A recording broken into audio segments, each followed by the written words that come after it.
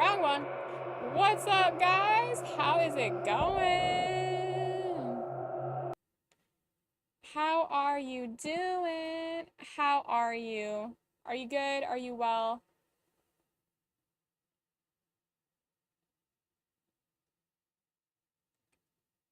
Oh boy, let's see here. I hope everyone's having a gay old time. What is up? Barely 2,500 points. You're not risking it. Yeah, don't do it. I don't blame you. Don't do it. Kim, where? What is up? How the heck are you? I'm good. How the heck are you? Oh boy, I need to get rid of that. I've been just editing stuff. It takes so much. I mean, it's mainly because I'm not used to where everything is, but it takes some extra time to get my stream set up when I'm multi-streaming because I gotta go and change the titles everywhere. There's not like a mass change info button, which would be so nice. It would be so nice. But it's really weird because like Rumble uses templates that you connect your stream to, so I can like go through and create a bunch of templates. Um, YouTube is really it's weird. It's weird. It's not like you just can't tell it to go live. Because like in OBS, you can edit your stream info when you have it connected directly to Twitch or YouTube, I think. If you have it directly connected from OBS to one, you can do stream info update. I don't know. There is supposedly a way where you don't have to pay for a third-party service and you can just upload stuff directly into OBS. You can make your own like overlays and you can create your own overlays and layers directly through OBS. You just have to be like OBS savvy. You don't have to pay for overlays and you don't have to pay for alerts and things like that. I don't know how to do that. I'm not that savvy. I got this going and I'm really proud of my scrolling ticker text. It's very simple and I was like, yeah. So I did that earlier, just a little bit ago. And that's my big accomplishment.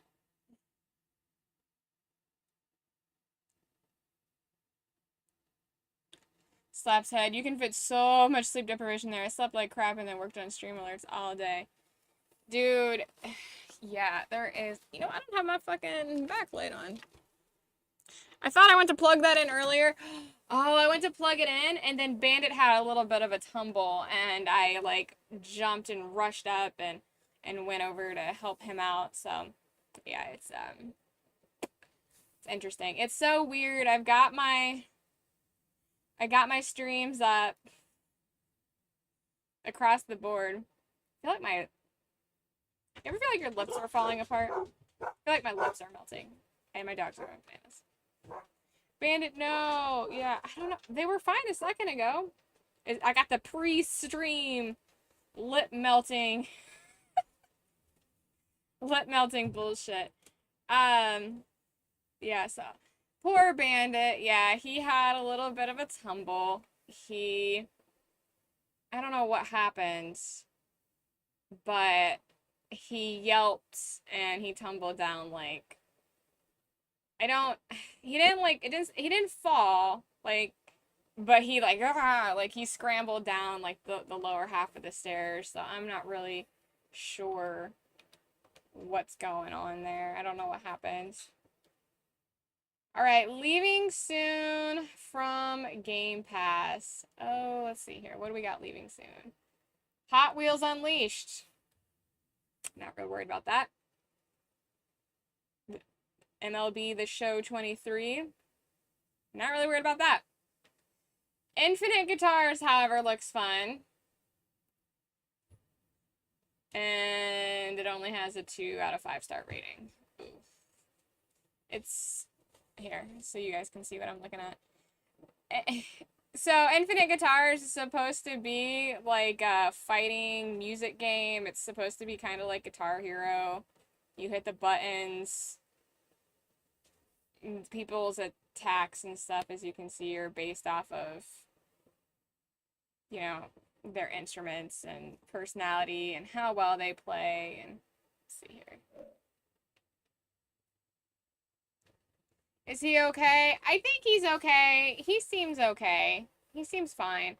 Um, it's just getting really, really hard for him to go up and down the stairs. And, I try to encourage him to go up and down the stairs because it's good for him to push himself to do those things and to stay active. I know how important it is as a senior for them to stay active.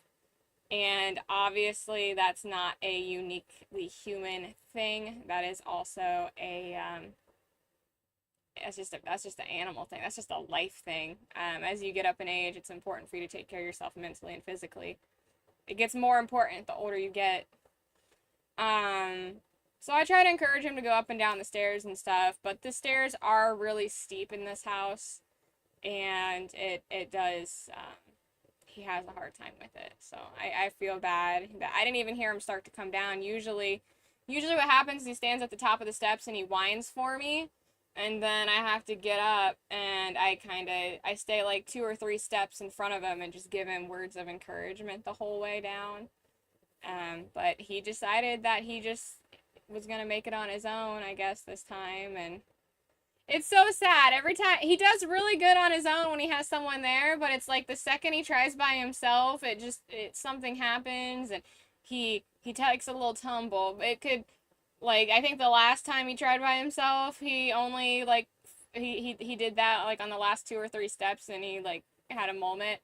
So it's like he does really fine when there's someone there with him, but I don't know when he's not there. I don't know if maybe his foot gives out or he just gets nervous and he missteps, or I don't know, but every time he tries by himself, poor little guy, he shuffles down the stairs painfully somehow. And I feel so bad. I feel so bad. The first time he started having confidence issues is because Luna pushed him down the stairs by mistake. She didn't mean to, obviously, but she felt really bad afterwards. Not she's a dog, but not to put her on blast, but she felt really bad after that happened. She just would not leave his side after that, and she got very conscientious about letting him go down the stairs first, or making sure she got in front of him and then her going down the stairs first and waiting for him to push him down the stairs. Yay, going girls! He's scared, maybe going too fast, maybe. I don't know. I feel bad for the little guy, but it's like he does really good by himself, and then you build up his confidence and he tries, and then and then and then he doesn't do so good. And I'm like, "Oh, bud. Yeah, I need to keep exercising." People often make it too easy on senior dogs, and then they regress faster than what they would have in the first place. Yeah, absolutely. Same with people. Same with people. Hear that, Grandma? You gotta be out in the fields, working. It's good for you, Grandma. Keeps your mind sharp. Keeps you fit. Get out there. Dude, my grandpa did that up until his cancer really got advanced and he had to be in the hospital for it, which was only like the last month or two, I think, of his life. Like he didn't really stay in the hospital very long because he didn't go through chemo and all that stuff. He opted to not do that. He was given, a diagnosis, and he knew a year before everybody else in the family knew. He didn't tell my grandma. My grandma was so mad at him. But I understand. And I respect his perspective. As he had a good life. He lived through the war. He had a great family, and he just wanted to spend his remaining days as people treating him like normal and making good memories, versus being sick and going, because he was in his 80s. He was in his upper 80s. So, versus being sick and, you know, everybody's last memories of you being, the last good chunk of your life being, in chemo and going, like, he didn't want that. So, I get it. I get my grandma being mad at him, but I think he made the right call for him and the family, honestly. So, but, he was out with cancer out in the gardens, fucking wheelbarrow. He was teaching me, and it really hit me after he died. But he spent the last like year of his life really teaching me how to take over the yard. So that was always really sweet after I realized he trusted me with that so much, because he loved, like, his yard was his life, his garden, his birds, his plants, everything. So that was and he did great. Had cancer. I don't know how much pain he was in. That's one thing. I don't know if he was in much pain, but he was out there, man. He was out there up until he couldn't be anymore, until the cancer just progressed that much. But my grandma, on the other hand, she pretty much went into a heavy depression when my grandpa passed away.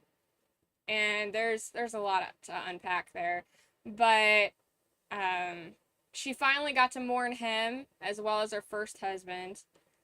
And she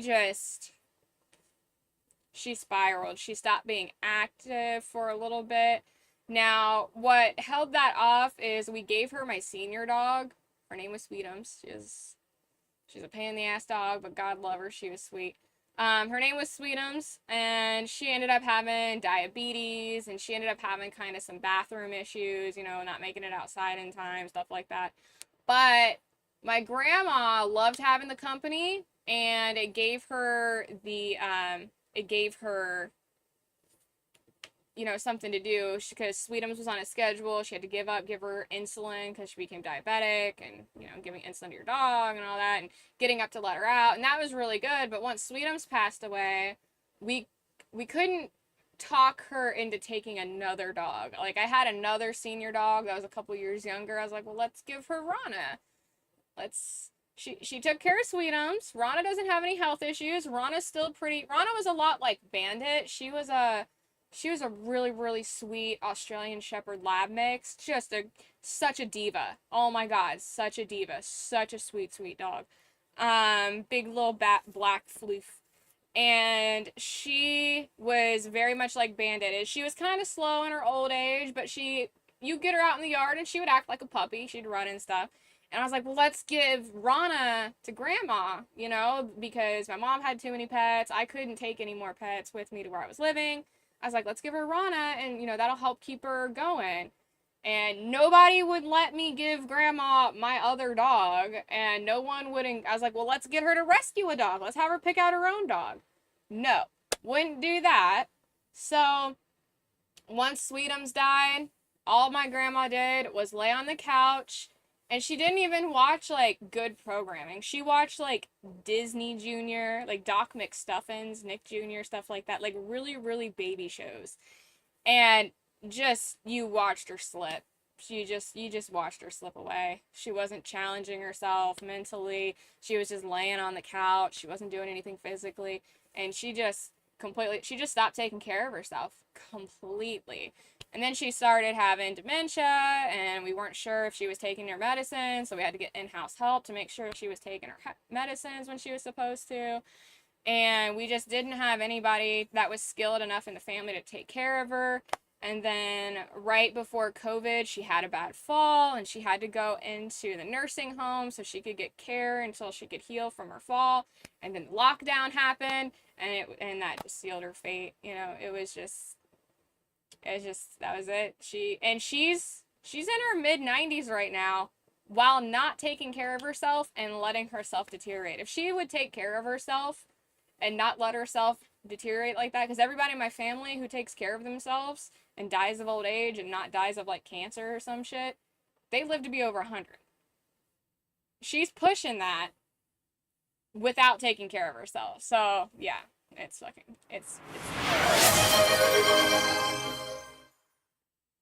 all right. What we got here? Sorry, I'm behind on chat telling my stories.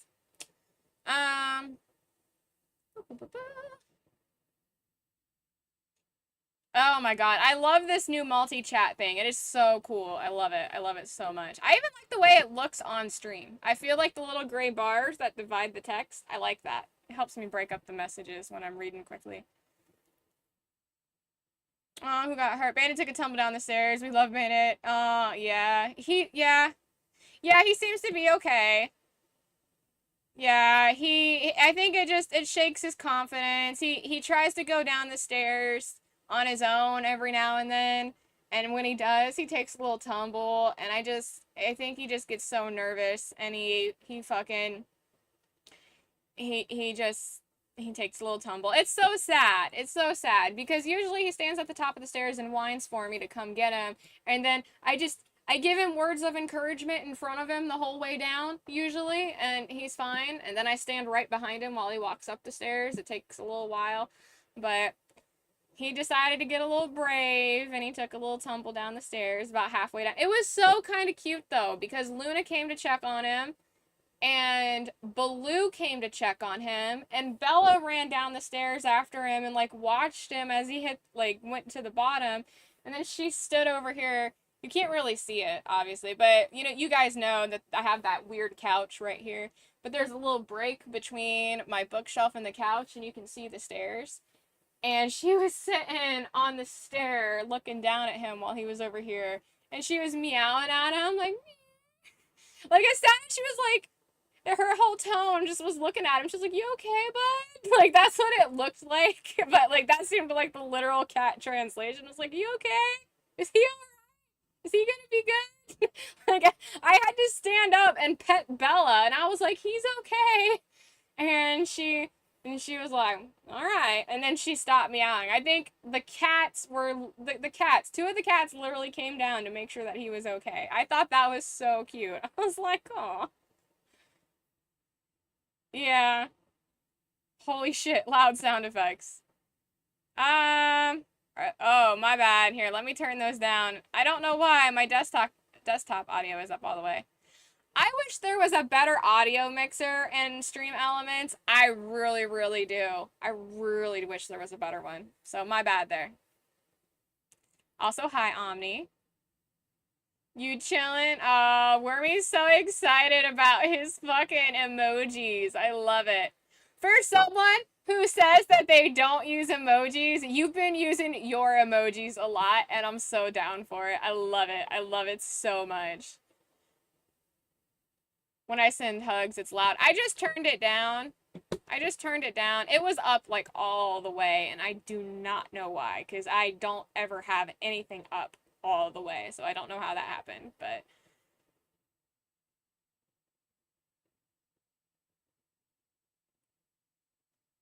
yeah, because I made them.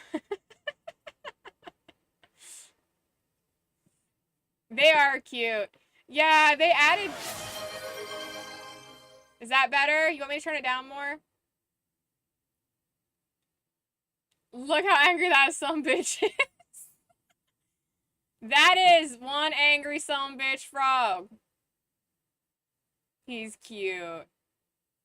Is that better, or do you want it down more? Down more? I can turn it down more.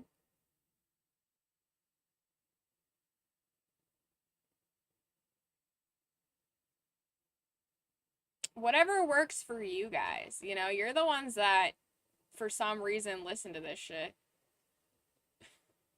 It's perfect? Okay, good. Good.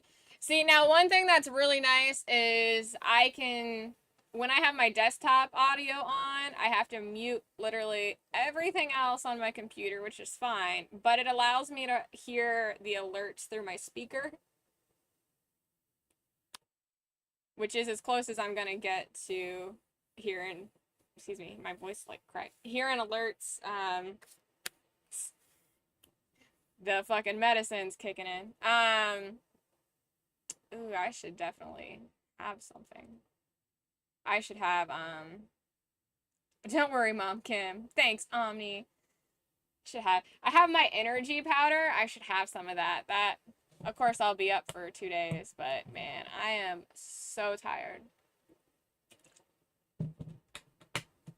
I, I'm not like sleepy tired. I'm just like tired.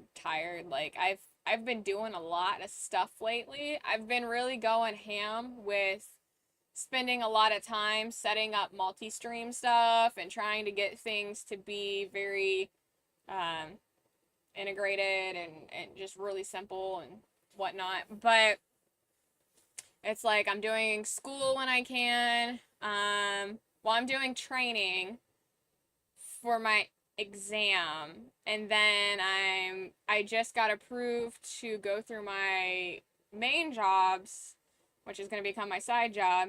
Um, I just got approved to go through their schooling program, so I can get certificates. Here, let me go back to chatting. I just did this so you guys could see what Infinite Guitars was.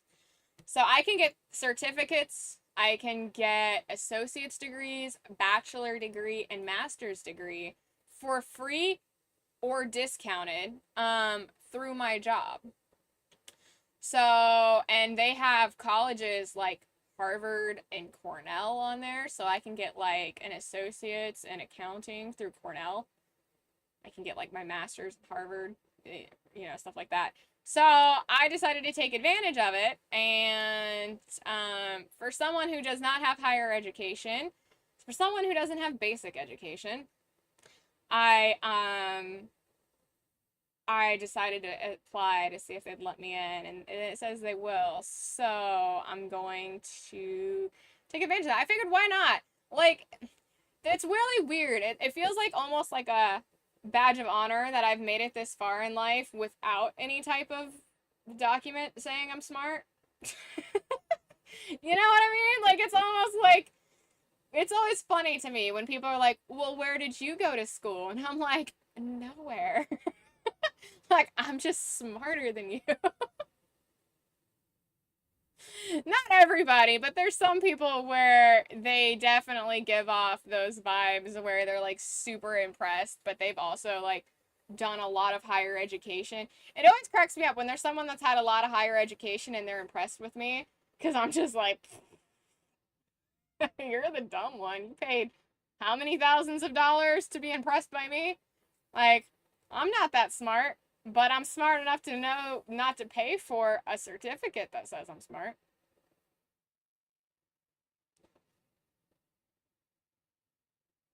It's actually a good thing.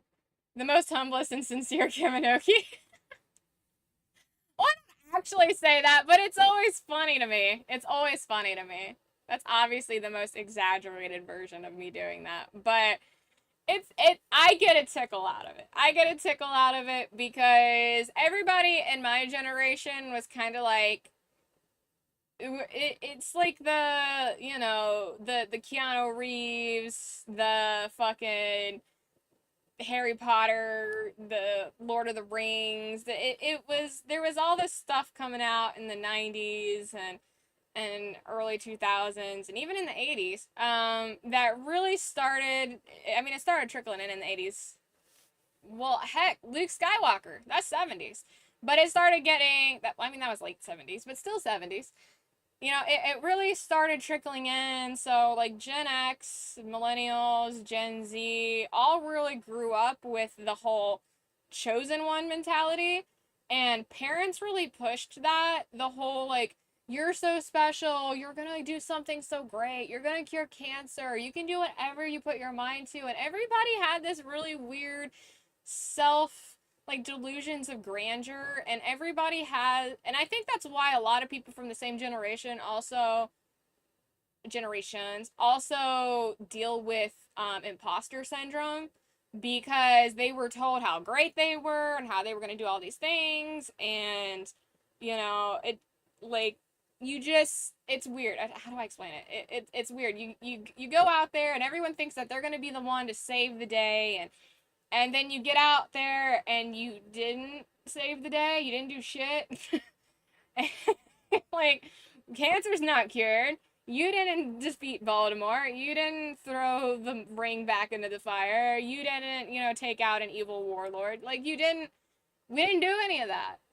Some of us may have, if you became a Navy SEAL, you may have. But, like, it's just, there's like this whole thing, it goes hand in hand, and there's imposter syndrome where we all feel like we're really good at stuff, but we doubt ourselves all the time, because it's like, well, are we really good and are we really smart at stuff, or is it just because that's what our parents told us and we're kind of self-delusioned? Like, there's a lot of self-doubt because of that also.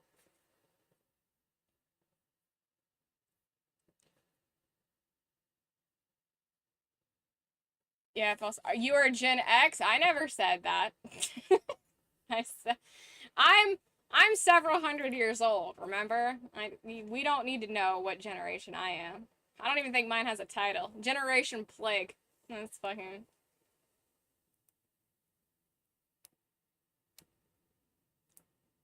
Also, I got told I'll be the next engineer to solve global warming. Instead, I'm causing it with my cooking. Yeah. Yeah, it's really ridiculous. It's unfair. So it's always a tickle to me because like we were pushed to go to college, right?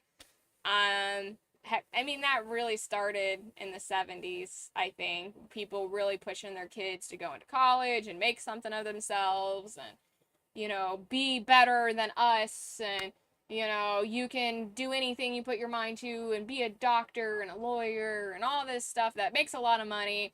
And people went in and they all went, and this makes me so mad. I really schools can rate people without fucking putting them into serious, serious debt for no reason. Like, hey, we have there's a projected need of 100,000 doctors in 10 years. We have 150,000 med students right now.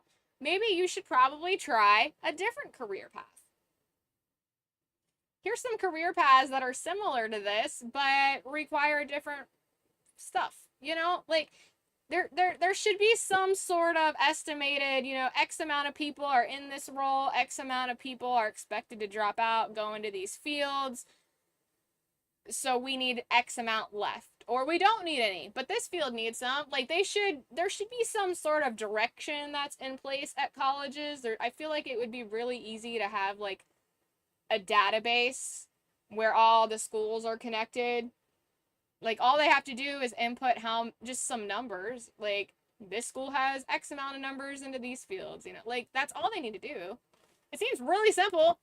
It seems like a really simple thing. If all the banks can talk to each other and all the governments can talk to each other for systems like APHIS, all the colleges can talk to each other for a system that just uploads some numbers to give some better direction to people. But yeah, I didn't follow that crowd though. I didn't go to school. I saw it being a waste of time and money because I saw people coming out of college and not having jobs, people getting degrees where they couldn't get work in that field that they went to college for because the market was so oversaturated that there was no competitive pay to pay off their loans and stuff because, well, I'm sorry, there's only a need for 10,000 graphic artists. Well, 50,000 just came out of school. You're very easily replaceable. Like there wasn't a huge demand for tons of people, and I saw tons of people get degrees and shit that they don't use. They're still in debt. To this day, they're still in debt. To this day, they're still not doing what they went to school for, or they're not even doing what they love and enjoy. So I feel very good about myself that I just skirted that whole experience, went around it. Okay, Kim. Yeah. That's the ongoing joke, is that I'm incredibly old. I am a lot older than what you would expect. And I talk about myself being from multiple generations that I kind of identify with on a personal level, like as far as stereotypical traits, but I'm not necessarily from those generations. It just, it makes sense. Because I don't really believe in the whole generational thing anyways. They're just like really weird, arbitrary numbers. Doesn't really make sense. I think generations would make more sense to me if they were divided up in blocks of 10, like 90s or 20, 90s, 80s, stuff like that. But they're like the mid of this year to the mid of this year. It's like, what the fuck? Who came up with these arbitrary numbers? They want the money, it wouldn't work. See, no, it would work. It would work because you can still charge someone an arm and a leg if you just push them into a different career. Like, hey, we have too many doctors, but you can go to law school. We need some lawyers. Or we don't have a lot of social workers. You can go into social working. They would still get money from that student. Like, I think, and to be honest, I think that if there was a college that actively advertised that they did that, if they were like, "Hey, we monitor what's needed in the world, or in the country or in the state or whatever's easiest. We monitor the things that are going on around here. We can tell you how to not waste your time and money, and we can get you on a career path that works for you and get you a degree in something you can actually use." I think that would attract more people. I do. I mean, like, if it was like, hey, this school just wants to take my money, they don't care about my well being after I get out of school, versus, hey, this school cares that I'm set up for success, I'm gonna go to that school.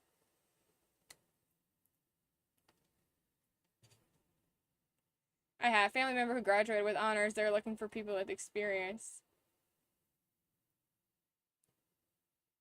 Banks are too busy robbing people with fees.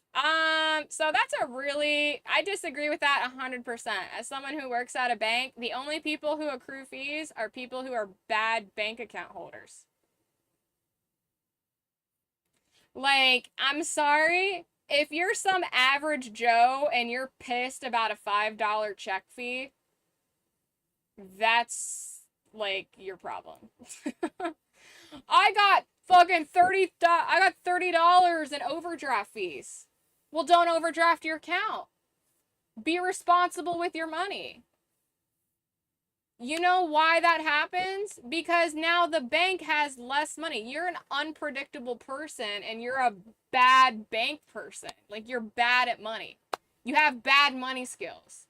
The only place where banks actually make their money off fees is corporate accounts. And those are highly specific needs that require extra attention and extra setup, and they cost a lot of money to go into those things. Like, I think it's really silly that people want to attack banks because they don't know how to manage their money. Like, banks don't make money off of fees. You do know what banks make money off of? When it outside of fees, obviously. But those fees are really only reimbursements for advanced services. Where banks make money is when your account is successful. If you have money in your account and your account is successful, you know what they do with that money? That's money that they can use to actually invest into the bank. They invest it. And then that's how they get interest. Banks want you to have good money. Banks don't want someone who acquires fees all the time because they're unpredictable and their funds can't be used for investments. Banks do not make money off of people who are irresponsible with their accounts. Banks make money off of people who are predictable. If you keep at least an average $100,000 in your account every year, they know that you are a responsible financial person, and they know that they can use $100,000 and put it in investments or whatever else, and they can make sure that it makes interest on it, and they make money off that, and then you get interest if it's a savings account, which you should have a savings account if you have $100,000, and it goes back into your account. Like, you should not be overdrafting. If you're doing things on your personal account that's, racking up fees, you're not using your account right, and the bank probably doesn't really care for you as a client. Like, that's the cold hard truth.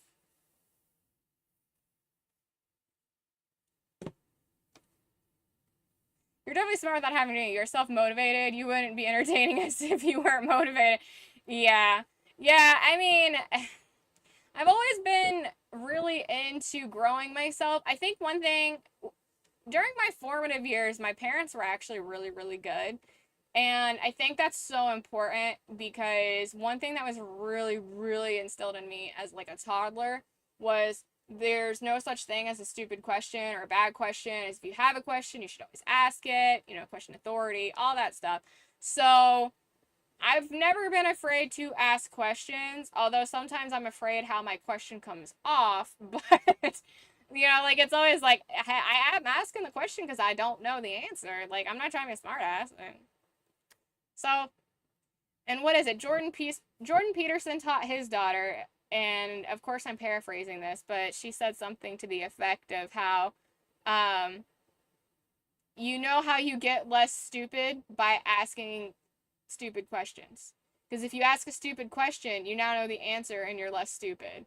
And I love that. I love that because it takes away the negativity from the whole, like, oh, there's no such thing as a stupid question.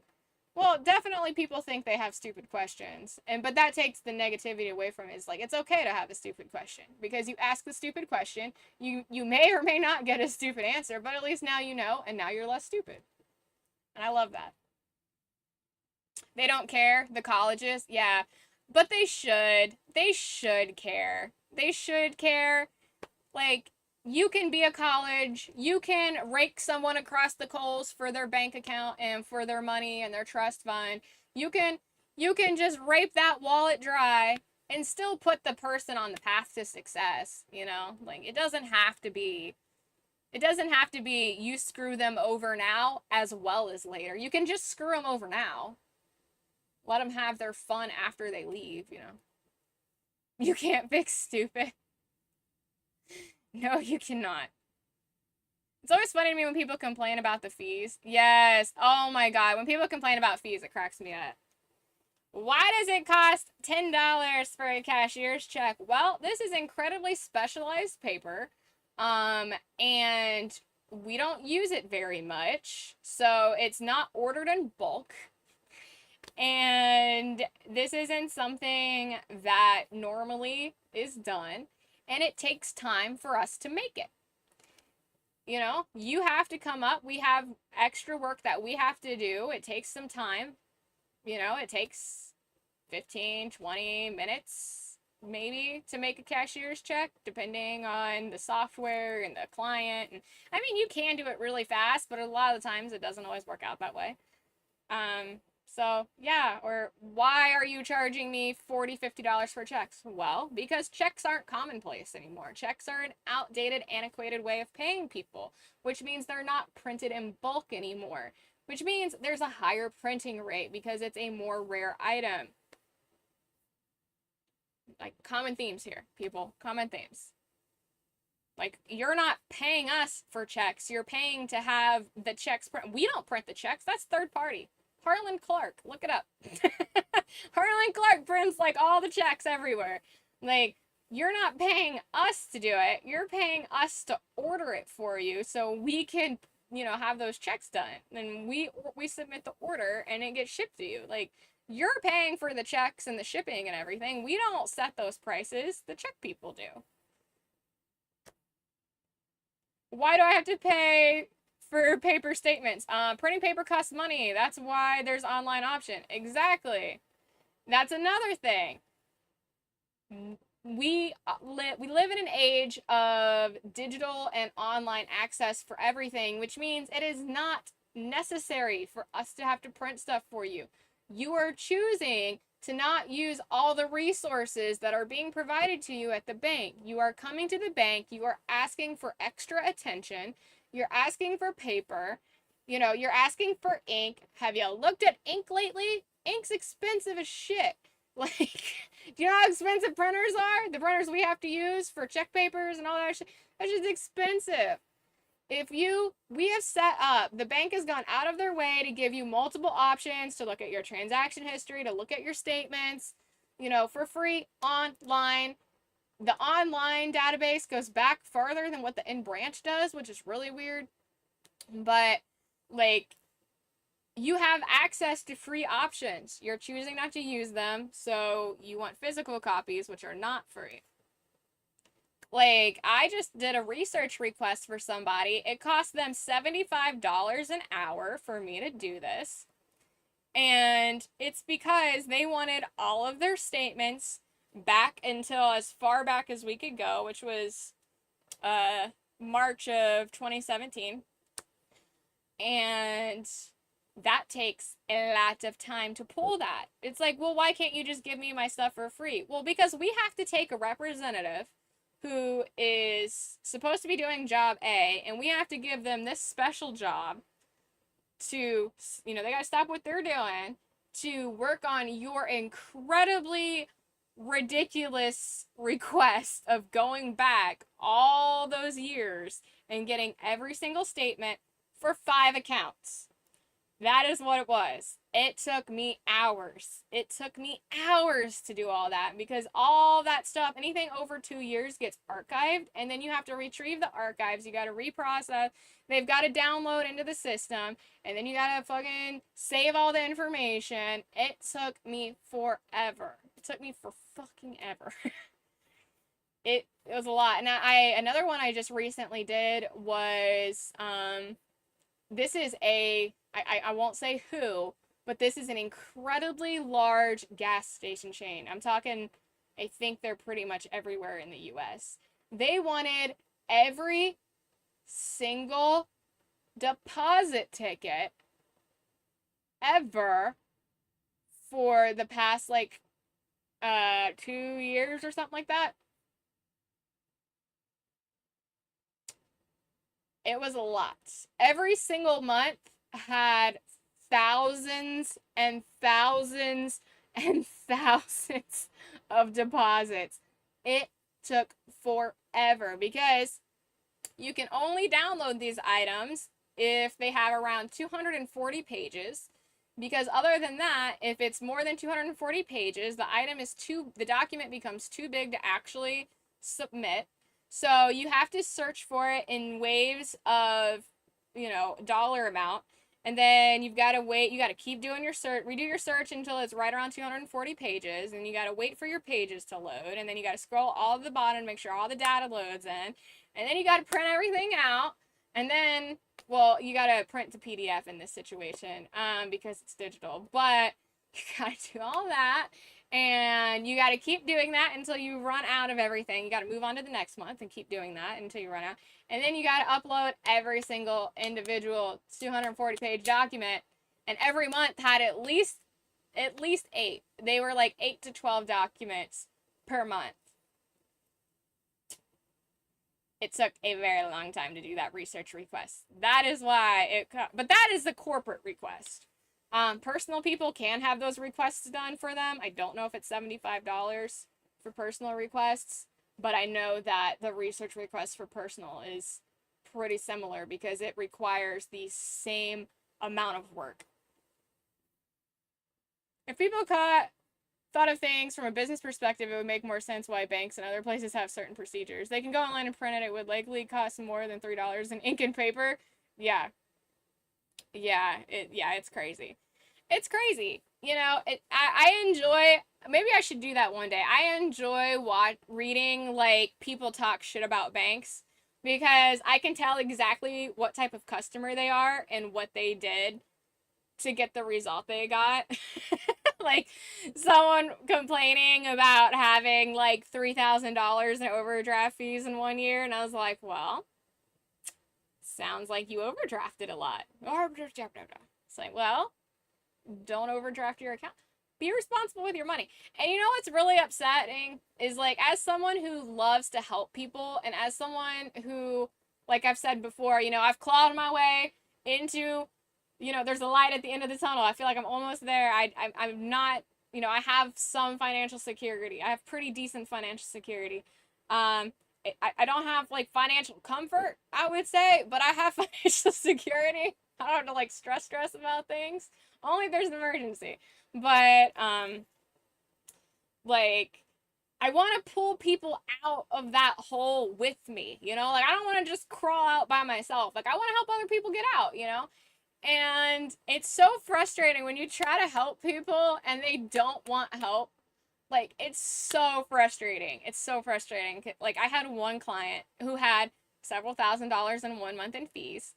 And not in 1 month, but in the quarter. It was a few months of overdraft fees. And it was because she was running her account dry and making all these charges instead of waiting for her payday. And I was like, I really want to sit down with you and help you structure a budget. Just let me help you structure a budget and let me help you understand how to use things like credit cards and let me help you. Like, you are wasting so much money on fees, and the bank doesn't want that. The bank does not want to take your stupid overdraft fees because that means you're not responsible with your account, and that makes you a that actually puts you at risk for your account being closed because they don't want those types of people.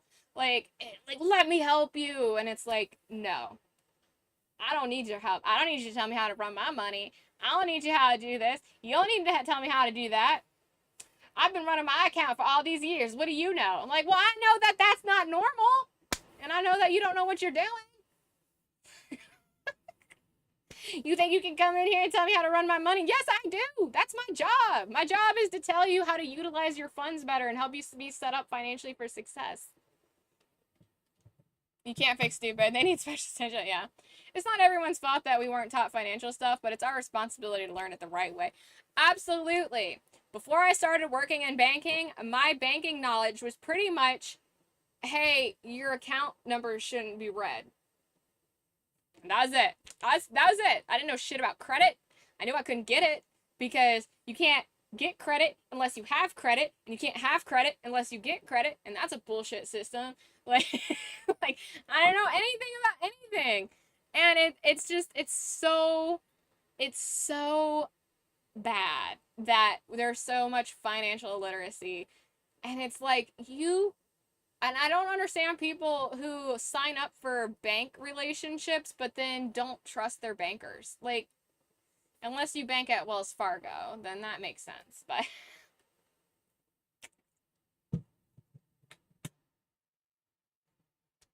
sounds like they had no parental guidance or they didn't want the guidance. Um, Try old and stubborn. The worst clients are the old stubborn ones. I mean, let me tell you what. You deal with banking all day, every day. You learn that the younger people tend to be a little bit nicer, and they tend to be more willing to want to not make the same mistakes as their parents and grandparents. And you get the old people that have been coming in forever. They act like they own the place. They think they know better than everybody. They're just awful. Just fucking awful. But yeah, it's insane. It's insane how much you want to help people, and they just don't want to accept the help. You just gotta move on. They're like, all right, well, you're gonna be poor forever. Like, you realize that, right? Like, you have the option to have several extra $1,000. Like, you're living off Social Security and you're throwing most of your Social Security away. Like, you can't afford to be doing that. Like, it just blows my mind. It just blows my mind. That's sad, yeah. And it's like what's really sad is it's the old people who I think probably need the most help and trust in their bank people, but they won't do it. There's that whole negative thing around it. And then the young people think that physical banks, young people, like people really young, think that physical banks are a scam because there's all these advertisements, which I see them all the time for Chime, and what's that other one? There's another one that has like a bear on it as a logo or mascot, and Chime is the word. Yeah, Chime is terrible. I had some younger lady come in, and she was like wanting to cash a check drawn off the bank. Well, here's the thing. We can do that, but there's a fee. Well, it's drawn off your bank. Well, yeah. Well, why don't you do free check cashing? Well, we do for our clients. You're not our client. And I love when people are like, well, my bank doesn't do that. Yes, your bank does. Your bank absolutely charges non-clients for cashing checks. I actually heard that excuse so many times that in my free time I created a sheet of all the top banks' non-client check cashing fees. I bank at Fifth Third. They don't have a check cashing fee like this. This is ridiculous. I'm like, oh wait, yeah they do. It's right here. It's right here. You can go across the street and ask them. I bank at Huntington. They don't do that. Yeah, they do. U.S. Bank doesn't charge people for. Yes, they do. Yes, they do. But this lady was from Chime. She banked at Chime. She's like, this is why we don't do banking in branches and we stick to Chime. I was like, obviously Chime's not that great, or else you wouldn't be here trying to cash your check. Like, like it's okay to have online banks and that's fine, but you should really bank at a brick and mortar place, somewhere that has physical locations, because those solely online places are so shady. Maybe because you bank there, dummy. Yeah, yeah. Sounds so stupid when they say, yeah. Of course you're not gonna get it. Sounds like a self-motivated person. Good for you. Yeah, yeah. I used to have a lot of fun with that because people would be so rude about it.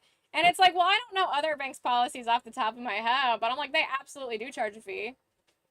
And it would crack me up because there was one guy who used to give us shit all the time when I worked at BB&T, and my BB&T where I worked is literally right across the street from a Fifth Third, and he would do that. He'd come in and he'd be like, "This is why I always tell everybody to bank at Fifth Third," and I'm like, "Sir, like they have a non-client check cashing fee, like, because every time he would get a check from somebody that was drawn off BB&T, he would come in and he would raise his fee, and I got tired of it. And I was like, why don't you ask your bank? Ask your bank. Go across the street right now.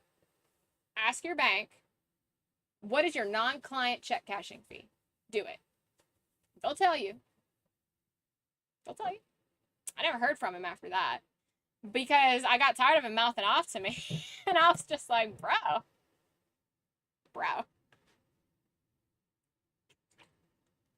That, and of course, asking people, well, why don't you take it to your bank to cash it? Well, I don't have enough money in my account to cash this check. That's not a me problem. That's a you problem. It's a you problem. If your bank's not willing to cash your check, that is a third-party check. Either it's because you don't have enough money in your account, or you don't have a good enough relationship with your bank, which means you're not fiscally responsible and they're not willing to take that risk. Because when I worked at BB&T, I don't know if it's still like this, but if the person didn't have enough money in their account, what we could do is we could look at their transaction history and we could look at their average balance on the accounts, how long the relationship was with the bank. Okay, this person's been with the bank for 20 years. Every month they get a $1,000 Social Security check. You know, they may not have the funds right now, but come the third, you know, they'll have it, or whatever. All right, sure, yeah, I can catch this for you today, Mr. Johnson. You know, because they have a good relationship with the bank. I can do that for you. If you come to me and you have a negative balance, your account's only been open for a year, and you keep an average balance of $50, no, I cannot check that. I cannot cash that $1,000 check because your relationship with us isn't so hot, champ. You keep your balance really low. You're negative here and there. That's too risky. We can't do that.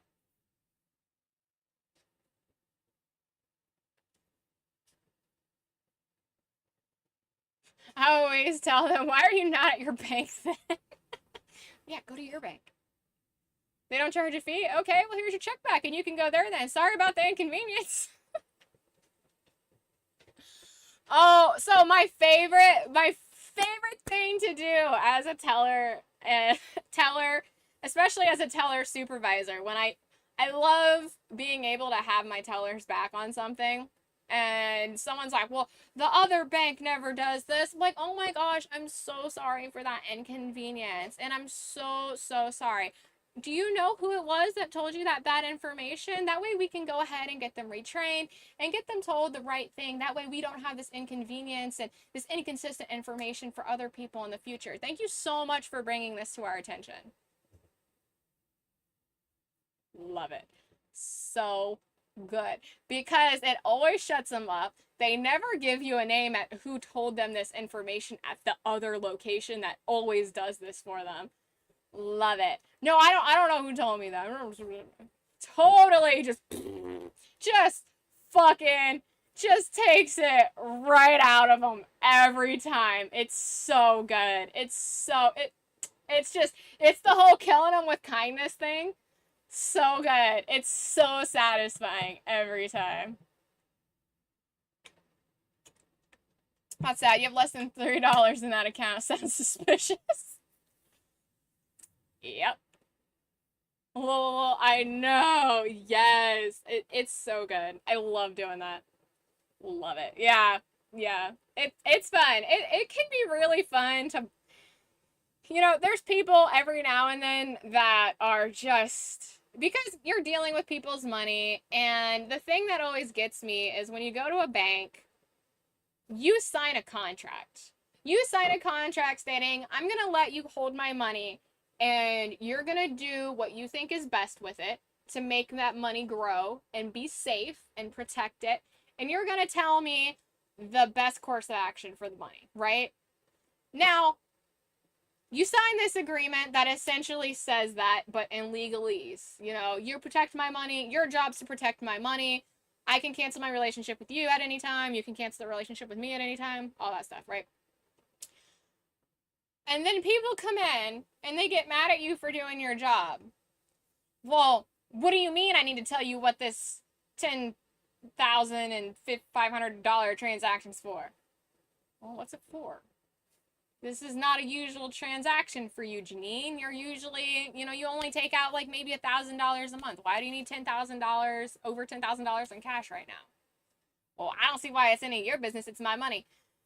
It is my business. Yes, it's your money, but it's my business because you've made it my business. You've chosen me to hold your money, and, when anything causes a red flag, to ask questions and make sure that the best things that can happen to your money are happening to your money. And I want to make sure, Janine, I don't know why I picked the name Janine, but that's what we're going with. We're going to make sure that Janine's money's okay. And Janine, if you're not telling me why you're paying, why you're taking out more than $10,000 cash for some reason, that's really weird for you. That's suspicious. Like, there could be something criminal going on. You could be held against your will. Oh, well, that wouldn't, do I look like I'm being, I don't know. There could be someone with a gun to your grandson in your car. I don't know. That's why I need to ask questions. It's to protect your money. It's to protect you. If you don't like me protecting your money and asking you questions about why you're spending this money and where it's going, then maybe you shouldn't have a bank. Maybe you should keep all of your money in a shoebox where it is not safe and hope for the best. Terrible idea. Wouldn't recommend it. But clearly you don't like other people looking out for you, especially when it's their job. That's what you pay us for.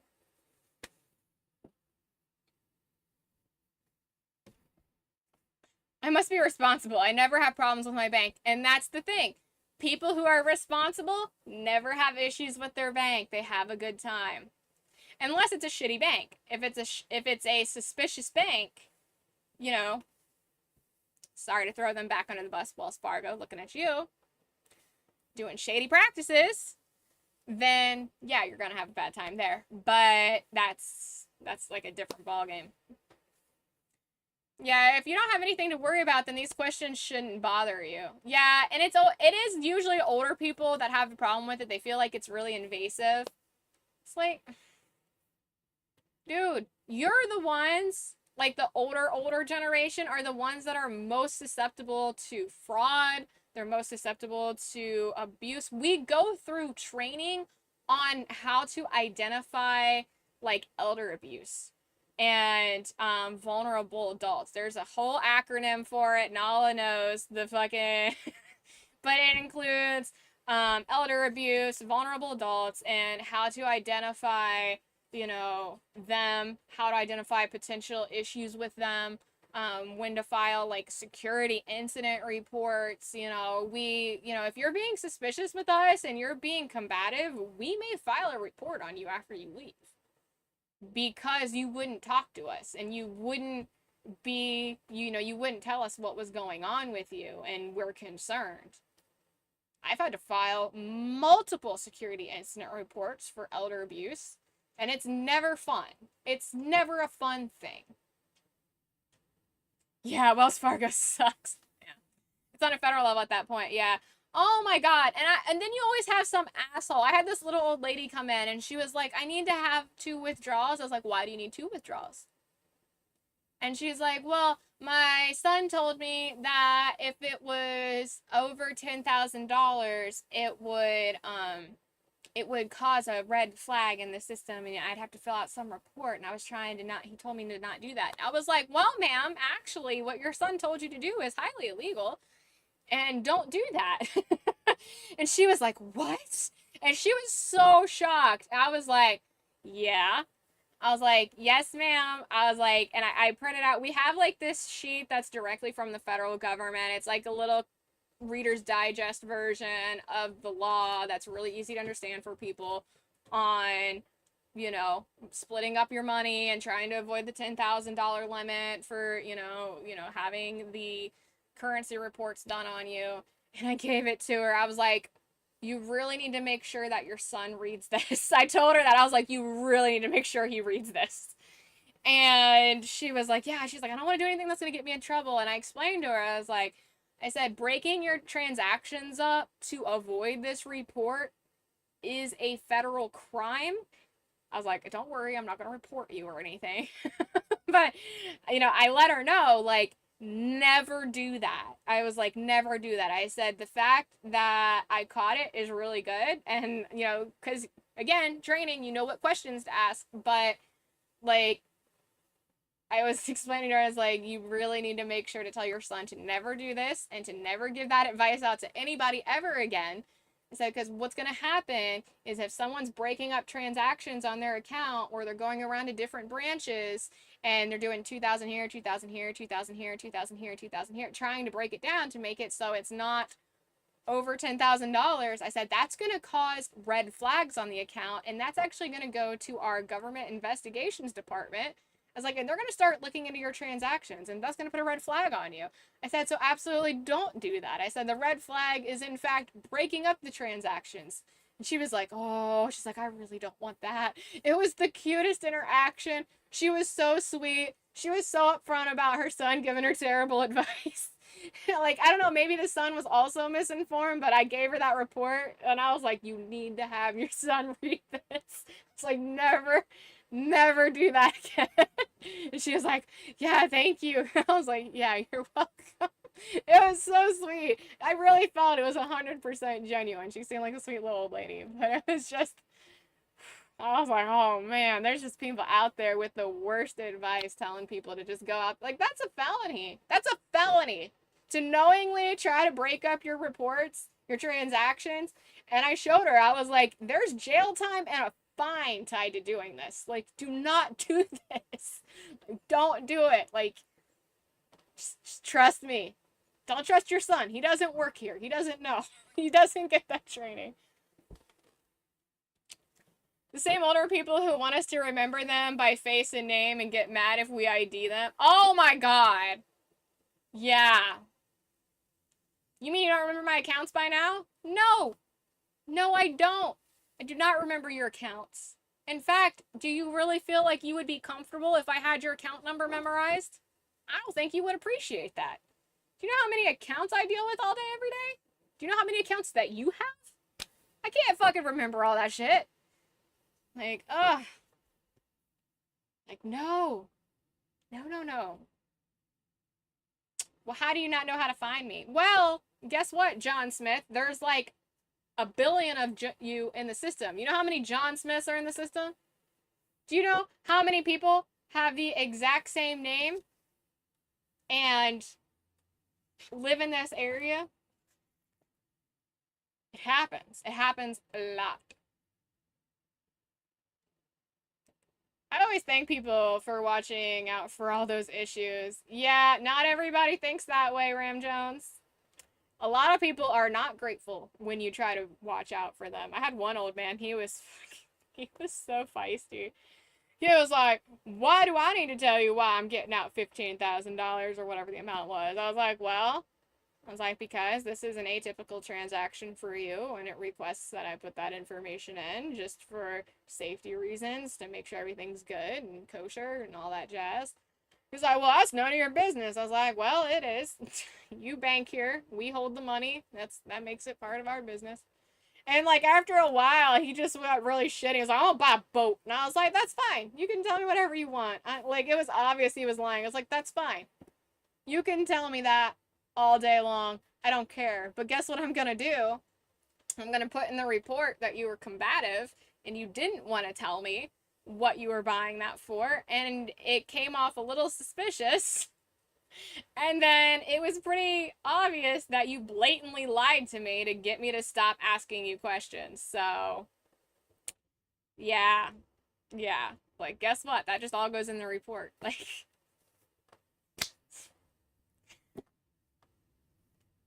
Like it's your choice on how you want it to go down. I don't care. Like, that's not my problem. Definitely red flag, yeah.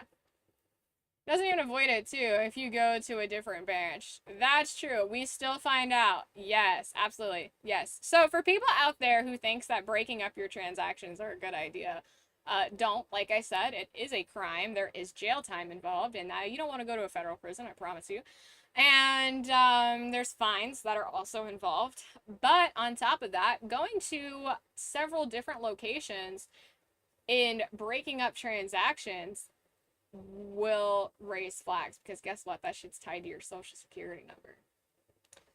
That shit is tied to your social security number. Let me say it one more time for the people in the back. That is tied to your social security number.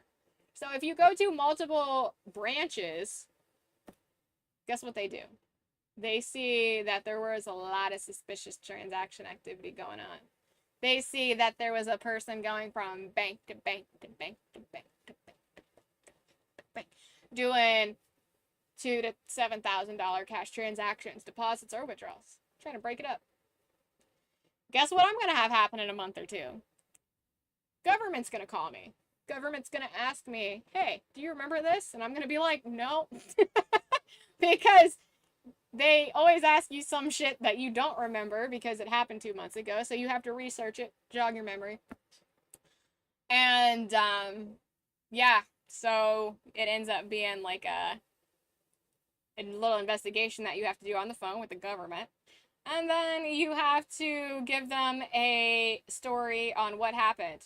Was it suspicious? What they asked for? What it did.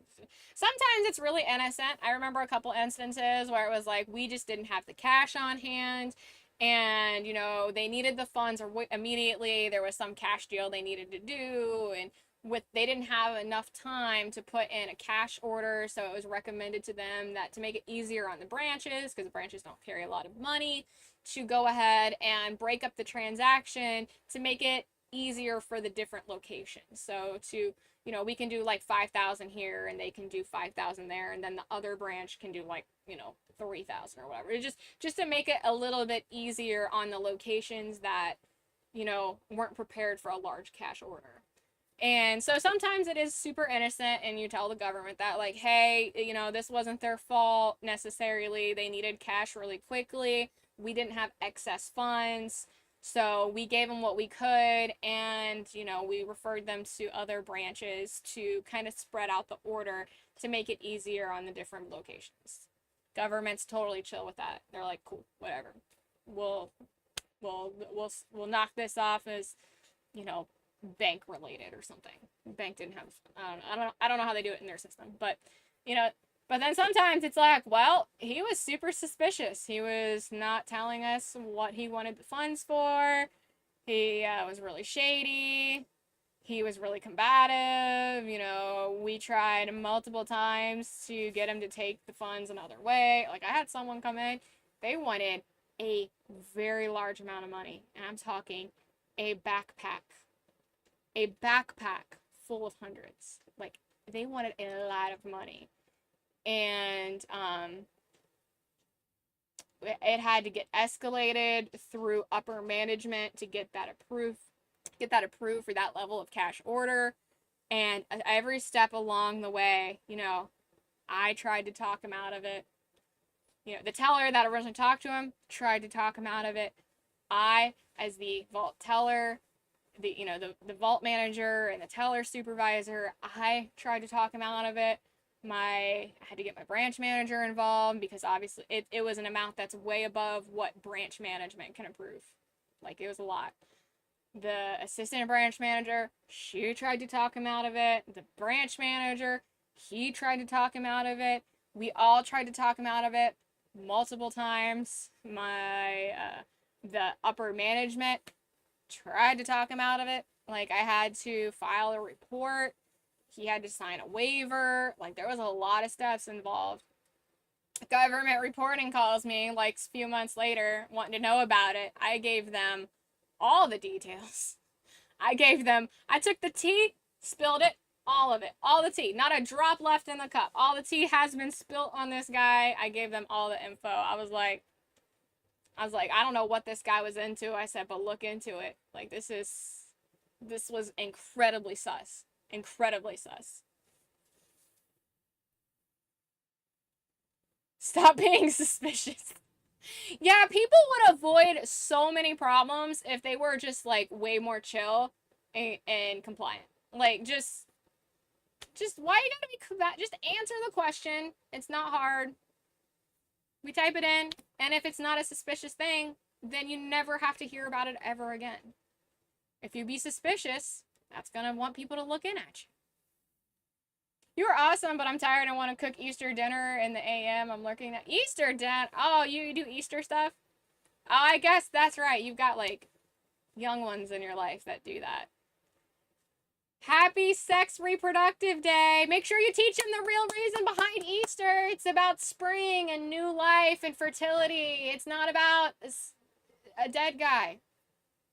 Teach them the real reason behind Easter. The goddess Esther. New life. Celebration of spring. That's why there's eggs everywhere. It's a symbol of fertility, and that's why there's chicks, because it's new life, and that's why there's bunnies, because they're highly fertile and they reproduce a lot. It's all about that. New life, spring, a new era. Teach them the real shit. Freaking yeah. LOL again. Yeah. It's not about a zombie, okay? It's not about a zombie. Teach them the real real. Every kid deserves to know the history behind the holidays. Not some, because I remember being a kid and always being incredibly confused by what eggs had to do with Jesus. I didn't get it. And it doesn't make sense, and it doesn't make sense. There's nothing to get. Your sister raised bunnies? I had bunnies when I was little. I loved having bunnies. I had a lion head bunny. He was so cute. He died, and it was sad. And then I had a little black bunny named Humphrey because he humped everything all the time.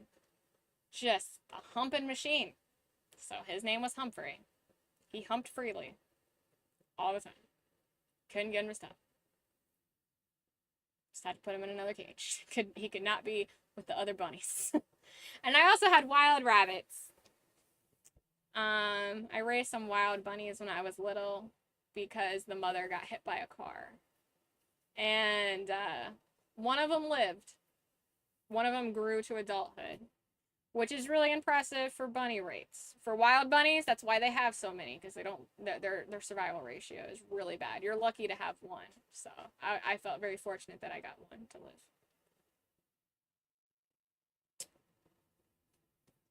But yeah. Yes, teach them the real. Oh, man. We've just been hanging out for an hour and a half. We haven't even played the game yet. Holy shit. And it's late. I mean, it's not like late for me on a Saturday because I slept all day, but because I was up. I didn't get to bed. Like, I had a hard time going to sleep. I ended up being up until like 9 o'clock in the morning. Like, I was so tired. And then, like, I woke up after a few hours and I had a headache and my throat hurt. I couldn't talk. My ears hurt. Like, I had an earache, I guess, probably from having my headset on all night. And us being actually really talkative and rambunctious. So I slept like all day. Going now. You're too much. Love your company. All right. You have a good night. Enjoy yourself. Enjoy the Easter company.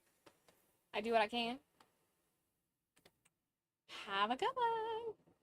All right. Let's hop into it. I think my Xbox literally shut off because my Jabberjaw. Oh, no, it didn't. Then why?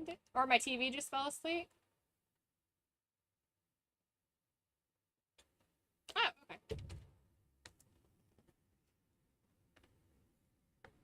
Okay. There we go. All right, who is ready for the last act of Quantum Break? I know I am. I'm excited for it. Ugh. Let's lock and load this bad boy. Let's get us onto the proper screen. Ka-chow.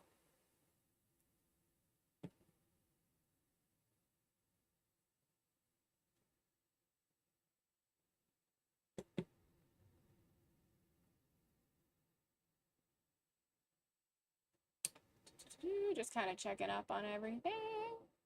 It's so weird.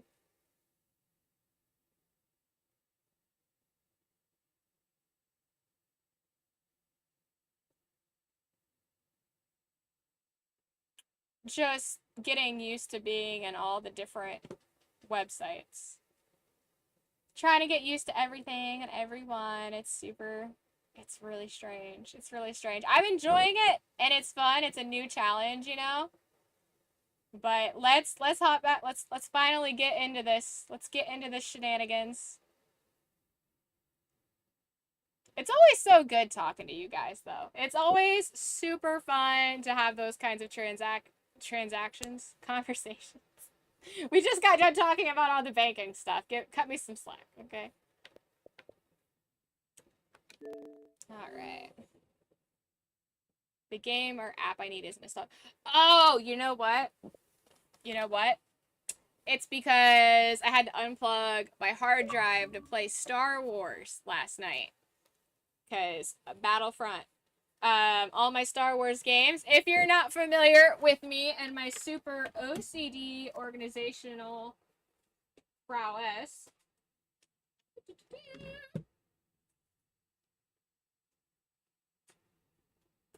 I have hard drives for everything. That fell. I have hard drives for everything, but all of my Star Wars games are on this. So I have hard drives for my franchises. I have, so right there you can see Spider-Gwen. That is my hard drive that holds every game that's based off of a comic book or novel IP. So it holds DC games, Marvel games, it holds Sherlock Holmes games. It holds World War Z also, but because I play World War Z so much, I actually have it in two places. It holds everything based off a comic book or a novel. And then I have a Gears of War one that holds all my Gears games, and I have a Halo one that holds all my Halo games, and it was just, we're just transactions to you. No. No, love. No, never.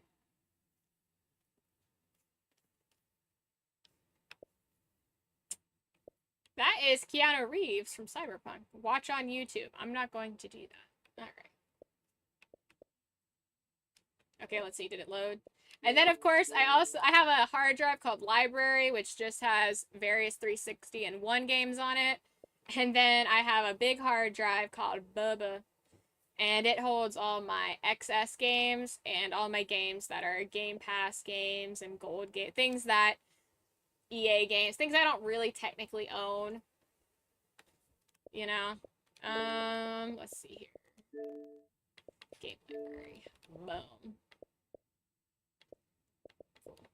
So it should be on there. Because XS games are big. So each one, I mean, there's a lot of terabytes of storage here, but I play a lot of games. I have a lot of games under my belt. Just, uh. You're the organized I aspire to be. You don't want that, I promise you.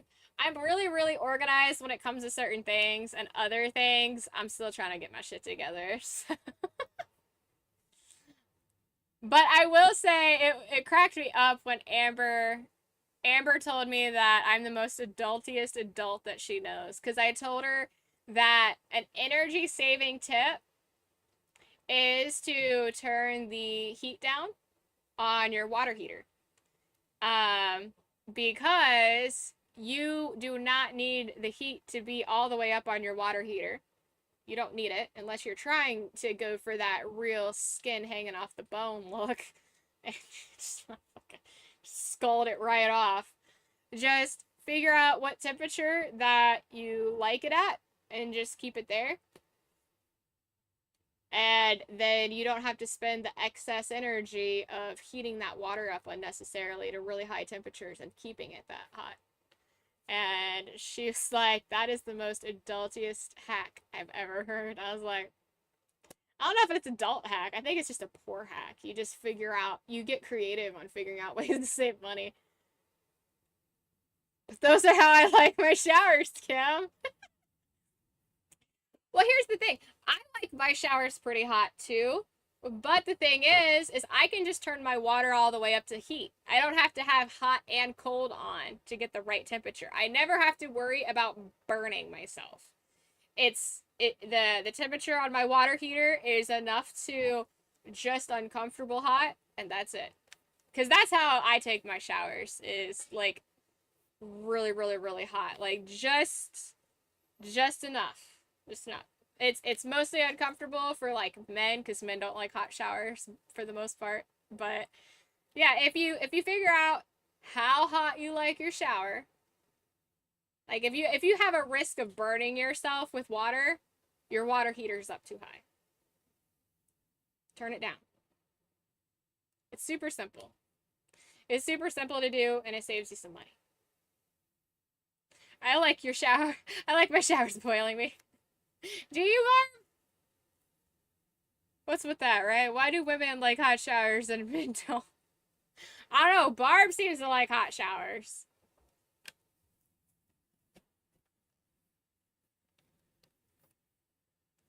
Oh man, I'm so excited. I have no idea what's happening in this game, as far as where it's gonna go, but I'm nervous. Like I don't want it to. I don't know. I want it to be good.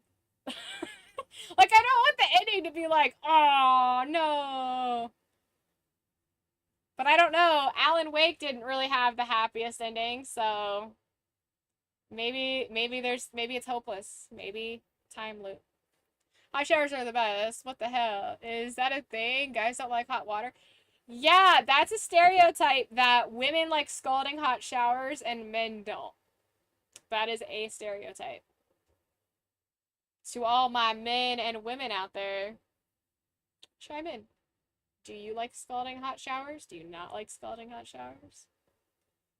I like hot showers. I like it to be really steamy. I don't like it to hurt. But I do have an issue with keeping my body too close to a space heater and low-key cooking myself. I have a problem with that. It's like the whole the frog in the hot water thing.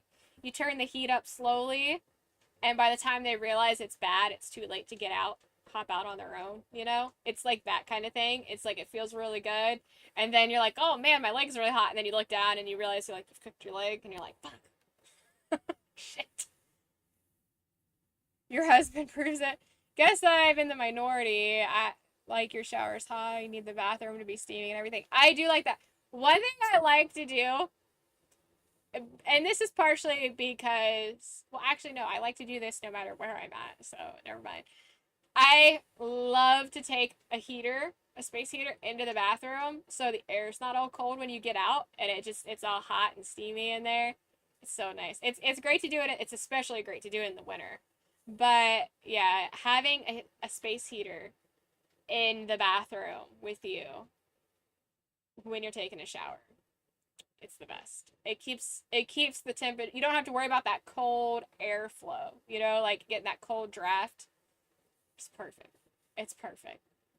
It's so good. I promise you. If you like your room hot when you're showering, do this. Fucking do it. You know what? I've already been talking an hour and a half. I can feel it. So, gonna fucking do this.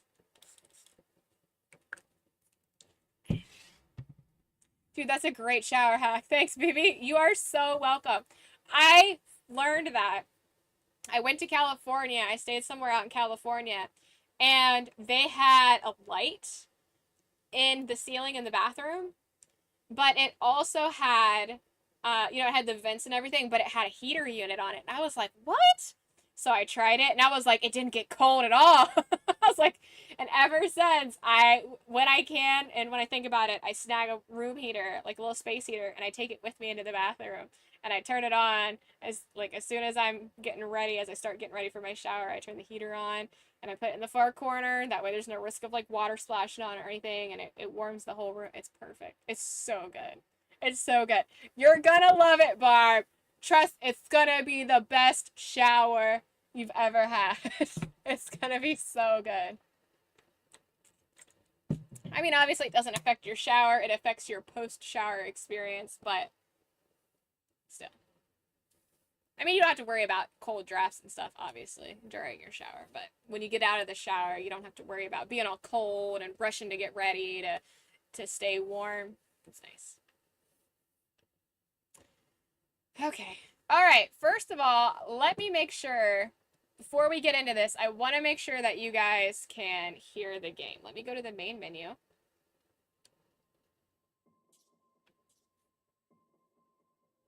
It sounds really quiet. Oh, there's no like. Okay, let me know, guys, as soon as I start this and whether or not you can hear it. And if you can't hear it, we'll dashboard out, and then I'll unplug and plug it back in. Because I don't know why, but it's been showing me on the audio mixer that you guys can hear stuff when you can't sometimes. Don't know what that is, but I just want to make sure you guys can hear it. So, let's continue. Ooh, last act.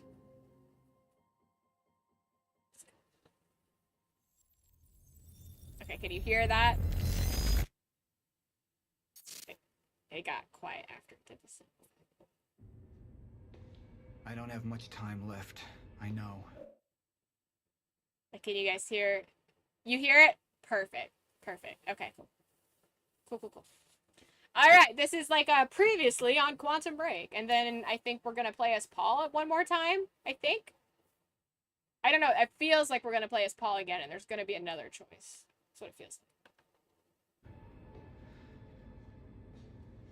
I spent 17 years working it out, planning it, building Monarch, because I knew what was coming, and I knew it couldn't be stopped.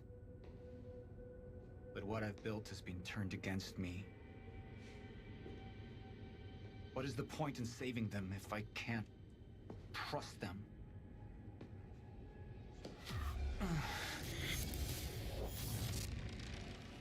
I'm slipping away to pain and rage. The sickness is accelerating. The CFR. It has cost me so much. But I have harnessed its power. And with it, my plan will work. With it, I will keep the lights on when the world goes dark. Mr. Serene? Sorry to disturb you, sir, but I have that cleanup report on Dr. Kim's lab you wanted. Meet me in my office, soldier. I'll be there when I've sealed the CFR chamber.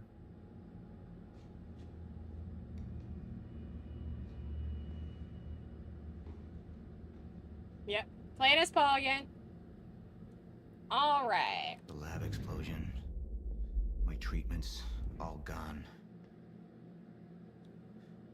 First things first. Seal the chamber. First things The first. Chronon I'm the field realist. regulator, William's precious countermeasure. Need to keep it safe at all costs. The lifeboat depends on it. All right.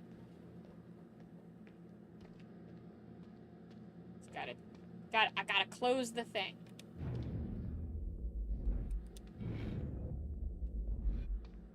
I'm still waiting to see how Williams' equation affects stuff. Because when I did that, when I wrote on the board, it said that you've done something that's affected something. CFR has been secured. But I don't know. Mr. Serene? I'm in your office. I'll be right there. Serene out. I'm not The walking. soldiers know how close to the end I am. I'm Oh. not afraid of death. I'm afraid of becoming the enemy. What that would mean for me, for the plan. I can feel it infesting my thoughts. You made spaghetti and marbles? Spaghetti and marbles. Yes. Lurking and snacking. I love you, Barb, with the intensity of 1,000 suns. Fucking Hank Hill, man. So I'm dying. I don't know who to trust anymore. Can't trust yourself. That's for sure. Martin Hatch. He used me all these years. How deep does this betrayal run? How many more are there? They wanted the lifeboat to fail. Why? What? Sir? Be right with you, son. I love you, Where. I love you a grillion times as much as you do. Report. Sir, you ordered us to search the demolished lab. Your treatments were destroyed, but there was one left. The casing appears to be broken, but it's all we could find. Give me my fucking time juice. My treatments. But it's damaged. Is it safe to use? Sir? I didn't catch that. Or is it a trap? Another betrayal. Oh, is this a choice? He's delusional. The treatment will make me weak. Is that what they want? Can any of them be trusted?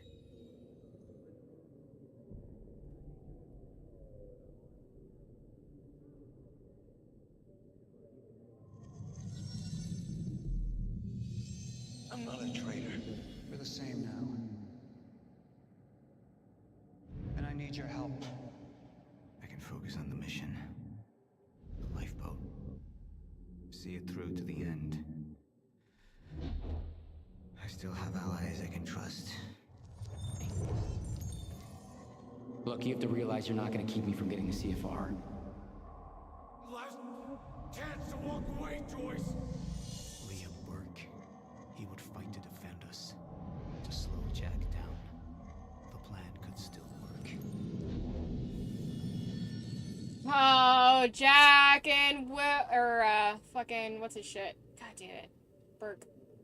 Oh man, I was hoping Burke was gonna come to his senses and stop Paul, because Paul's the one who controls the lifeboat.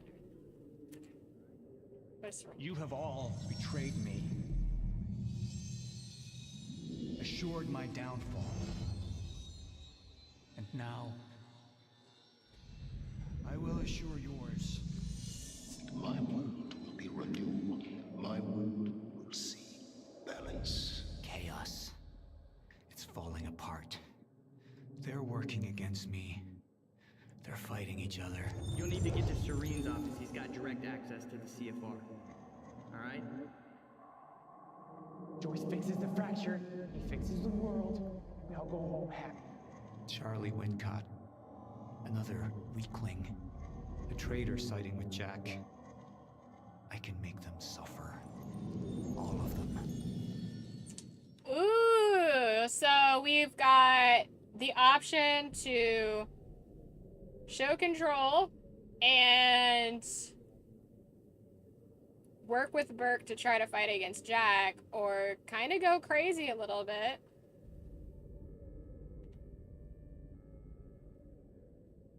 And he loses faith in his plan, and Monarch and Charlie and Jack work together.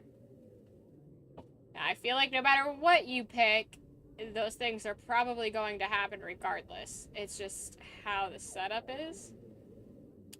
I will murder innocent babies for you. I will murder innocent babies for you, Bob. To prove it, to show it. To show my love, I will murder innocent babies. Ridiculous.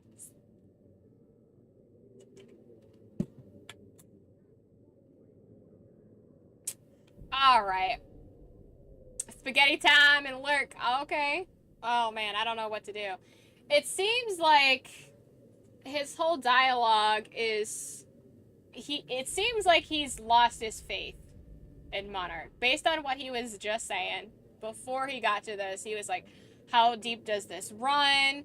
You know, how long has Hatch been using me? It seems like he's already lost his faith in his plan and Monarch. It seems like he's already started to lose himself a little bit also. I'm leaning towards surrender. Because he doesn't really have a reason to trust Burke. Like, why would he think Burke is an ally in this situation?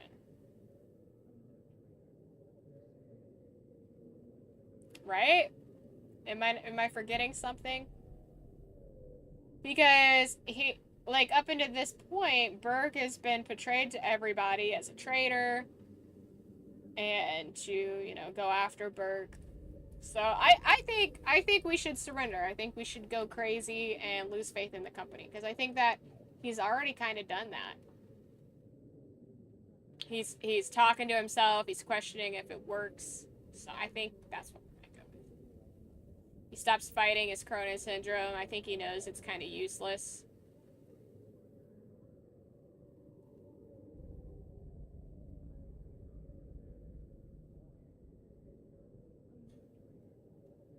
It's kind of a difficult choice, but I feel like that's the right one. What do you guys think? You guys think surrender?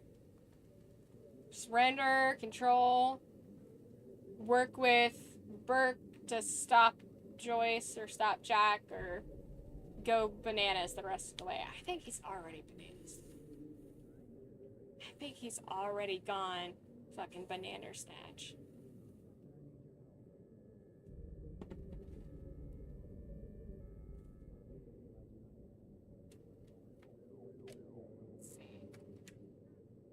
I do like that it says control. It made me immediately think of the next game.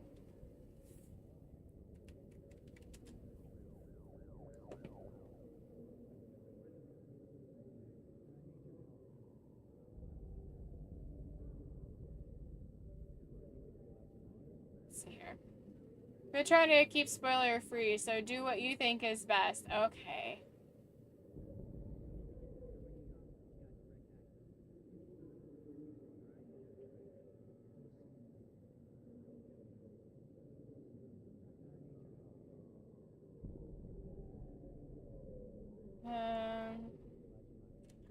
You know what? I was gonna see what the internet said, but I'm not. I'm not gonna. I was gonna look it up, but I'm just gonna go with it because I want to do the alternate choices anyways. But I did see someone that had a good point just now, real quick. I didn't read the responses. It was several paragraphs long, but it said what choices are canon, and that's a wonderful point. That's a wonderful point. But to me, I've been trying to make my choices based off of what makes the most sense for Paul and kind of the dialogue leading up to the choice. And it seems like he's already lost faith in the company. It seems like he's already, you know, he doesn't trust people. He's already lost that. He's questioning things and losing his shit. I really want to try to see what control does, but I don't know. I think ultimately it's not going to do a whole lot of difference. But let's just go. Let's fucking go. Let's go.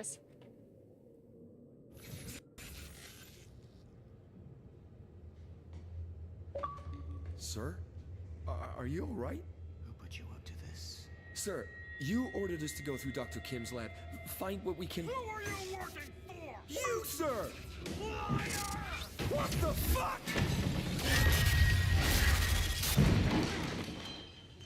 Oh, that's pretty on point. No, that makes sense. No. Any of them. It could be any of them. I need to be careful.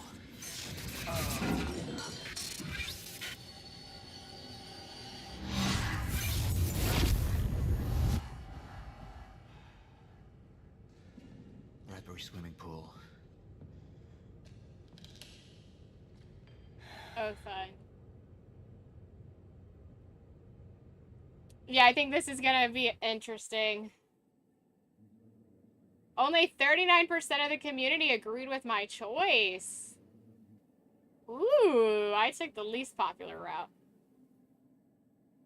And 43% of my friends agreed with my choice. Did I pick the not good one? Previously, Paul Serene's become unhinged. What about my treatments? He's triggered a catastrophe. The Joyce field could collapse within 8 hours. He has the chance to fix it, but he's choosing not to. He's choosing to let things end. And this is where we come in. Good evening, Dr. Emerald. You're 5 minutes out, Mr. Hatch. I've come to free you, my friend. It's time for you to rejoin the others, to return to the infinite. What was troubling me is who got them into Kim's lab. She paid a visit minutes before the explosion. Sophia's loyal. If the fracture's happening now, I owe this to her.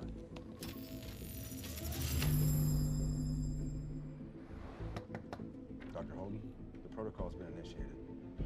Liam?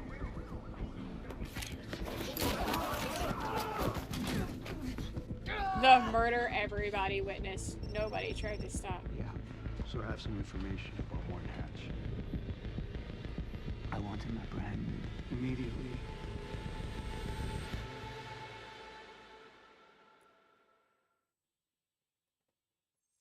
Currently.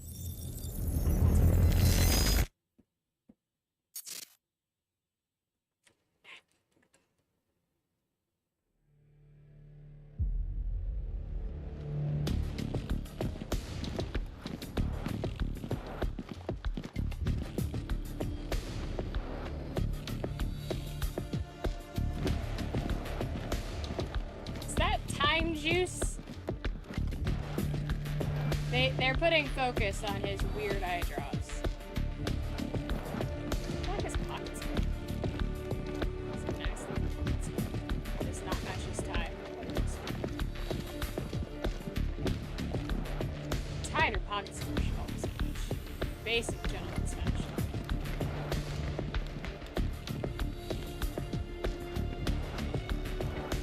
Oh, this feels very Captain America-y, where like he's about to fuck shit up in the elevator. Maybe not, but it felt like it. Oh? Okay, it totally did happen.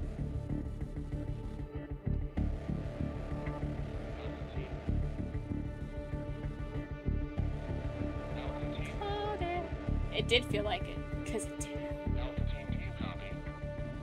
Alpha Team does not. Alpha Team very much does not. She's a very tiny. Dr. Emerald, are you Where's hurt? Paul? I need to speak with Paul. Right this way.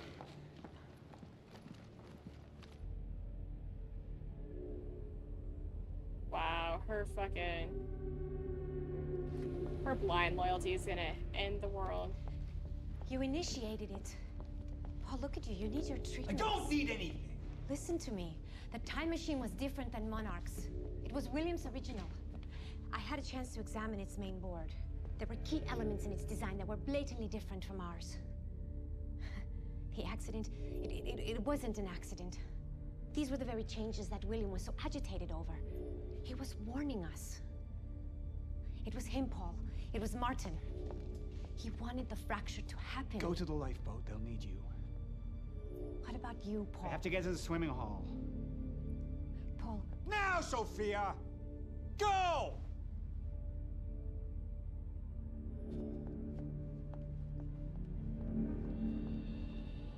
You put so much extra ham on it. Mouth crusties.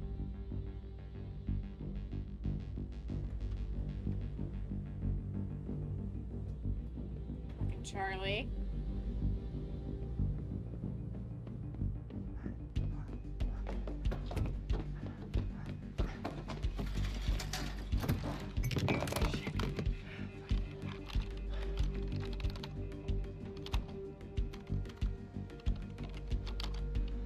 Fucking amateurs.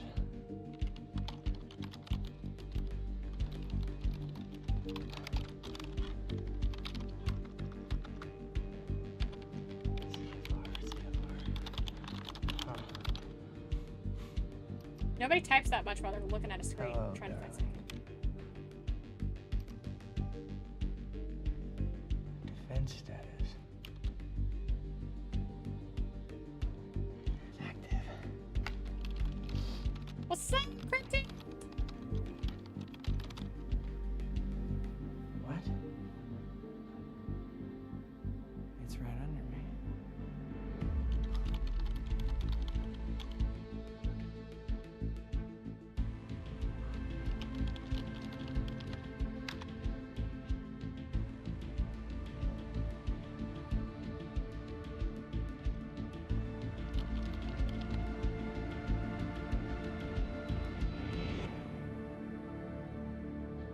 You owe me one.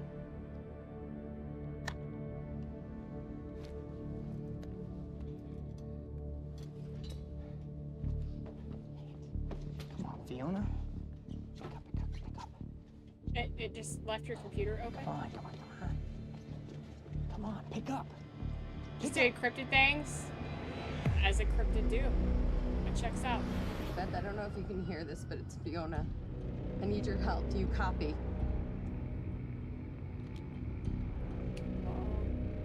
Oh, she doesn't know. Beth? It's Fiona. Do you copy?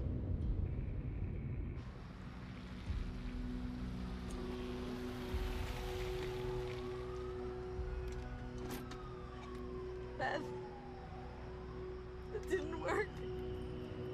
I'm sorry. I couldn't find the protocol.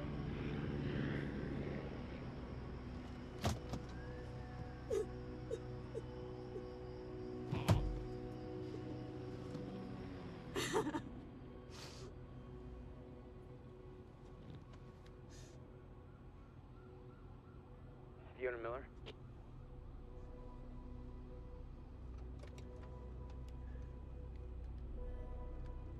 Yes, speaking.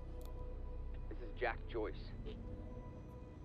Beth told me you were working together. You might be the only ally I have left. What happened? Serene. There wasn't anything I can do, but Fiona, there is something we can do now. I need to find something Will called the countermeasure. It's 12-sided, small, metallic, like a soccer ball. The CFR. The what? The chronon field regulator. That is the countermeasure. And it can fix the fracture.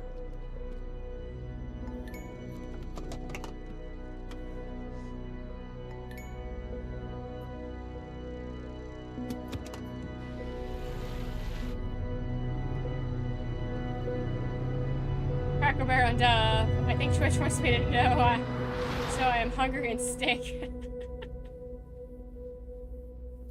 Time for you to have some breakfast and take a shower.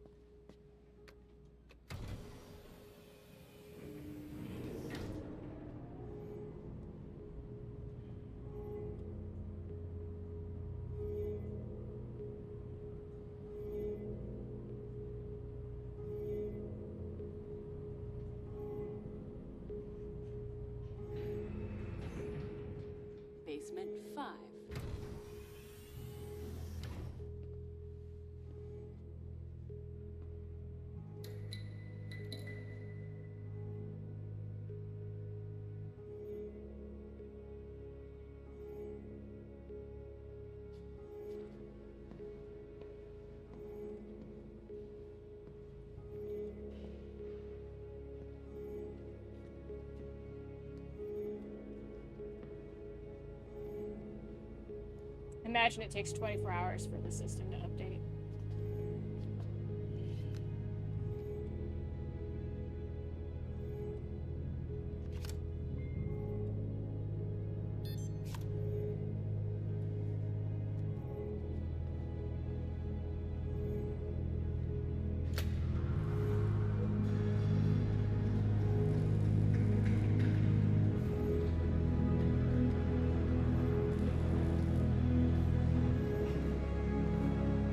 Close the door behind you, you fucking savage.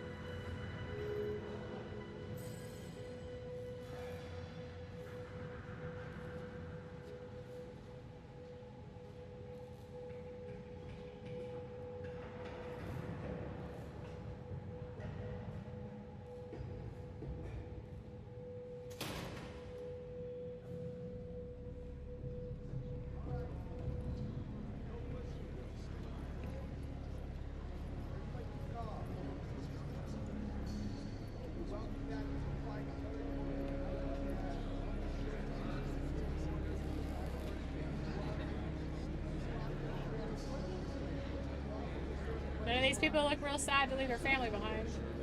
Okay, shit. Everybody looks super chill.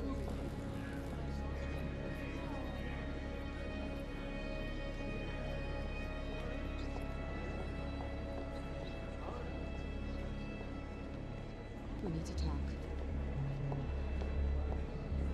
Look, I was wrong, okay? Jack Joyce, he can use the CFR to fix the fracture. We need to get it to him. CFR is what's powering this place right now, Fiona. Yeah, but I spoke to him. I spoke to Jack Joyce, and he needs it. Just, if you let Joyce use the CFR, then that means the lifeboat's gone. No, that's not. No, that's these not people down here, they can figure it out. They can fix the fracture. That's what you wanted in the first place. These people, this is Monarch, okay? They're the ones that got us into this. Do you think they give a shit about any of us?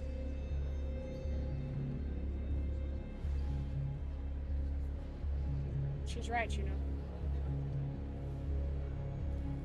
I mean, you realize what you're asking.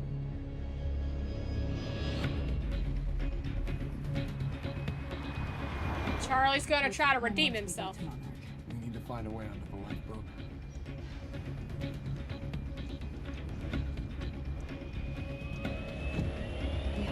What are you doing?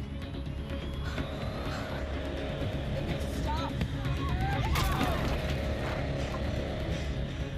Wow, that's one sturdy Nissan. Jack, we know where the CFR is, but... Jack, it's Charlie. Listen, it's at the top of the Monarch Tower. So you gotta follow my instructions exactly. Jack. Jack? Jack? Jack? Fiona, stop. Jack! No. Look. That area We're saying Jack is totally more insanely effective. secure. He's not gonna be able to get in. Hey, wait! Wait. I need to finish this. I know, but I'm the one that should go. The CFR defenses. There's no way he's gonna be able to get past them alone. I'm the only one. I mean, you belong down here. You actually would be useful. I'm dead weight. I'm a glorified locksmith.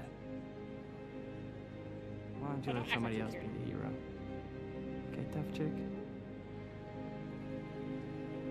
Everyone needs IT, Charlie. Fuck you.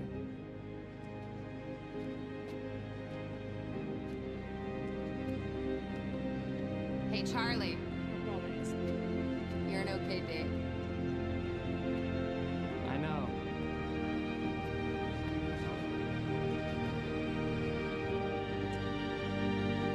Charlie's redemption arc. He's probably gonna die. Anytime the bad guy turns good like that, he dies. So, what's your plan? You're gonna shoot your way into the light.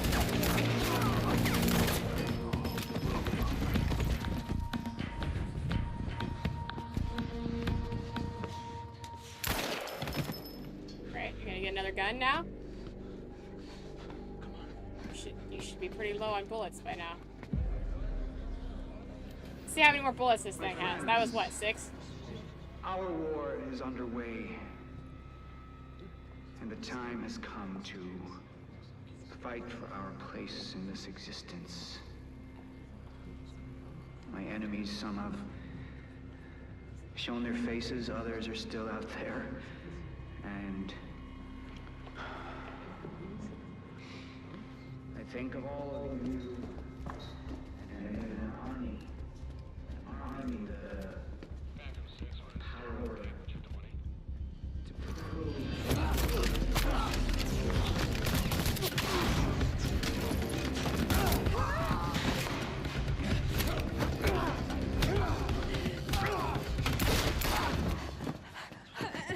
Hey.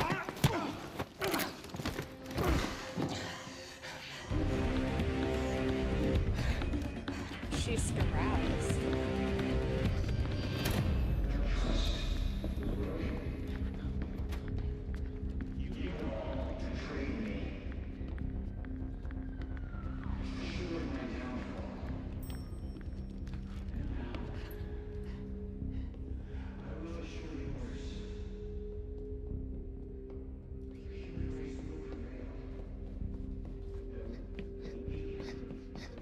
Oh, shit! Hey, no, 3 times you fucked me! I know that's what it looks like! Get on the ground! On the ground!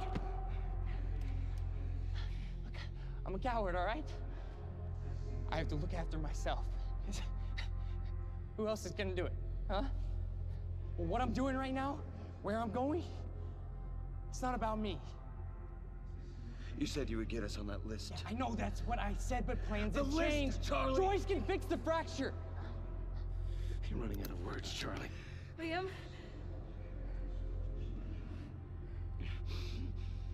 That's what you care about, right? Right? I mean, that's what you're doing this for, huh? That's why you left everything in Monarch for your family. And for what? So you could raise your kids in a glorified basement? Because that's all the lifeboat's gonna be. I mean, Serene's lost his mind. If the lifeboat was the answer, don't you think I would be on it? Hmm? I mean, Listen to this guy. He's insane. okay? Hey, okay. Look, Joyce fixes the fracture, he fixes the world, we all go home happy. But I have to help him, and I can't do that if you kill me.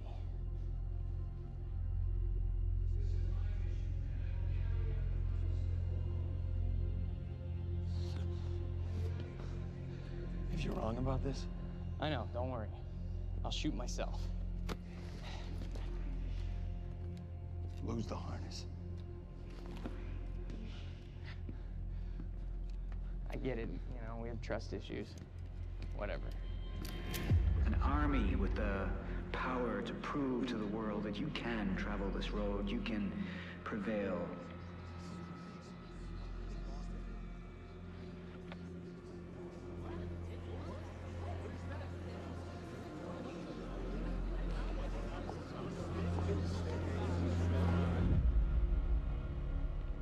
That's it. Looks like a CFR to me.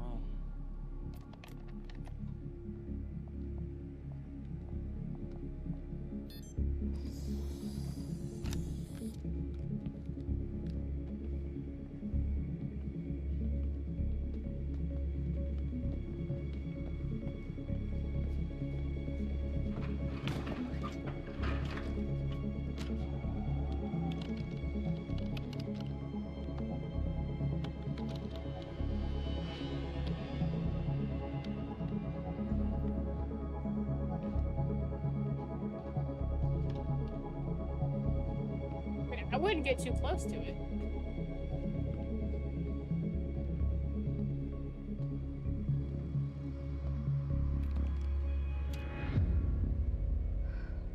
This poor woman.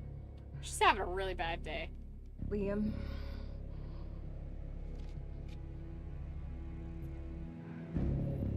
Drop it.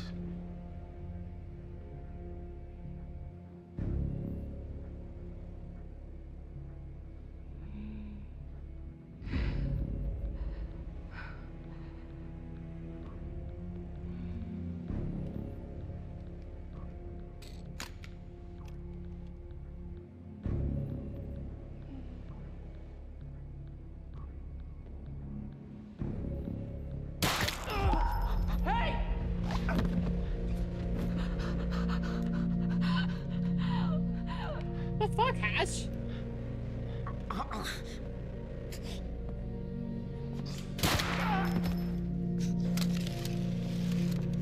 Jesus Christ. What the fuck? Open it. I can't do that.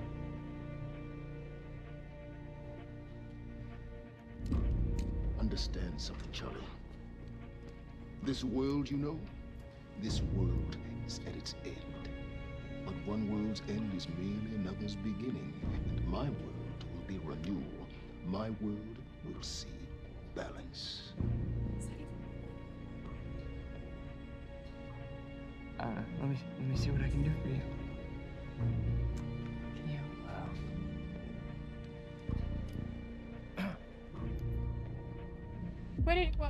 What are you planning on doing?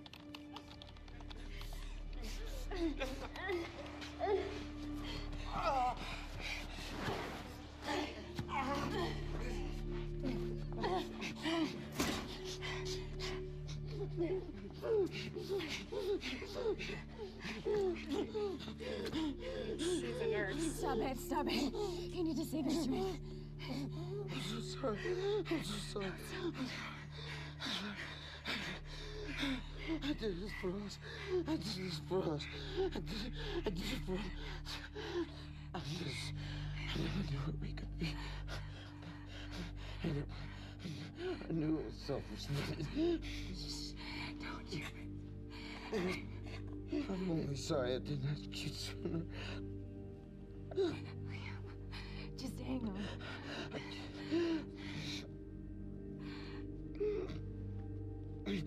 I'd give anything for that year. I'd give anything for that year.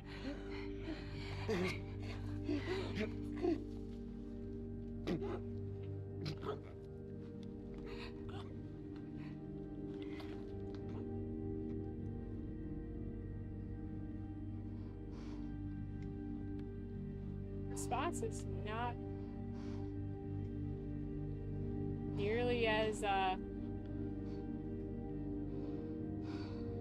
she seems pretty emotionally dry there. Like,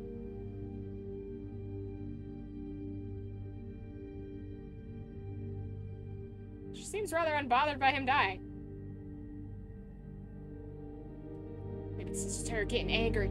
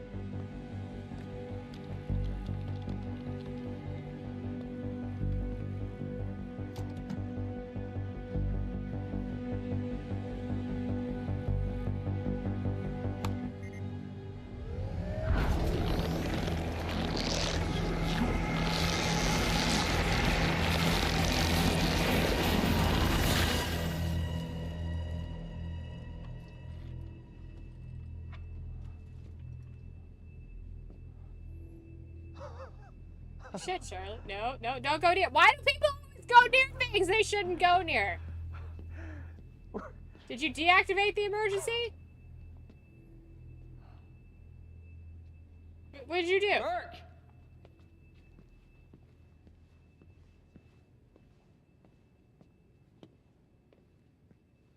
Burke? Let's try this again.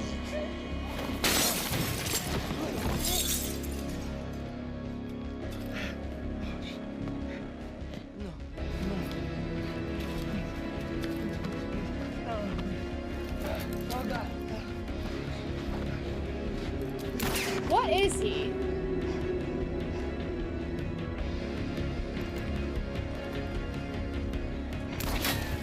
Like, he's obviously like a tyrant.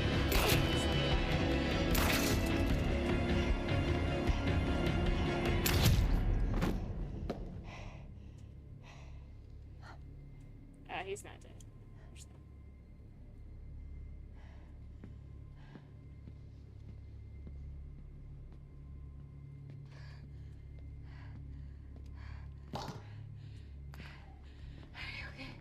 Yeah, thank you. Why did I always put the gun down? Was that his gun?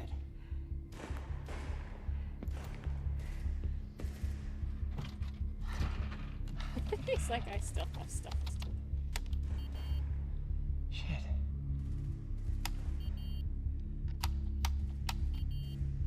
Come on. It won't turn off. Shouldn't we go? Huh? Oh. You gotta be away. Gotta be away. Gotta be away.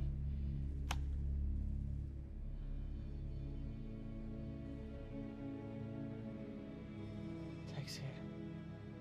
It's stutter-proof. What? I have to help Jack Joyce.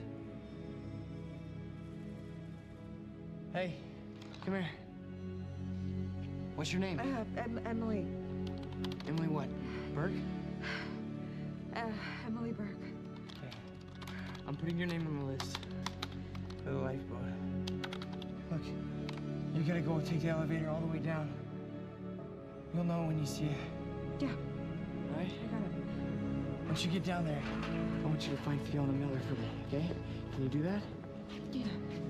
Tell her what happened here. Tell her this world, it's a weird place. And there's always gonna need people like her to help understand it. And then I'm gonna help make it right. Help keep it going. Tell her I finally feel connected.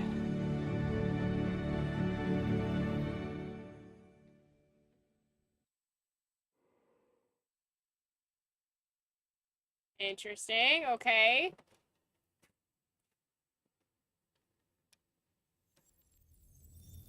So, Hatch is not dead. There's no way. He's not human. I don't know what the fuck he is, but... Reiterate, the entire town now seems to be a disaster area, and while authorities and relief workers from Monarch are redoubling their efforts, it seems everybody's working at capacity. And time was broken, working out of sync. The city was in a state of chaos.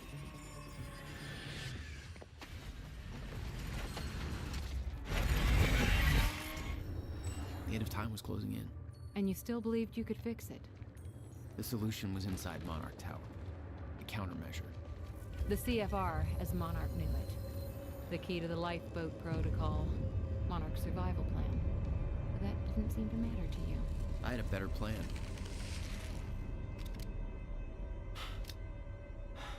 Alright.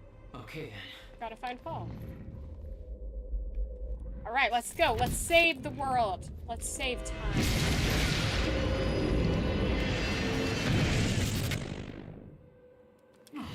Okay. Christ.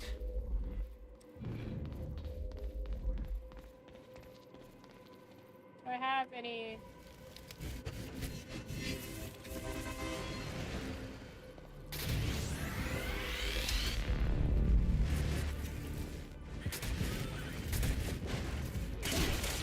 light machine gun for the...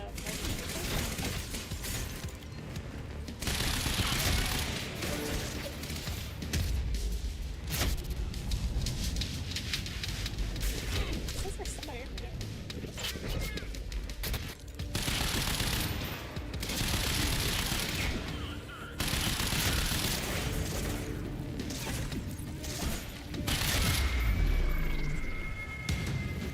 Oh god, is Charlie gonna run up in one of those suits and we're just gonna, you know, off him? Let's see, what kind of pistol? I think I have a regular pistol.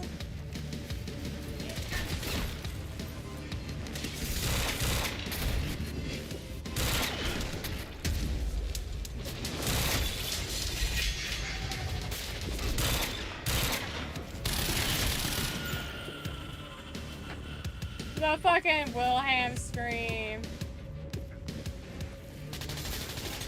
think I want that.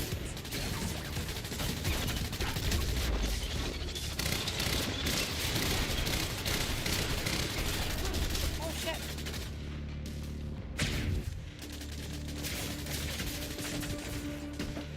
Really risking some stuff there.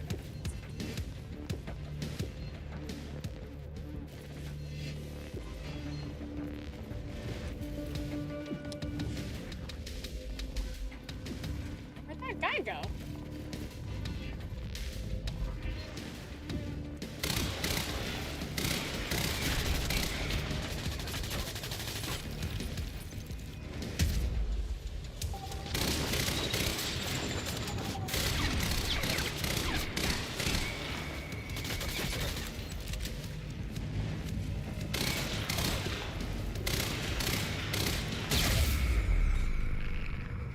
Where are they keeping Ken up here? Shouldn't be too hard to find. It's the biggest damn building in Riverport. Joyce, you hear me? Charlie, You're here for the CFR, right? a countermeasure. Well, you're kind of lucky because Serene's left the building. We're in lockdown, but the good news is I know this system like the back of my hand. I can open doors for you. All of them. Cute. You'll need to get to Serene's office. He's got direct access to the CFR. Alright, so Charlie's gonna be my remote hacker help guy. Can I go into the bathrooms? In this event. Okay. Welcome to the international headquarters of Monarch Solutions. This state-of-the-art building has become world famous for its unique architecture and its iconic presence in the Riverport skyline. Incorporating an unprecedented level of automation designed with both comfort and security in mind, complete with a zero-carbon footprint, the building provides a safe and environmentally friendly workplace for thousands of Monarch employees. Monarch Solutions. All we think about is the future. Zero carbon footprint. Well, in that case, I'm sure you're all cool.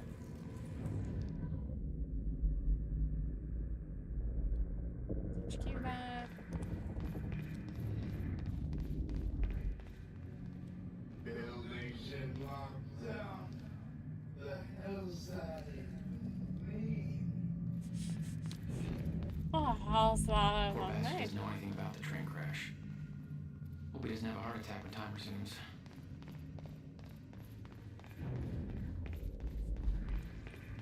Oh, well, you know. Mr. Hatch! I thought you... They said you're dead. They are confused about a great many things. I have a little job for you. But you're... I mean, I'm not sure I should... You are still working for me. Yes, of course. Whatever you say, Mr. Hatch.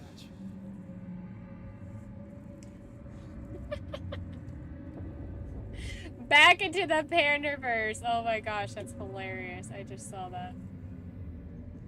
Oh my gosh, that's great.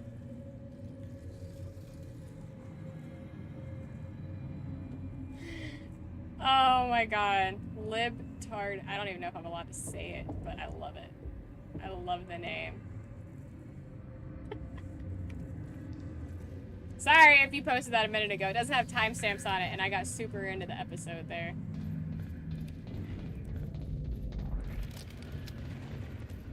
Back into the pit.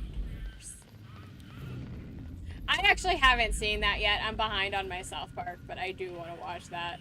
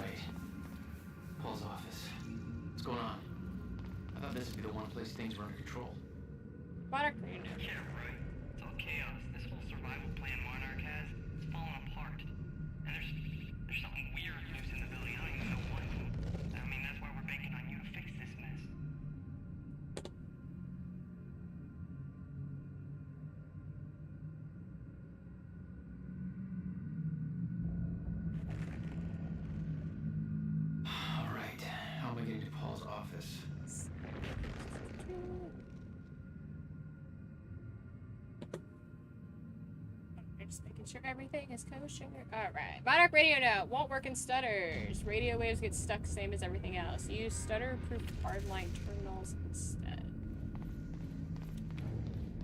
Alright. I can do that. I mean, that note's not for me. Alright, this is...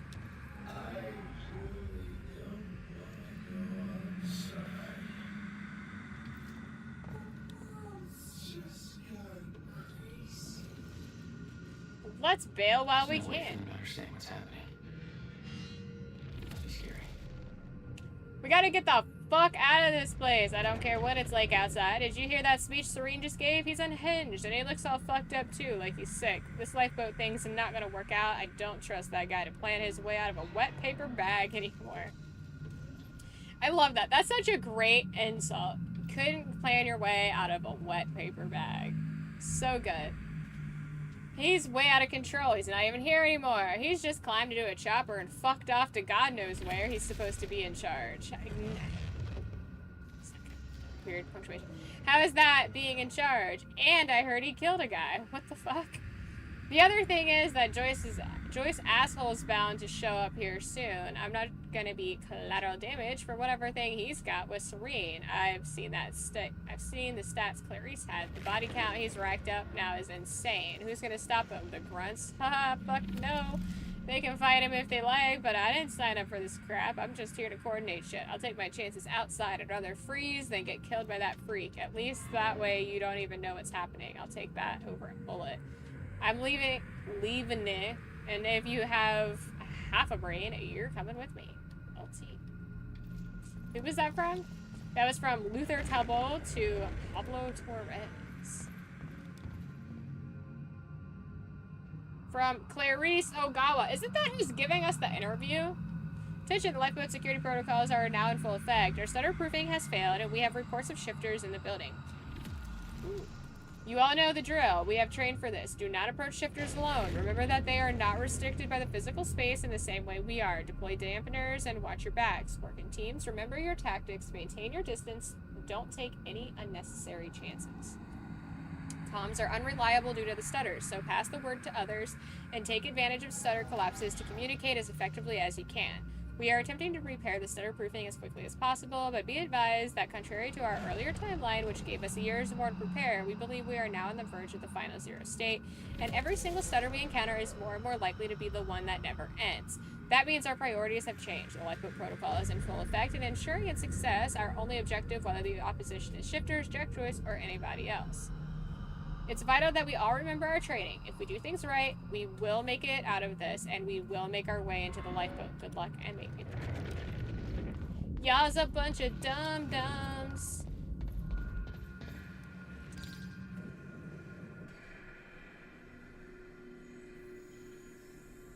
I was getting closer to the countermeasure. Paul had the key to fixing the fracture all along, but he didn't see it. There was nothing to see. He believed the fracture couldn't be fixed. That's why he used the countermeasure, the CFR, to create the lifeboat.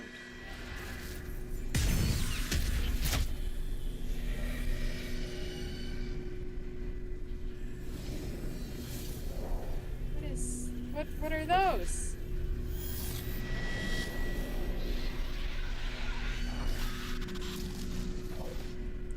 Oh. Oh. What the fuck is that? Bad time, people.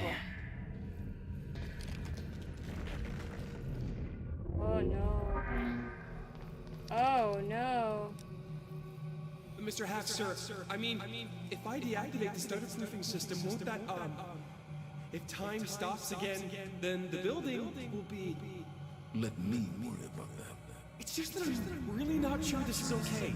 Couldn't we just check with somebody? Do I have to look up your home address? No, sir. I'll do it. See that you do. Yeah, what happened to that message that went out earlier that Hatch's orders were to not be trusted? I thought everybody pretty much had that. Let's see. Martin Hatch has been detained, and his authority over Monarch Solutions and its employees, along with his security clearance, has been rescinded. I want a full security team watching him at all times. He is not to be given access to any computer systems or communications. Don't talk to him and don't allow him to talk to anybody. Lock him down and keep him locked down. If he attempts to escape, shoot to kill. I'll deal with him when I'm done with the present crisis. Yeah. Those men died fighting something that lives outside of time. The very reason our weapons program was built. Serene knew they were coming. Weapons weren't doing the trick. Yeah, so exactly. Hey, guy. You in there? I'm locked out. Yeah. I'm gonna get that door for you. Hang on. But be careful. There's a lot of scared and angry meatheads on the other side. There you go. Don't get your ass killed.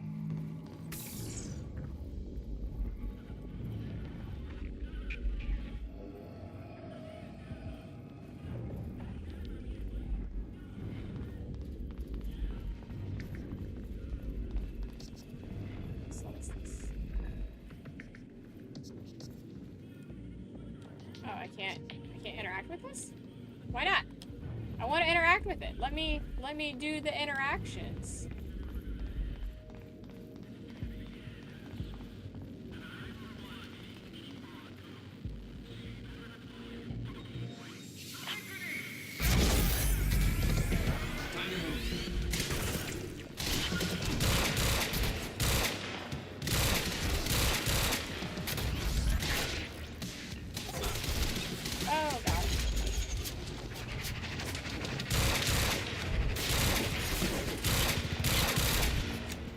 Stop being such a wiggly bitch!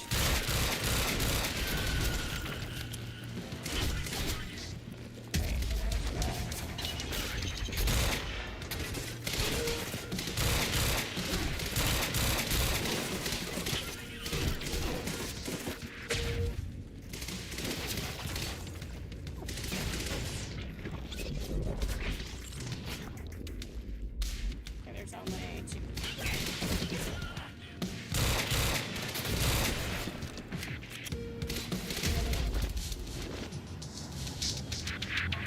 You, buddy. Trying to take out their fucking pipes. Oh, that happened really weird. Okay. Oh no.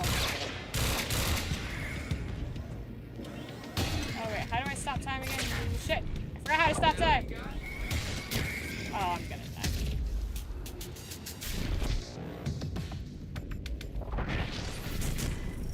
Shit, what's the button to stop time? Is it right trigger? I don't want to hit it and waste it.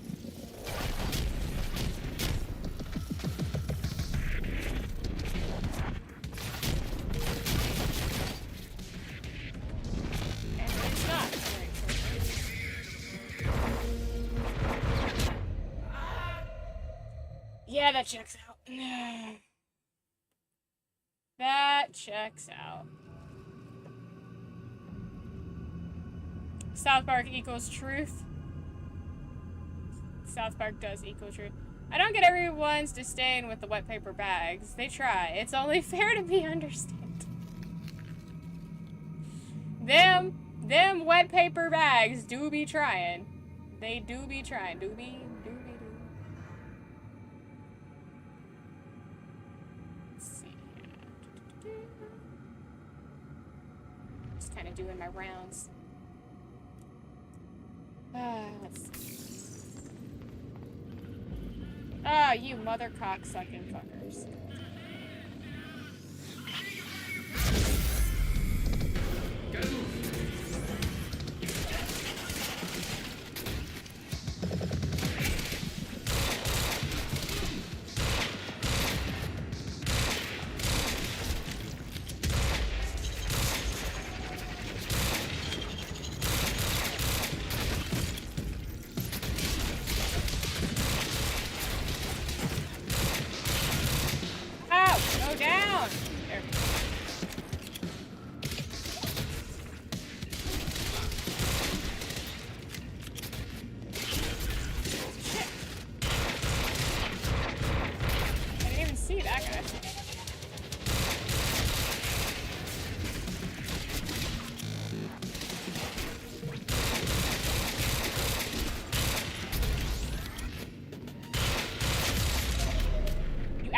don't know that trick. I do that trick also.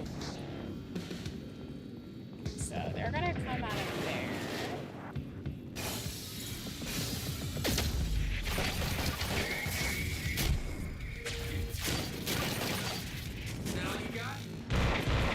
Why would you taunt them? Why taunt? Why taunt? They don't need to be taunt. They don't need to be taunted. I hate how little time that actually lasts.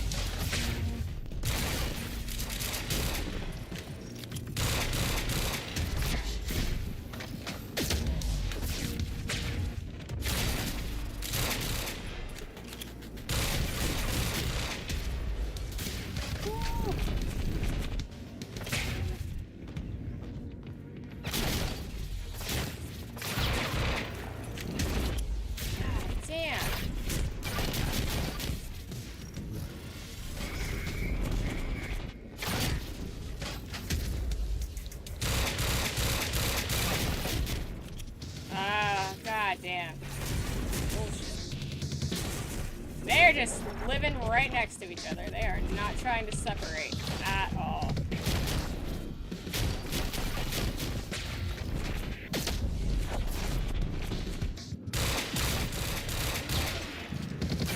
Oh no, did he hit me? Oh god.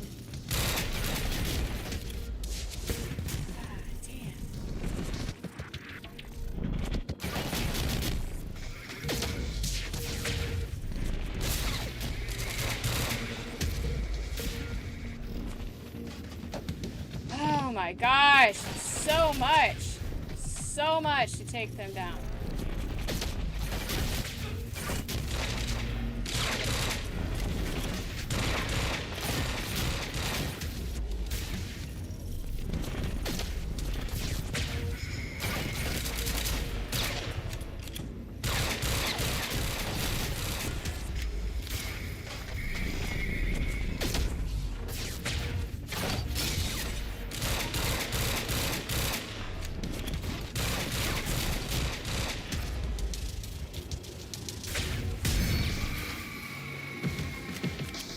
One down.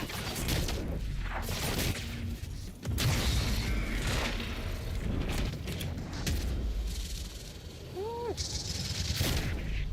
He's got his ass right up on the wall.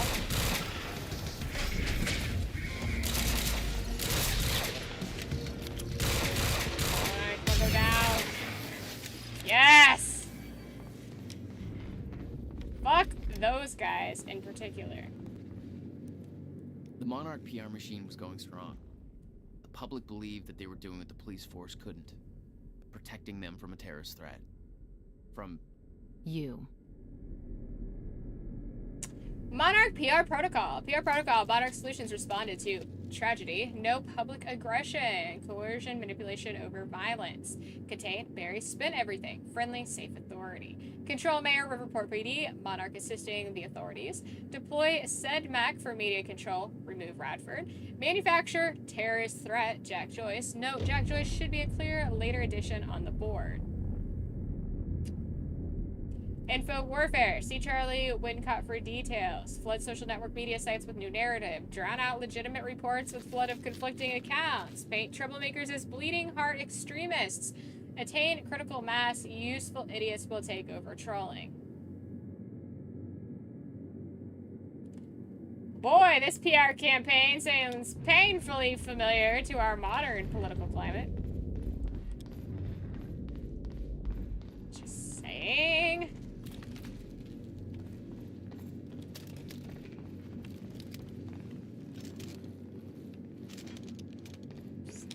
Anything else? Oh, there's the computer. Try to get all my stuff. You told me that Hatch had Paul's full support. I saw otherwise. There was a temporary misunderstanding. Alright, from Vera Kovacs, that creepy asshole's gone. Aline Lodon? Did you hear that Hatch is out? I don't know exactly what went down, but Holden from Acquisition says Hatch did something to really piss off Serene. Maybe something that involved blowing blowing something up on the island? I don't know, and frankly, I don't know if Holden did either. It all sounds pretty crazy even by Monarch standards. Anyway, Holden says Hatch got escorted out of his office by a whole bunch of armed security guards. I mean, that wasn't a security will escort you out of the building situation. Holden says it was for real, so I guess that guy's done. Good riddance. Maybe now we can get some work done without him Darth Vadering the crap out of us. That guy's always creeping me out. Oh, I had another thing too. You were right. Dr. Amaral came back. I was sure Joyce would just kill her, but nope, she made it back alive. Anyway, glad I was wrong about that one. She's cool people, and she picked a good time to come back too. Things are getting really bad outside. It's really starting to dawn on me. We're really lucky to be in here instead of stuck out there and all the craziness. They said there's planes coming down from the sky now. Crazy. Let me know you're okay.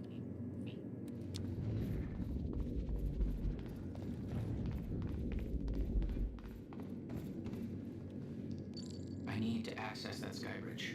Yeah, no problem. Just a sec. Well, you better keep an eye out, Joyce.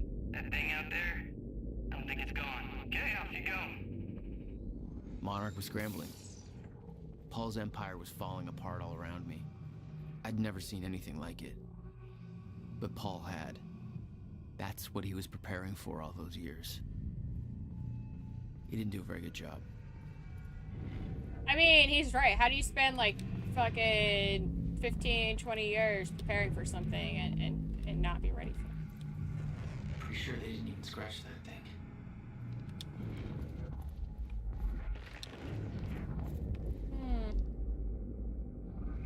They getting fucked up.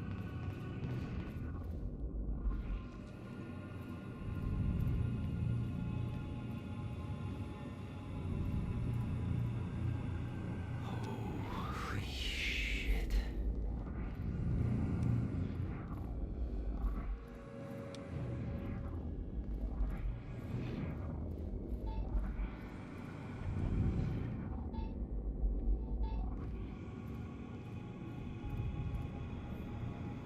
To get over there somehow. There's a. Oh wait, no, it's right in here. Okay, my bad. I was looking at it wrong on the map. I guess. Imagine that.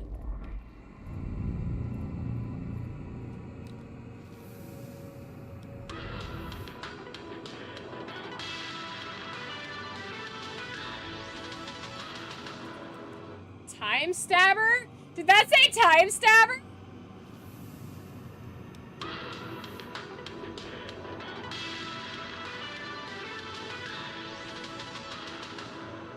It really did. It had a sub message, but I can't make it out. He got the old time knife.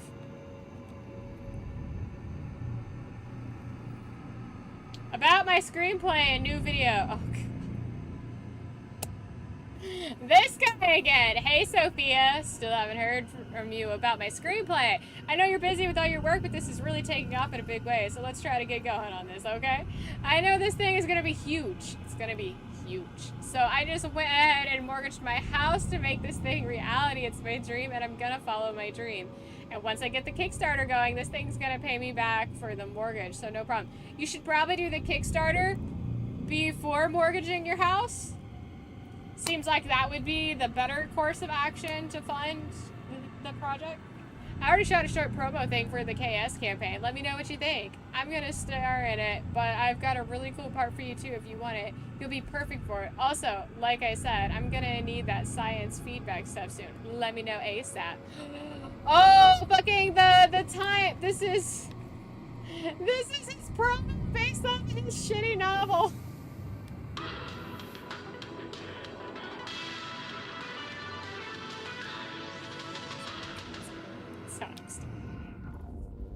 Oh, that's fucking gold. That's how I imagine every single 80s show was invented. They have a time machine here. Shit. This is where they brought the university core. This is Paul's machine. Looks like they have it on the top floor. Monarch paperweight with note. Ensure personally the CFR chamber is secure.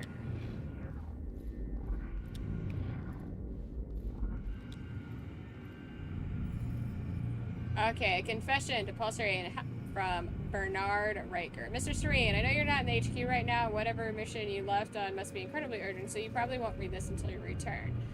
I know you will be very, very angry with me, but I have to tell you what I've done. Using my maintenance access, I have deactivated the stutter proofing at the building. I know you will be furious, but I did it because Martin Hatch threatened my family. I'm not going to lie, I'm scared to tell you this because I know you're on the edge as it is and clearly under tremendous pressure. But I've admired you and your vision for as long as I have worked for you. And I want to believe you can still fix things. So you have to know that it's Hatch. He made this happen. He knew exactly what would... It just cuts off. I'm sorry, there are now dead people at my feet, and I don't know how to fucking deal with this. They're strikers. They weren't here when I started writing this email, and now they are. There's a lot of blood. I literally had to wipe it off the screen just to be able to keep typing. It had to be a shifter that killed them. Their Cronin harnesses are broken. I couldn't wear them if I wanted. But without one, I'm safe, right? No shifters outside of stutters, or that's what they told us in training. So I'm safe. And when a stutter hits, I don't even notice unless a plane hits the building or something. God, I have fucked up so badly. People are dead because of me, not just these two, but throughout the building. The stutter proofing was supposed to keep the shifters out, and now everybody must be dying somewhere between the seconds. Everybody could be dead already. I don't know. I can't take this. And don't trust Hatch. I think that son of a bitch is after the CFR. I think he was never on our side. This is all some kind of a weird game to him. Shit, I don't know why he's doing this. I'm just an engineer, and I don't know how to deal with this. It's too much, sir. I know you must be furious at me. I deserve it. Believe me, I know. But please don't take it out on my family. Goodbye. Good job, Bernard. Really fucking screwed the pooch. And what blood? Your desk is immaculately clean. Your desk is cleaner than my desk.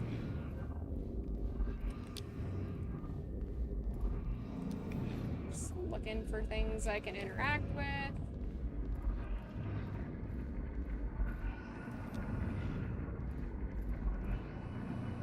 Oh boy. Time to do a data dump. Time to dump that data.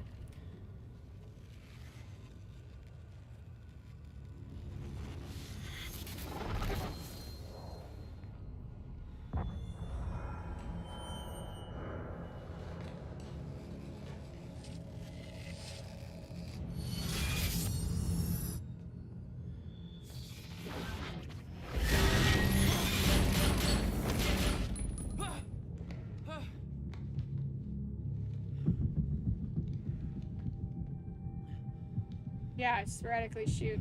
That's super good plan. Waste your ammo and not know what you're shooting at. What the fuck? Was that Hatch? The train. All personnel, Yeah, stay clear of the lower Hatch levels. is not There's fucking a possible human. hazard. Repeat, stay clear of the lower levels. There appears to be a train crashed into the building. The situation is under control. No, it's not. All personnel should remain. Hey, Charlie. I got another locked door here. Not bad, Joyce. That's Serene's office. Let me just unlock that bad boy for you. Serene's got access to the CFR chamber from his office. I'll meet you there. Yeah. There. Hatch is, he's definitely a shifter of some kind, for sure. Paul was already gone. But he left behind the one thing I needed. Untitled note.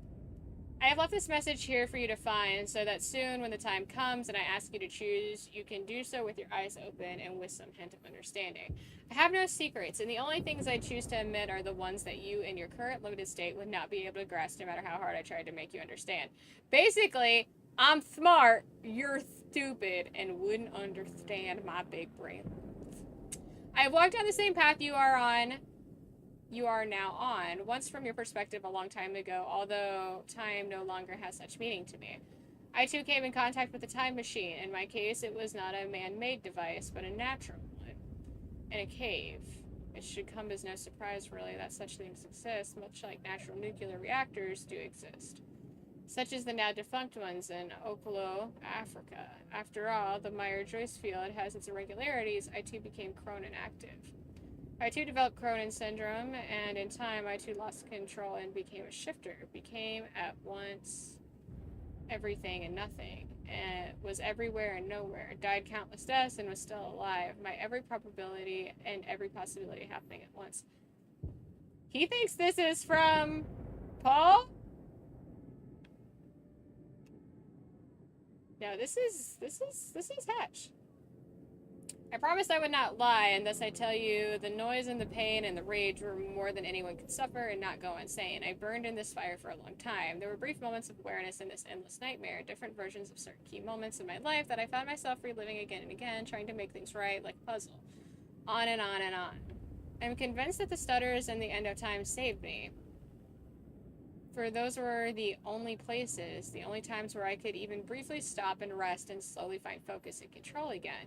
And ultimately master the state, not emerge from it, not be cured, not go back to what I was before, for there is no such thing, but to learn to be in one place and everywhere at once. My perception is altered like that of someone who has seen a perceptual illusion and discover that the picture is both a young girl and an old woman at the same time. Once you see them both, you can never not see them. We are such limited beings, we play with just one piece on just one square on an endless chessboard. I can't talk. Just one life, one timeline. In an infinite multiverse of possibilities, am I an exception? The only one who has found his way to the other side, or is this a shifter's brief dream before the stutter collapses? There are other shifters. Your best friend who is now your mortal enemy, Dr. Kim, others, some of whom you know.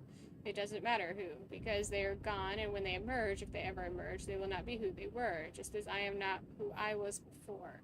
I have done my part in helping you all achieve this state. If time is an ocean with a frozen surface, then the stutterers and the end of time are holes in that ice, opportunities to come up for air. Have a plan. It's already in motion, but it would be futile to try to explain it to you. Like trying to explain 3 dimensions to someone who can only see 1. But make no mistake, I do not look down on you. I strive for humility even as I shift this world from one state to another. I will make this possible. I stand in between. I don't see myself as a gate. I remain humble. I'm something smaller. A hatch.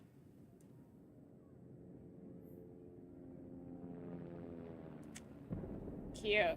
I get it. I get it. See what he did there. We have a mission. Prep the chopper. Ready to lift off in 15, sir.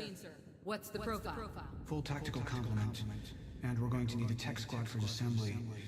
I'll brief them on the way. Copy that. Good hunting, sir. Interesting. I'm not exactly sure if what Hatch's motivations are. Not good, I don't think.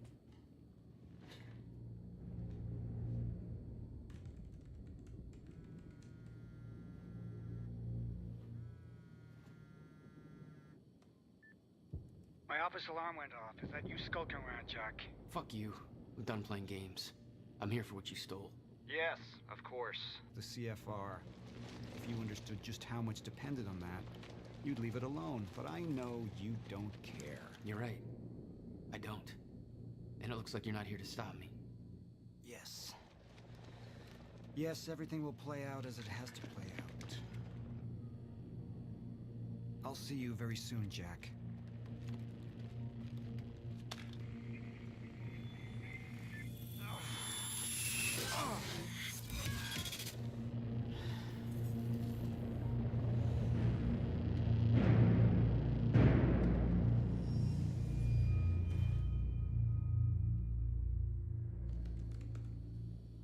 Wait, we don't have anybody watching the pool? I'm done dancing your tune, you crazy bastard.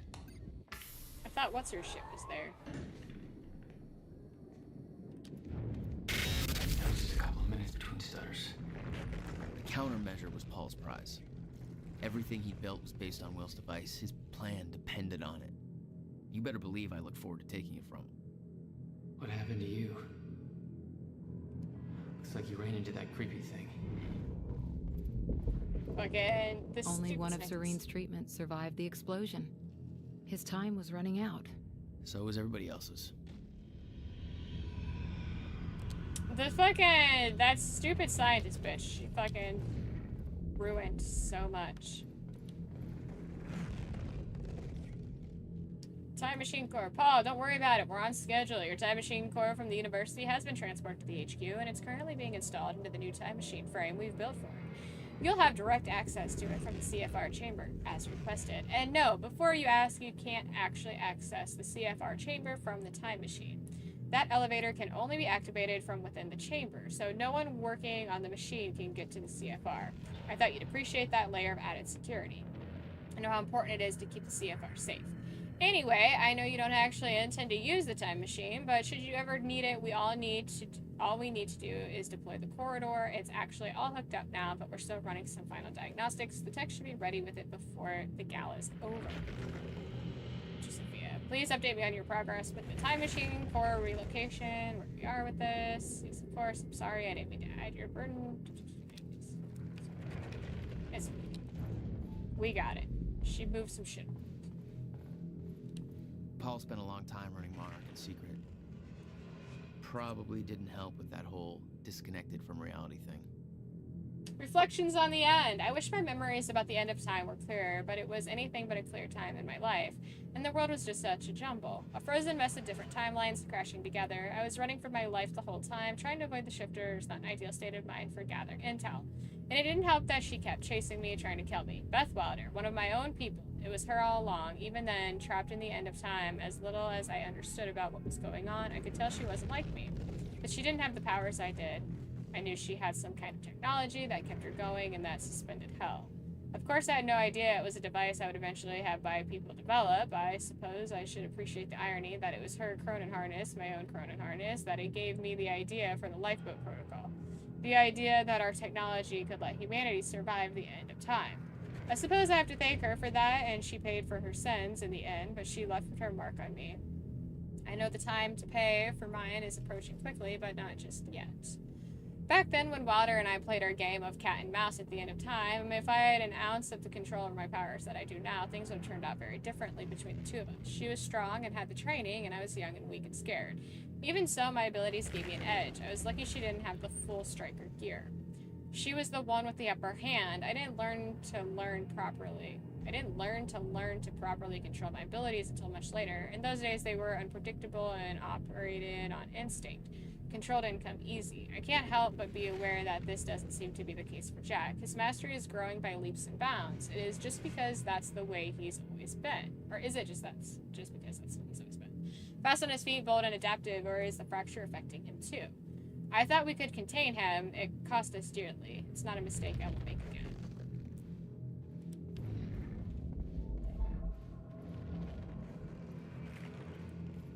Should I look goodie bags? How do I look at this? Okay.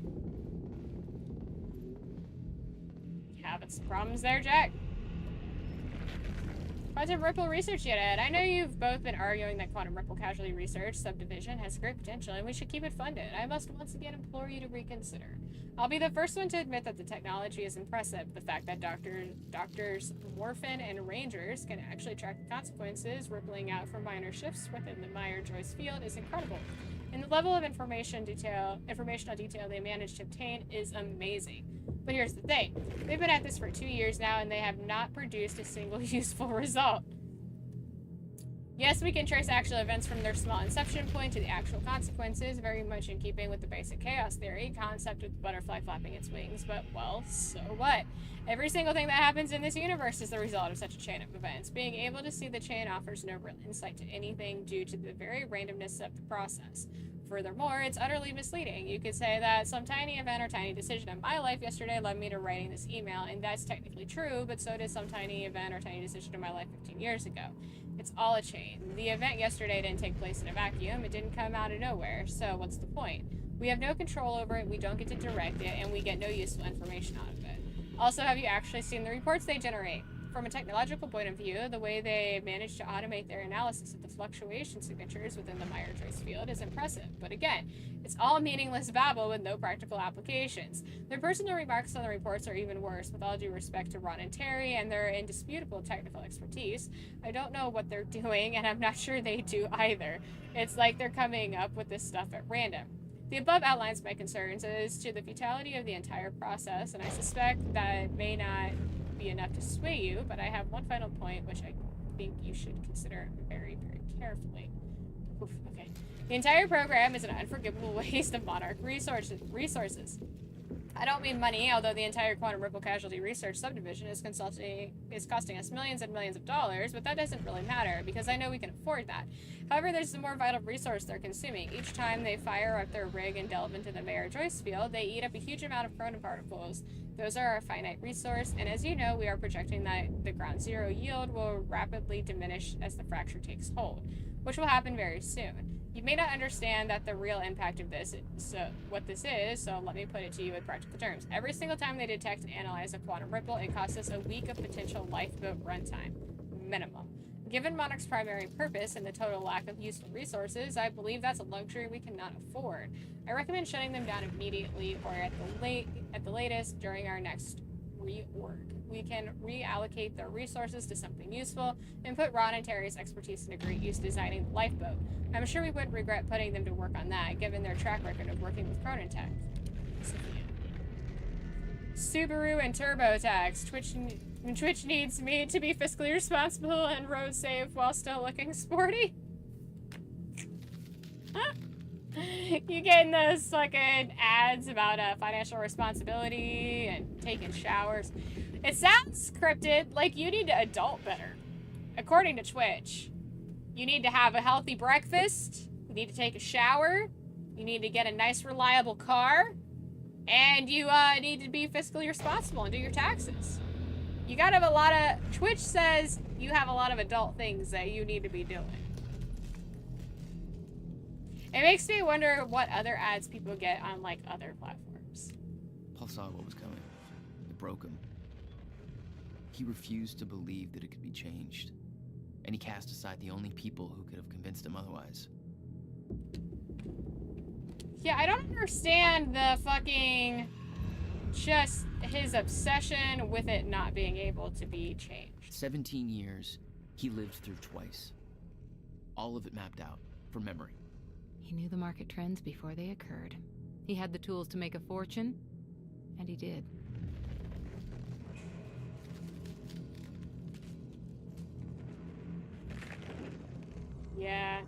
Yeah, if I could go back in time, doing the sports almanac thing, for fucking sure. 89 Toyota Tercel and a steady diet of canned ravioli. I don't well enough, miss. That Tercel, though, woo! Let's see. Clarice, I want you to figure out where the fuck Martin Hatch is and kill him. I'd hunt him down myself, but I don't have the time for it. I need to be in that chopper in a few minutes, so make no mistake, he needs to die. There can be no doubt. Don't take any chances. Cut off his fucking head. I sent a full security team after him, and now they're all dead. How the hell does Martin do that? Who's helping him? Or did he do it himself? What is he? At least the lifeboat's running. Make sure it stays that way, Clarice. That's what this is all about, and if it was for nothing, there'll be hell to pay. And look after Sophia. I'm trusting you to not betray me. You're not like all these gutless weasels. I see the looks they give me. Don't think I don't. I'm starting to see very clearly now that I've been too trusting for years now. I mean it, Clarice. Find that son of a bitch and kill him. Keep lifeboat running. Take care of Sophia. Don't let me down. I'm not going to take another betrayal well, and even though Martin destroyed my treatments, I've got enough time left to set things straight if I have to. Count on it. Just do it. Just do it. I mean, I don't mean to brag. I mean, you got that 89 Tercel? Bruh. You fucking, you pull that card out anytime you need to. Everybody knows that Tercel, though. That's life. Tercel is life. Dr. Amaral was the one thing keeping Paul alive, but reading through their exchanges, there was something more than professional going on. That's not my place to comment on. Personal notes, Dr. Sophia Amaral. I find myself at a loss. We knew that the fracture would arrive. It was clear very quickly that the process was occurring much faster than Paul's projections. His experiences had led us to believe that... That was alarming in itself, but there's another concern. With the fracture, Paul's condition seems to be accelerating rapidly. I don't know what to do about either one of these issues. I haven't had a chance to examine Paul properly, and of course he won't consent to any real tests at this point. He won't take the time, not with the situation being as critical as it is. He has to prepare for the gala to take care of every little stupid thing Martin trots out for him. He won't think of himself at all, and I'm afraid that'll cost us dearly. So I don't know. I'm just speculating, but I believe this acceleration is a reaction to the stutters in time. In zero state, his wave function is further disrupted by the excessive chronon energies within his body. Before the university incident, before the fracture, the condition was progressive but controllable. The lack of stutters helped keep it in check. Now its progress is rampant, and I worry that it may reach a critical point soon. We always knew that was a possibility, but all of our projections assumed we would have years, time enough to come up with a cure or a way to stop its progress. Which means there's a very real chance that in the near future, Paul's condition overtakes him. And if he does become a shifter, I don't know what to do about it. We haven't been able to help Dr. Kim. I don't know what we could do for Paul. I don't know what to do. Treatments are still working, but they take a toll on him, and their effect is greatly diminished. I'm concerned we may hit a point where he's forced to use them so often that the treatment becomes worse than the condition itself. And yet, I don't see any other options. He will not rest. He insists on doing so much. I know he chafes under his dependence on the treatments. He sees it as a weakness. I'm afraid I may lose him. Paul was a powerful man, the leader of an empire. But behind the veil, he was a dying man. The signs were clear.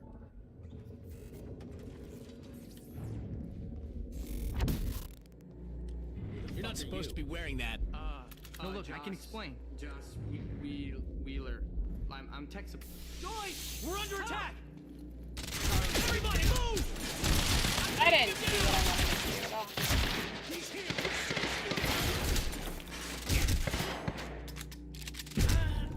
Yeah, that checks out. I wanted to throw a thing, but it didn't do the thing. It just kind of screwed me. No, look, I can explain.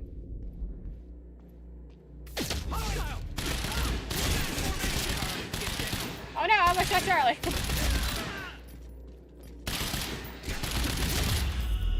Almost shot Charlie. Worth it. The 89 yourself, Lex goes big. Joyce. Keep your wits about you. Shit, that could have been real bad. You're Charlie. Yeah. Let me get this door open. Let's see. Oh, wait. Here's the thing.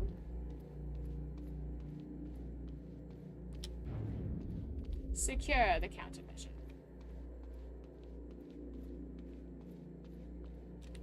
They'd stockpiled all the chronon particles from Ground Zero to keep the lifeboat running. Enough to hopefully last until a proper solution was discovered. Okay, let's put that in the list. The lifeboat revolved around the countermeasure. He knew Will would try to take it back. That's why he was killed. He knew I'd try to do the same eventually. Clearly, he was right.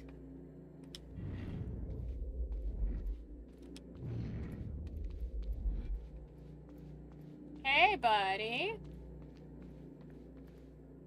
Hey, There time, you go, buddy. Joyce. You're just hoping you know what the fuck you're doing. Yeah. I don't. Me too. I fucking don't know what I'm doing. Oh, there it is. CFR. Countermeasure. Whatever it's called. Help yourself, Joyce. Personal notes on the CFR by Dr. Henry Ken. This thing feels like a conundrum wrapped in a puzzle. It's an incredible piece of technology, and I feel like we're only scratching the surface of what it can do. And we've already learned so much. I thought I had a good understanding of the intricacies of chronon particles and their practical applications before. Now I realize that I've still got a great deal to learn.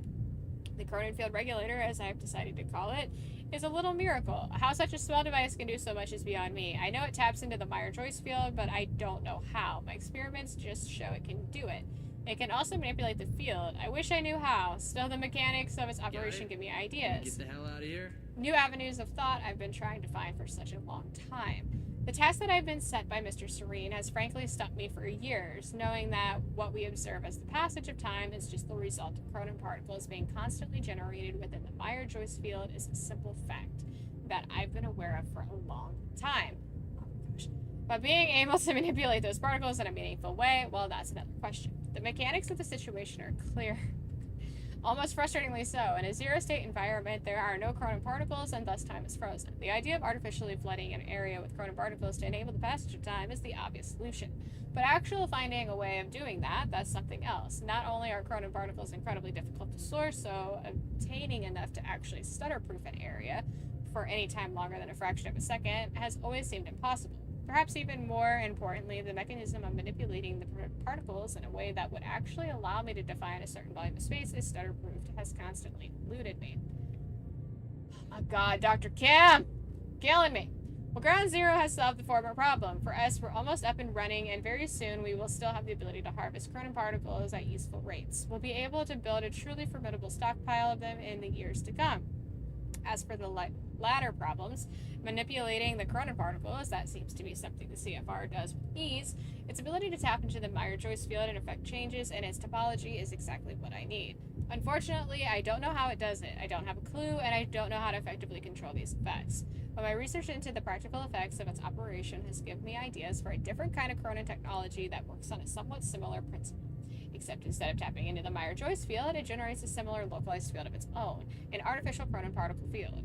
And within that field, we can manipulate chronon particles at will. This means that we should be able to create stutter-proofing technology, allowing us to shield a certain area from the effects of zero state, and I believe it will be able to miniaturize the technology to allow for personalized devices with the same effect, almost like an environmental suit of sorts. Environmental suit of sorts, with a harness the user would wear to create a chronon field around his body. Holy shit, Dr. Kim. Oh my god, there's so much.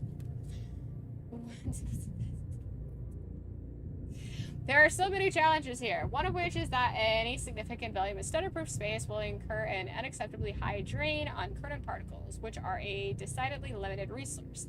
Obviously, with the lifeboat protocol requiring a large stutter-proof area that we can maintain for years, quite possibly decades, this is a critical issue we have to solve, and Mr. Serene has made that quite clear to me. Frankly, even with Mr. Hatch backing me, the thought of disappointing Serene over this makes me quite anxious. I understand his concerns, and they are of course entirely founded, but the man's intensity is unnerving. In any case, I'm hopeful that I will figure out this problem soon. I'm hoping to be able to use the CFR itself to regulate the flow of chronon particles. Given its nature, I suspect it might be immensely suitable, god damn, for such a role in the lifeboat project and cut down our chronon consumption rate by a great margin. My control of the CFR is limited, but this seems to be a very basic functionality for it, so I'm optimistic that I can do it. I'm still looking into it. One thing at a time, we've already made great progress, and I will say that Mr. Serene's been quite complimentary with these successes, so I think he'll give us the time we need. Well, it's not like he has a lot of choice in the matter. I'll be honest, the CFR is becoming a bit of an obsession for me. I wish I could sit down and have that conversation and just ask those questions. How did he build it? What's it actually for? But I've been denied that opportunity. A part of me wants to open the CFR up and get to the bottom of it, but the potential consequences terrify me. We've already seen what it can do if unleashed. Even worse, there's the possibility that I couldn't put it back together, and just the idea of making a mistake like that is a positively bowel liquefying. I love it. That is a bowel liquefying thought. Get them runny poops. Just thinking about it. Just think about it. Runny poops. Oh, I've never heard that turn of phrase. Having to explain that to Mr. Serene, no thank you. So as it is, I have only dared to open up a bit of the casing to get a rough idea of some of the engineering inside. It's amazing work, and it has certainly been a lesson in humility for me. I still have a lot to learn, but I'm a very fast learner, and this has to be the most important work anyone has ever engaged in the history of humanity. If we succeed in our mission, the world will not soon forget the name of Dr. Henry Kim. Or will he?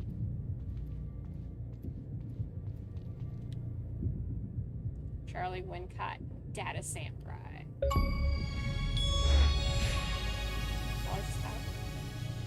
I located all the intel items! Heck yeah! Looking at all them nooks and crannies. Aww. Something had gone down in that chamber before I arrived. Whatever it was bloody. I'd seen the dead guy before. Liam Burke. What the hell happened to him? He met his match. Let's move on. Oh, sorry. Didn't mean to fucking just walking on the dead guy. Oh, it's so sad. Stomp, stomp, stomp.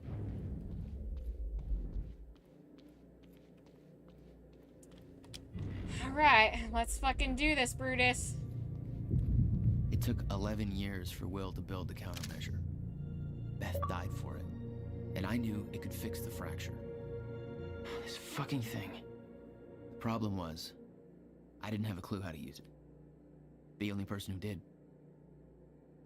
was dead. But Monarch had a way of getting to him before that ever happened. Just put that in. The university time machine. They've got the core here. Can we go or what? I need to get to the chamber above. No problem. Got a way up right here. Thanks for the help. No biggie. Make it count. Yeah. You're not coming? No, I gotta get back down. Someone I really want to get back to. Good luck, Joyce. Yeah. Hey, why are you going up there anyways? Short version? I gotta go back in time and save my brother. You're gonna go back in time, yeah, right. Whatever. You don't have to tell me, I guess.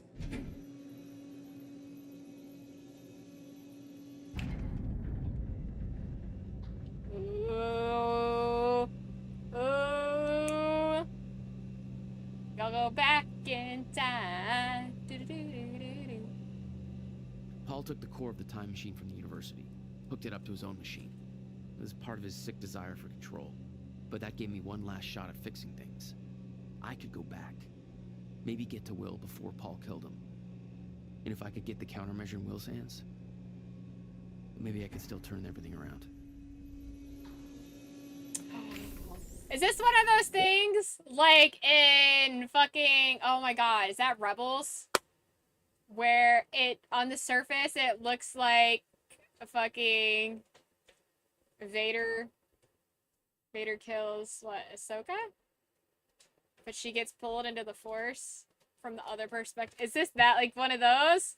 Where past me thinks my brother gets killed, but future me actually pulls him out of the way in time? See, did I call it? Did I do the thing? Did I do a time travel accuracy? It's a little cliche, I think, but it's okay. The core was set, the machine was prepped. I had to put the corridor in place. I even did that in Harry Potter with the whole deer thing. I don't think there's anything else for me to interact. I've got all the intel, but I don't know if I got all the documentation. So those are all exploded. So. Let's go. Let's fucking do it. Okay, this should do it. Deploying the corridor. Phase 1 underway. Please clear all personnel from the operation. Ah! Bullets are bad. Those aren't good for my health at all. Of course. It's like the opposite of virus.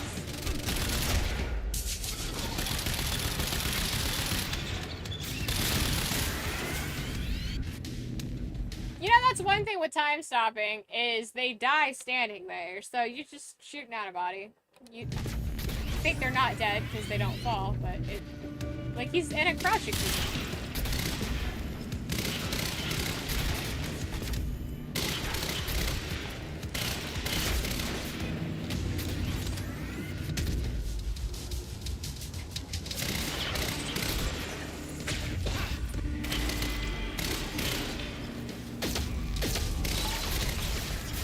I think there's an achievement for blowing up so many. Like, he's dead. He's dead in squat.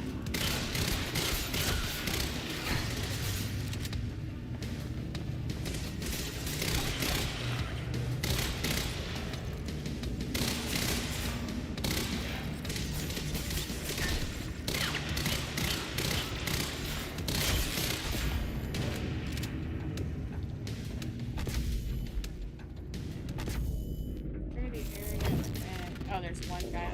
Oh, time. Oh, I guess he wasn't. Can't kill him while he's frozen. Yeah, that's a wonderful, wonderful point. How do the bullets travel?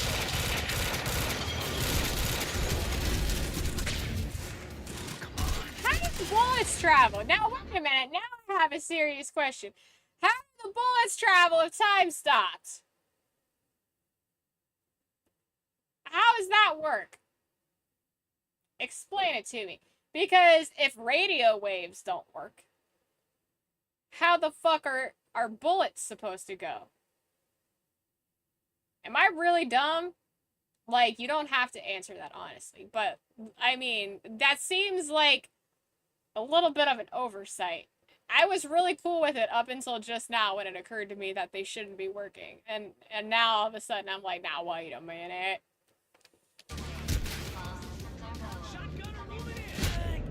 Oh, god damn it. Do they have time resistant bullets? Is that it? Did I miss that or forget that? Is that a thing?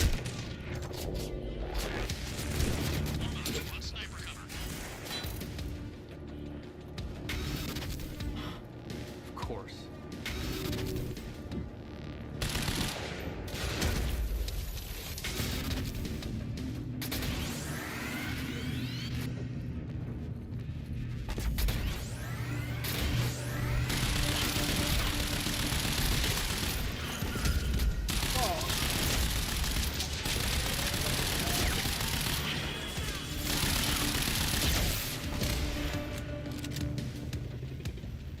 Your body is kind of in my way.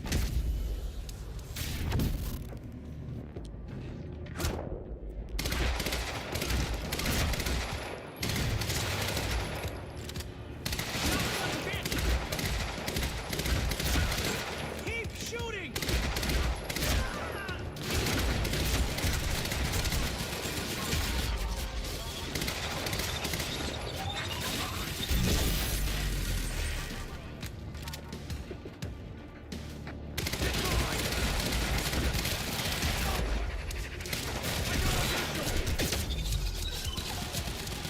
That's not right at all. Oh god. Oh, I have my shifter, my time shift, and I didn't do the thing. Damn. Okay, hold on. Let's fucking go. Of course.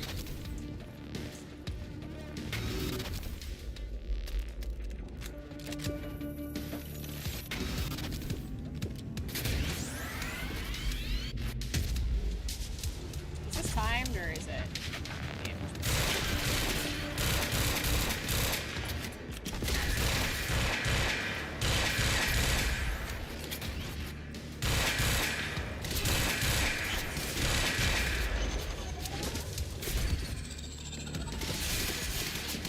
That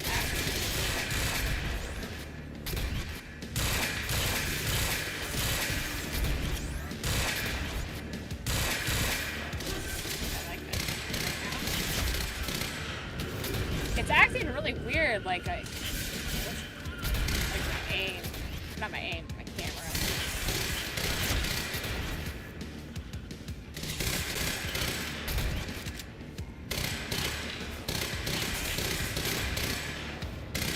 Die!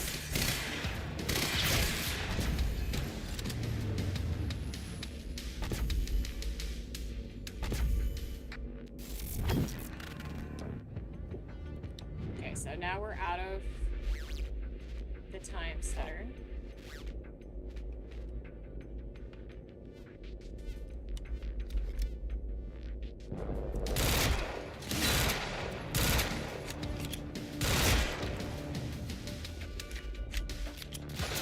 Come on.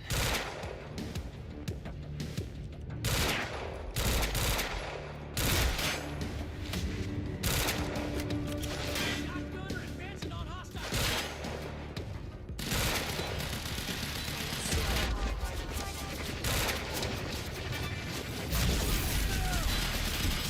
What?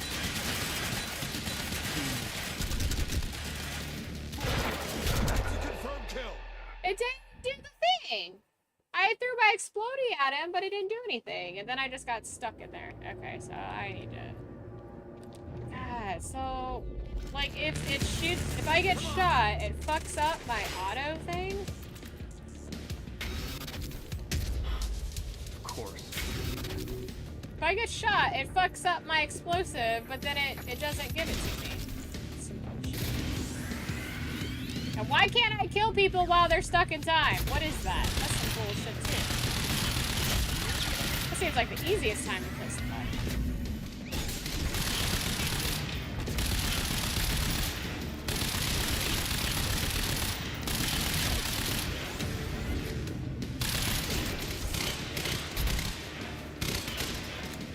God damn.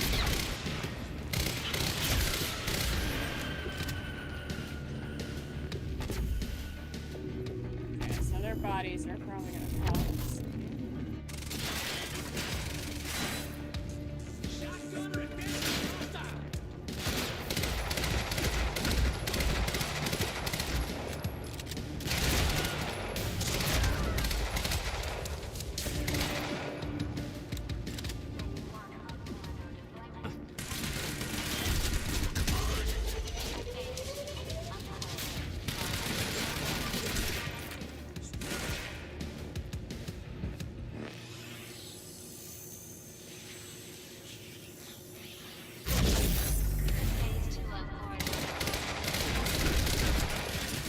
Get around it!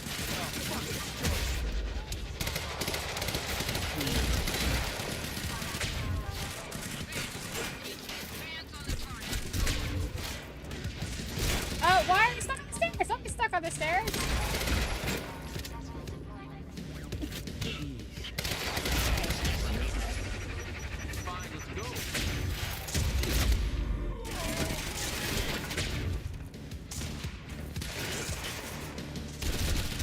No, why aren't...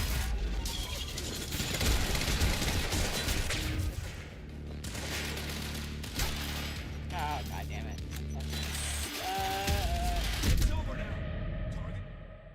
Oh my god, there's so much open and so little fucking space. Okay. I need to take out this stuff. That's what I need.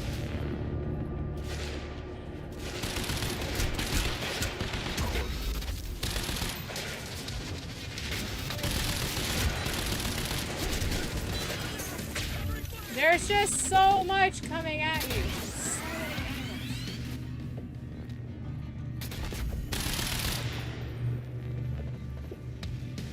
Right, he's so stuck.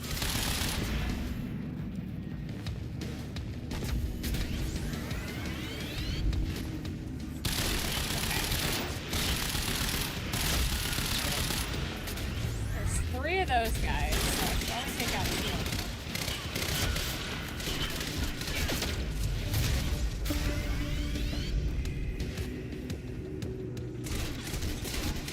And then there's another sniper. Seriously, why can't I just kill these guys?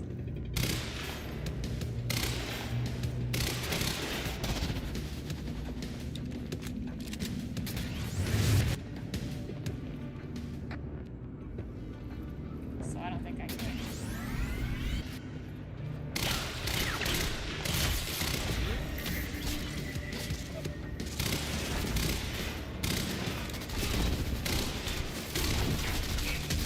Really? What bullshit was that? This is ridiculous.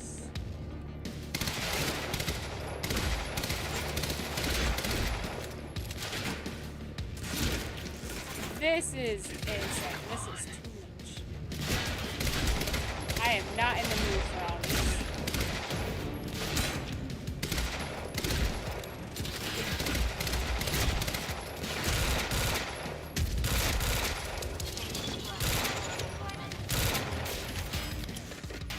No ammo.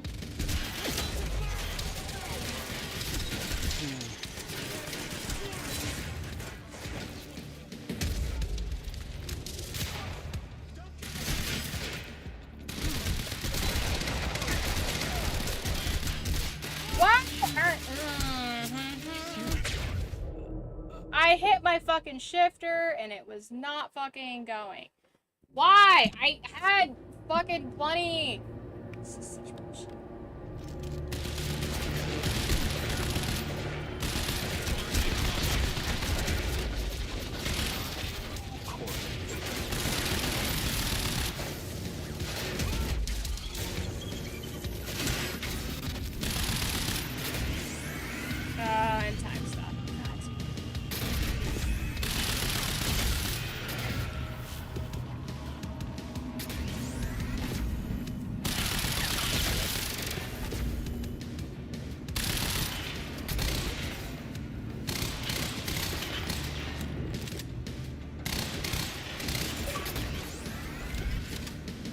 break all their toys. Oh, destroyed 15 enemy Cronin harnesses. You monster.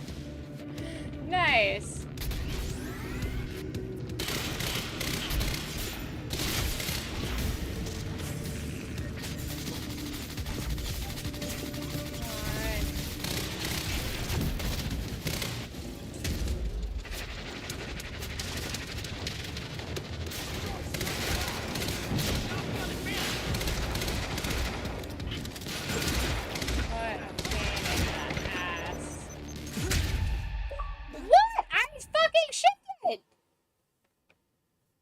Blew up 15 enemies. You blew them up real good. What the fuck? Why does it start me off there? I don't like starting right there. Move! Why are you stuck on the stairs, bruh?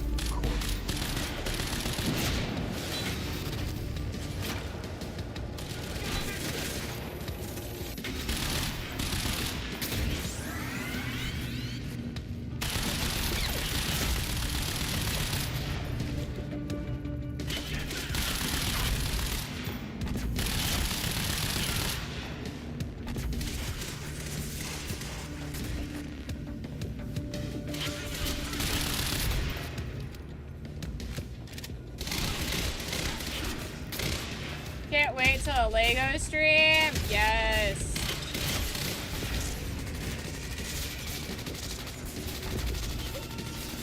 That will be fun.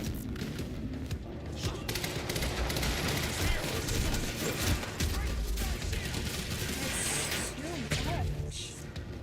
There's just so much from every angle. There's no fucking safe place to go.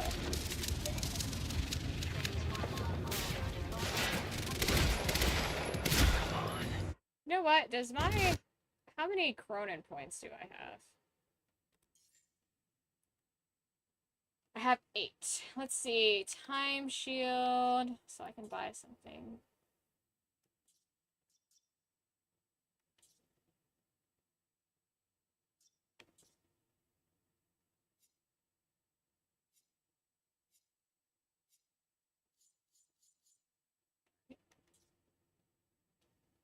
Let's see.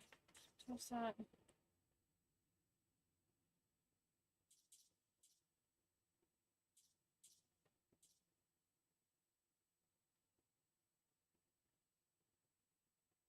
I think I want extra time shield. Yeah, I think I want extra time shield.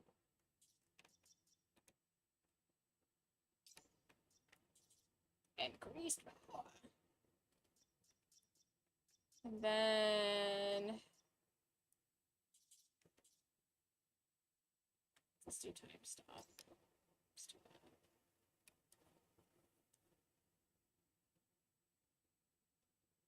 You're buying Lego Batman 2 to celebrate? Oh, the Lego Batman games are so good. They're so good. First voice-acted open-world Lego game. Okay.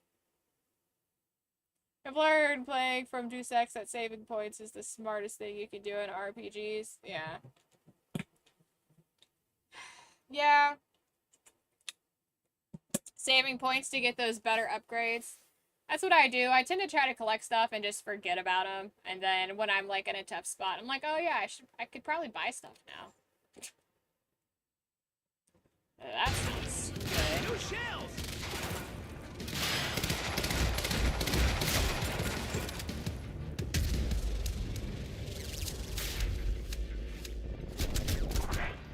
Doesn't seem like a gas.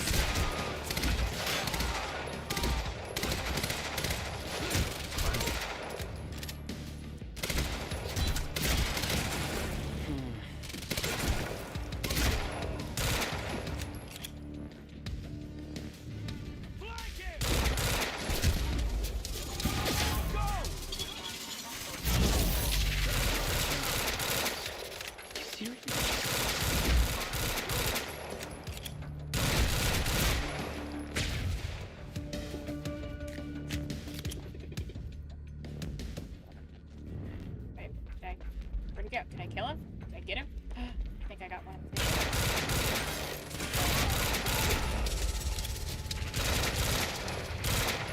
one big guy down. This is it. This is gonna be the run that gets it, guys. As long as the sniper doesn't get me.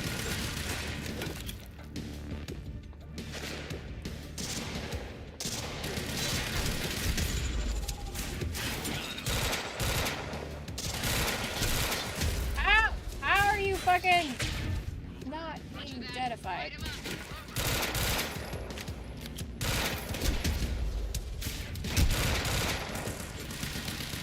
Oh no, oh no, oh no, oh no! No, no, no, don't you fucking die on me! Don't you dare!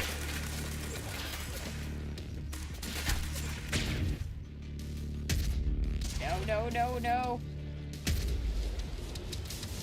Oh my gosh. Too close for comfort. Hey.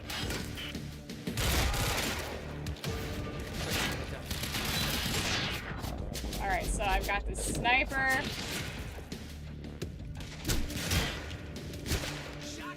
Advancing on us. Alright. Alright.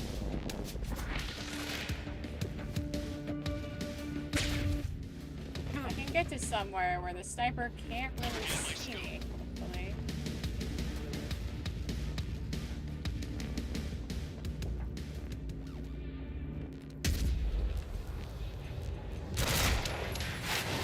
Down. Alright. Nice.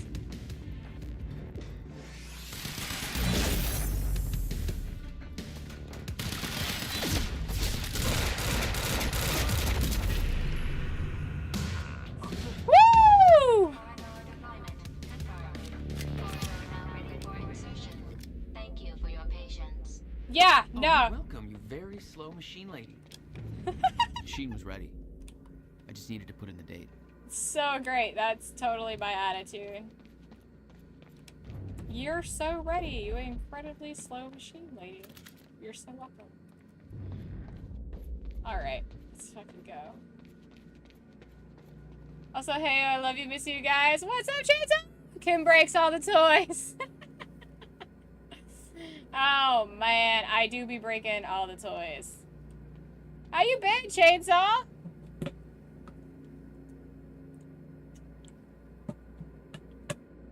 I love you, miss you guys. Love you, miss you, Chainsaw.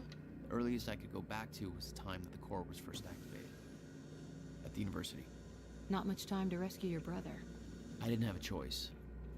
You better be as advertised. That's who they saw running. Oh my gosh, it was me all along. I was the friends we made. Oh, I love it.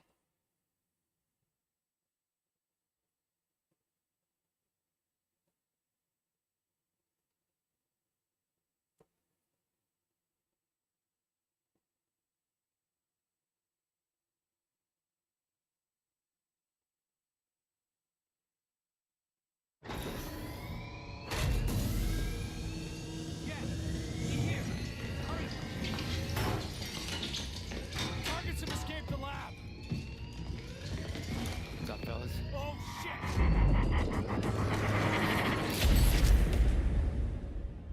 Nice. Nice.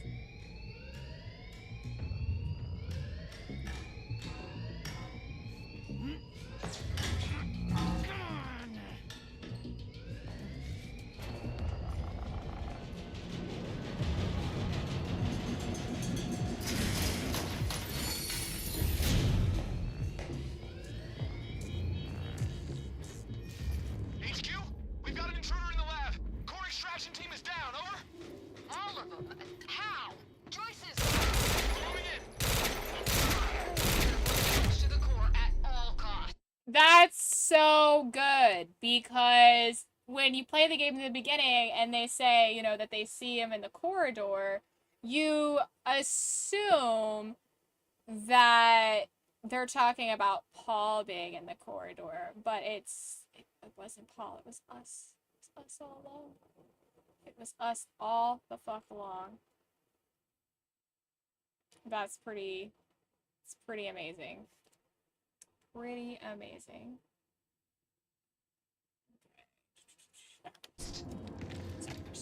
Doing my rounds. I got there after the fracture initiated. Too late to stop it all before it ever started. But not too late to save Will. All you had to do was get to him in time. Yeah, What is this? that was the plan. HQ, we've got security footage of the Joyce brothers escaping through the server room on the lower level. Raider Team 3, intercept immediately. Ready another extraction unit to remove the core.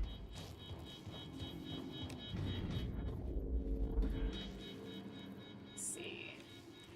Ooh, I'm so excited to see how this plays out. We have to save Will.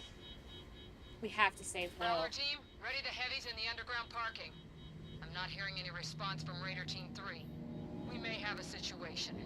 Where the hell is that extraction team? We were supposed to have the core loaded in that chopper by now. Hatch was right. Should have sent Liam Burke in first to deal with those Joyce assholes. I'm disappointed that didn't explode.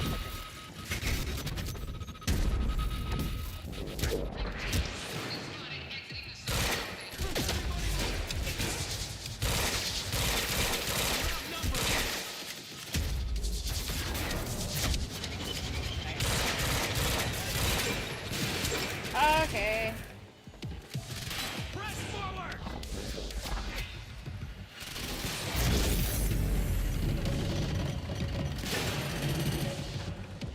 Oh, shit's so wonky. I got one of them future pistols.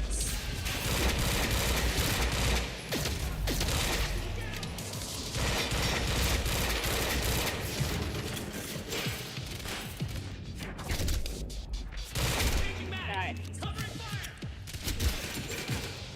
Doo-doo-doo. Video games be like, did you get shot a bunch? Don't worry about it. You're fine.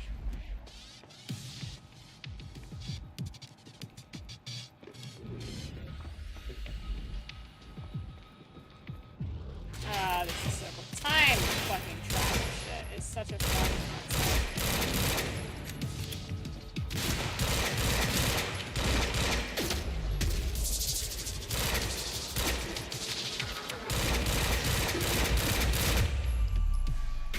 Ass! I remember that Will and I were heading to the courtyard when the stutter hit. That's where I needed to cut him off.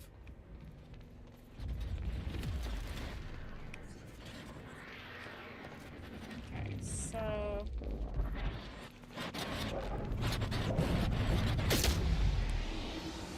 Courtyard.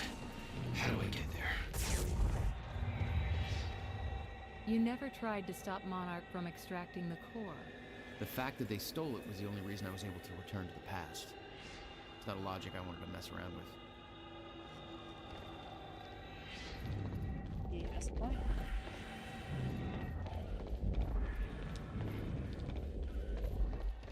Two. Am I going the right way? I don't feel like I'm going the right way. Where's the...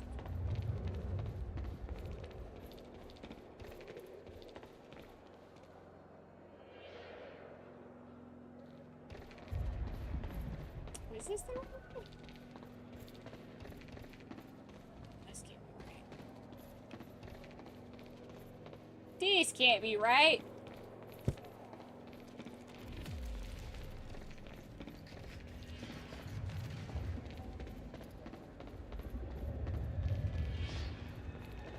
So I came from out of there. Oh, there's this. There's some stairs right there.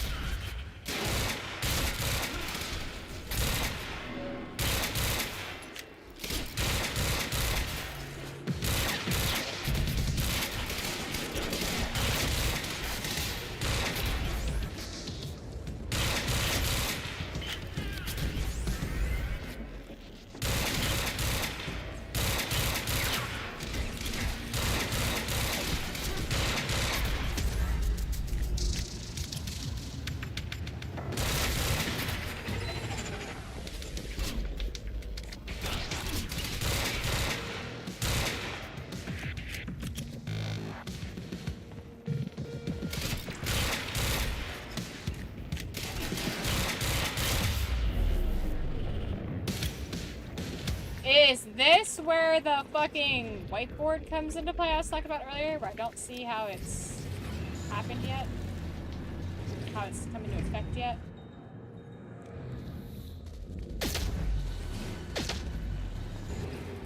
Damn.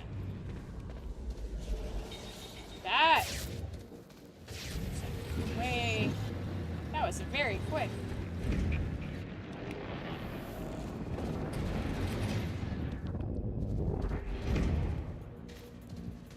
I have to wait for my time thing.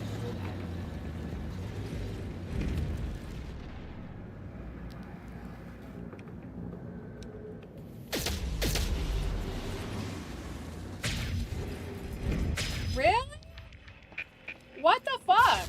Are you serious? What could I possibly be missing? I tried slowing it down and shifting and it's not fucking... Oh no, Jimmy, you went in and lost everything! No! Am I taking Quantum Break? Yes, I am. Yes, I am. It reminds you of the end of Fear. Never played Fear. All the bullets, time explosions, stuff flying everywhere. Nice! Okay. I've had people tell me that they think I would enjoy Fear.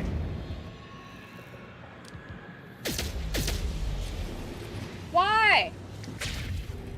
Okay, I don't understand what I'm doing wrong.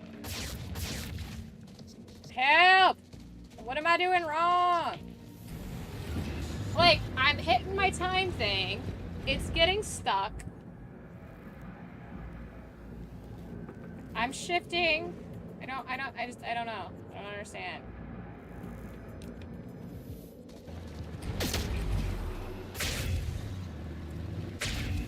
Okay, never mind. I got it.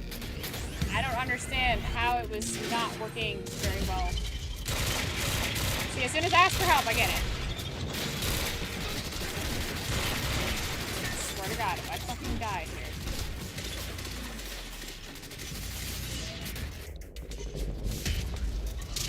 Need the sanctuary on my bubble.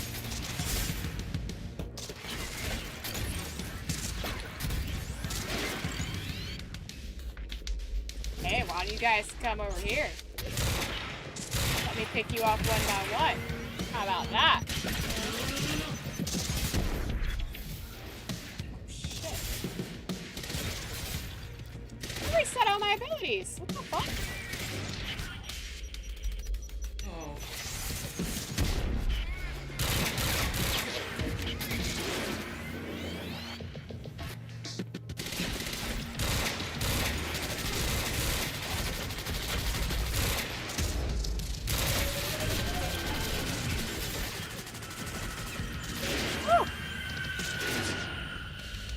No, fuck that guy.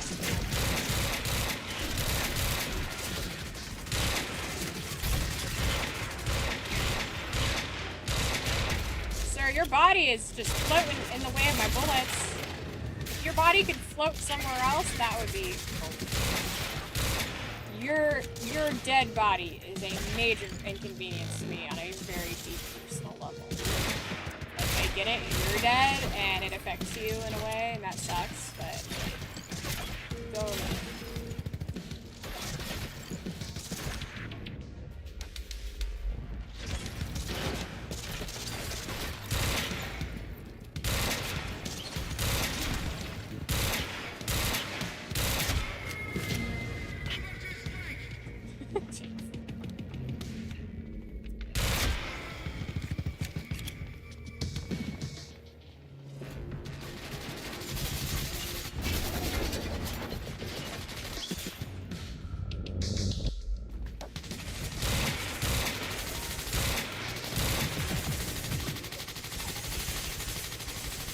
Oh, I can't, like, charge this up and move with it?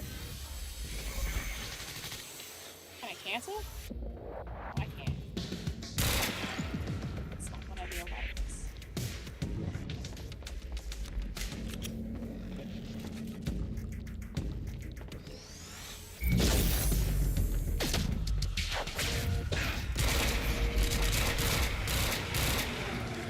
Woo!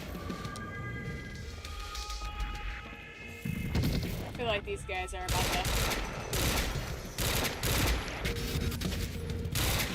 Oh, wait. When Will and I escaped from the lab after this thing, it seemed like Monarch was dealing with somebody other than us. That was me, all along. HQ, Striker team is down. It's Joyce. Raider 9, what do you mean Striker team is down? How many? We underestimate. Take him out, whatever it takes. Yeah, I love that. This whole time we thought there was someone else working with us.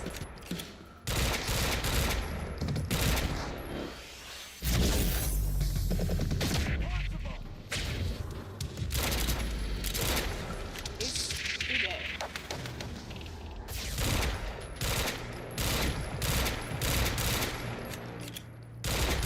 He's kind of... Look at... Oh, we got ourselves a buggy one, don't we? Oh, he buggy. He real buggy. Well, I'm sorry, sir. You're really buggy and not very aggressive, but I believe I still have to take you out to progress, so you have to die.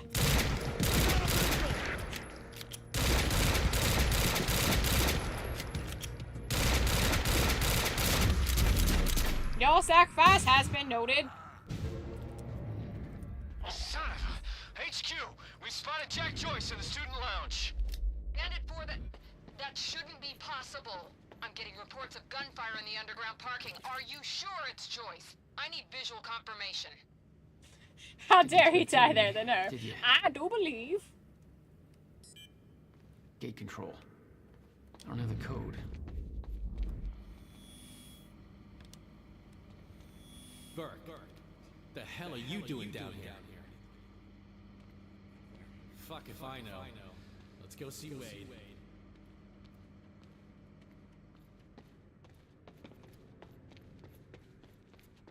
Probably because I'm not rocking those ugly astronaut pants. Hatch's orders.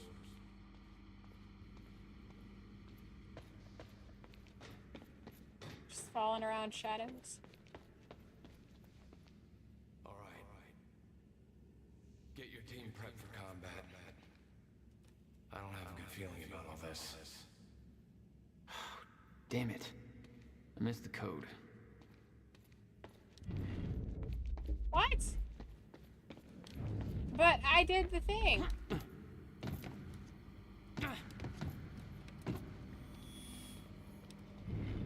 you missed the code. Burke, the hell are you doing down here? I need the gate closed. They need me up there. Fuck if I know. Let's go see Wayne. Come you get all the fun. Probably because I'm not rocking those ugly astronaut pants. Hatch's orders.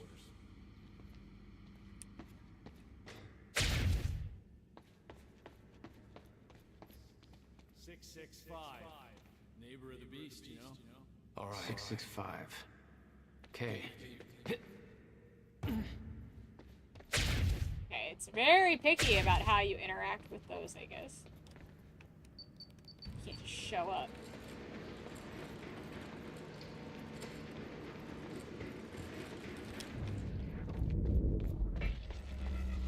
I'm not done with you yet. Paul Serene focus article again. All right. There he is. I didn't even let him get his thought out. He was like, all right, team. Wait, why? I have no energy.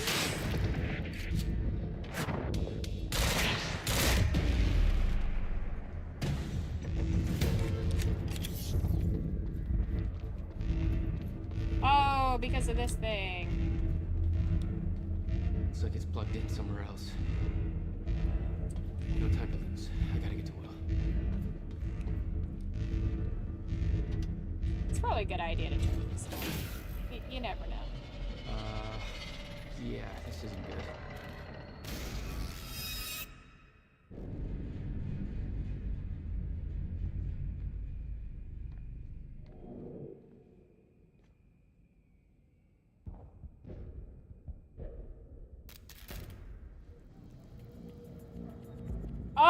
was me from the beginning of the game.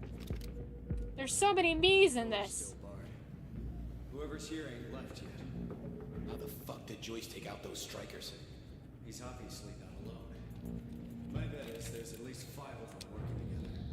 So HQ, we have contact. Over.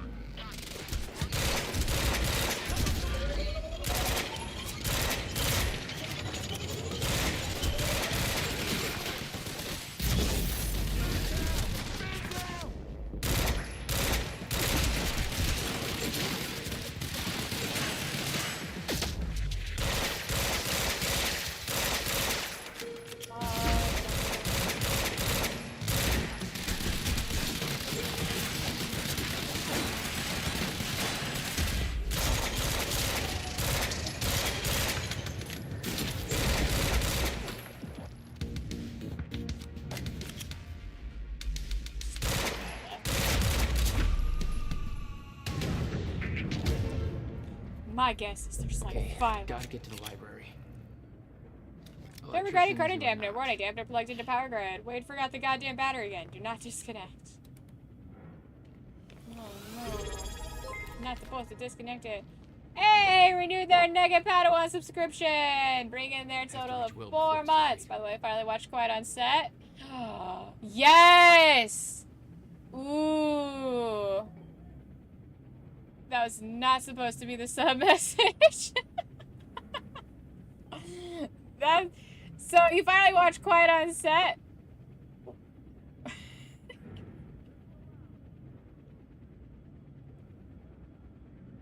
My Pepe hands. Oh, so, how did you, no, you're good. How did you, enjoy that since you, watched it?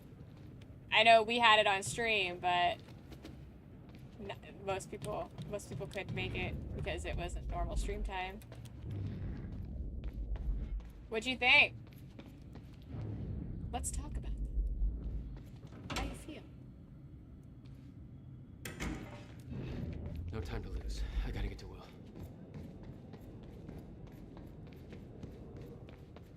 Gotta save Will. Shit. Too late. I gotta beat him to the library. That should have been your goal, to get to the library the whole time. Like, you know what happens. It's already happened.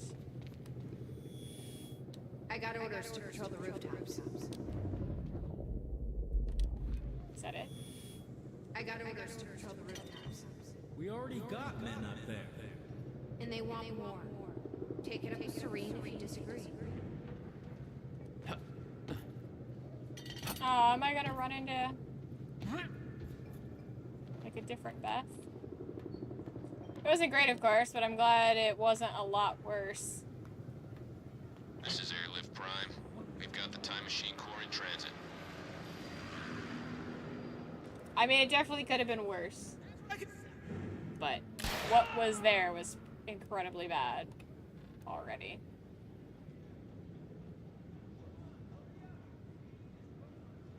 Beth.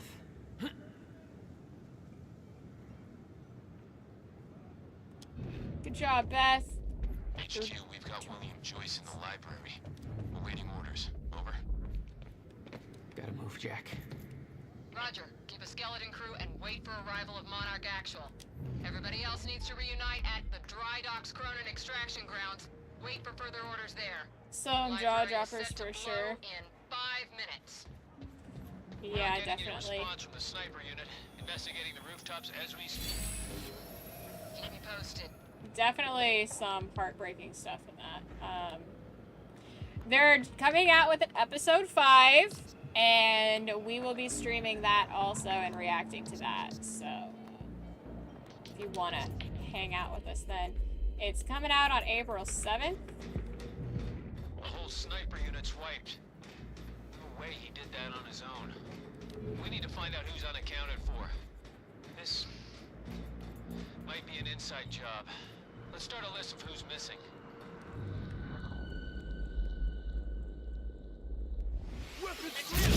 Joyce is on the rooftop! Negative! He's in the library! We're under fire! Get your goddamn story straight. Where is he?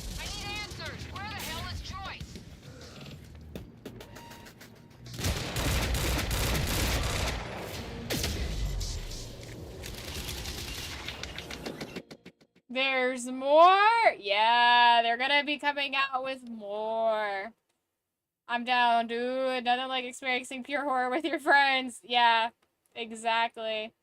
And tomorrow, we are doing Joey's in the Discord, guys. If you're not in the Discord, you should join. We do movie nights over there.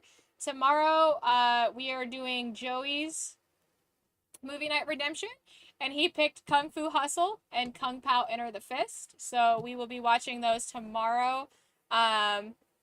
In the, let's see, probably do it in the afternoon before our normal stream time. So we'll try to do it. I'll try to not stay up too late tonight. That way I can get good sleep, and then we can do movies and then stream. So that'll be fun. So we're gonna have a very entertaining day tomorrow. So if you're not in the Discord, join the Discord. I think there's a link for it everywhere. I think everywhere has a link. Yeah, do that Discord. Join friends. That's right. And Worm has a movie night he wants to redeem. He wants to do Monkey Man. I think that's what it's called.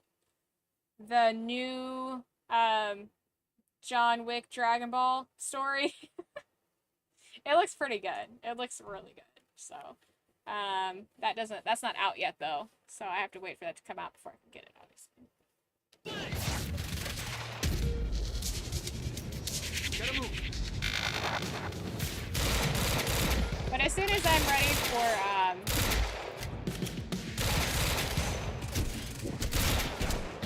that, or maybe, you know what, with my new setup, I bet we could just do a reaction stream to those movies and then take a break and then go into normal streaming.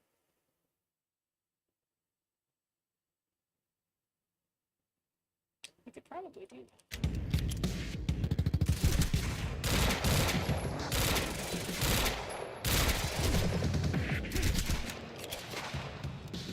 Yeah, you should join the Discord anyways, because in case I can't, get that set up. You know what? I'm tired of your shit, guy. Where are you going? Stop! Don't run from the Lord! We need backup in the library! Stat! HQ, this is Monarch Actual. Cancel that order. I'm on my way. I'll deal with Jack personally. You heard him. Stand down. Hold on, Will. I'm almost there.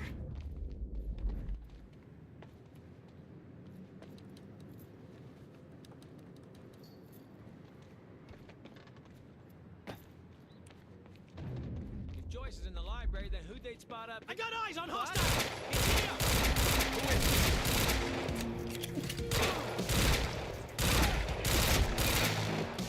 Choice is in the library. Who'd they spot up here?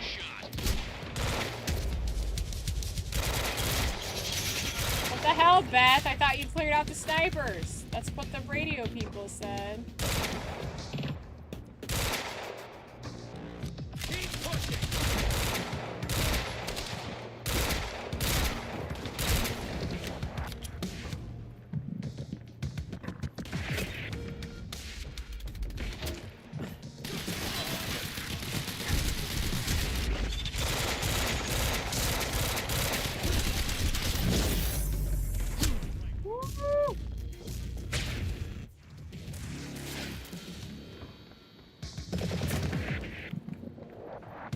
Yeah, you can't stop me.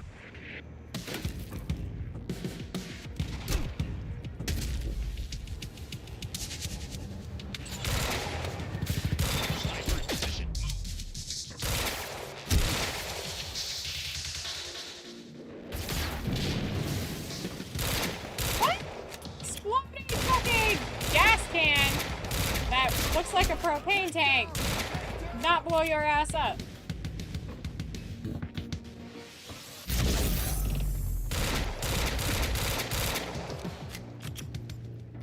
He did.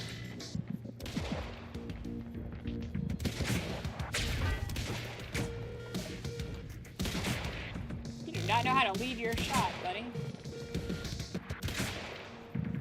Wow.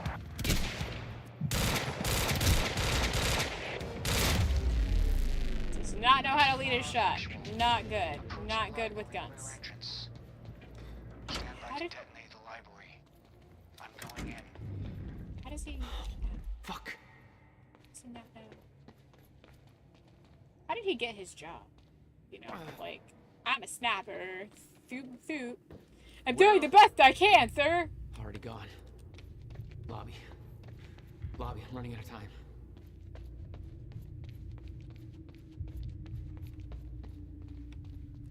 Oh, I can't just jump.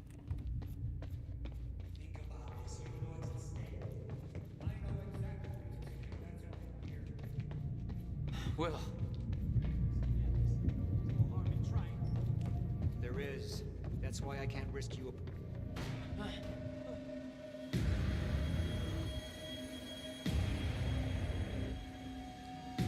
Trigger. I never wanted this.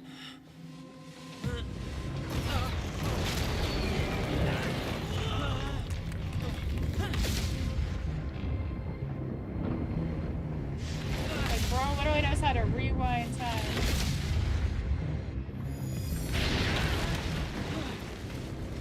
Come on, gotta move.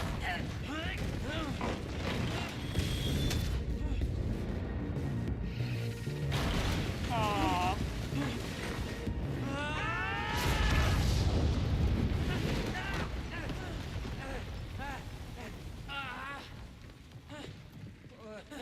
This is so fun. I love this.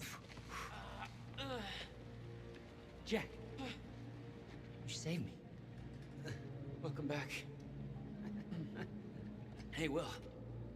Here's a present. Countermeasure. How? Oh, Jack. Will! Come on! Come on, Will, let's go.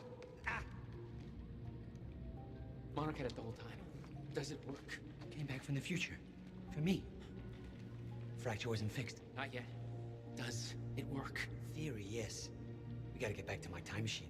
Gotta get us back to the time where you came from. No. Future. No. It's the only way. We need to stop the fracture here, in this time. Now. Oh, Jack, listen to me. The fracture wasn't fixed in the time where you came from. So fixing it here, it's always gonna fail. People are going to die, Will. You haven't seen what happens between now and then. No, but you have. What you have done has set in motion a chain of events that cannot be broken. Look, we don't know. And if it could be broken, it could jeopardize the entire world. We get one shot at this. There's too much at stake, Jack. Look, I know the stakes, okay? Then you gotta let go, Jack. Everything you have done to get to this place is necessary. Trust me. The past is set, but the future isn't. Right?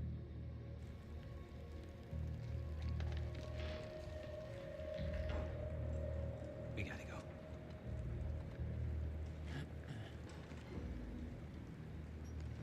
This way. If what you said is true, then how did I save you? I saw you die, Will. Think, Jack. You never physically saw me die, did you? I watched a roof collapse on top of me. Creating the illusion of my death, yes. Which brought you here to make sure it remained only an illusion. It's all a loop. If time is an egg, then... No egg metaphors.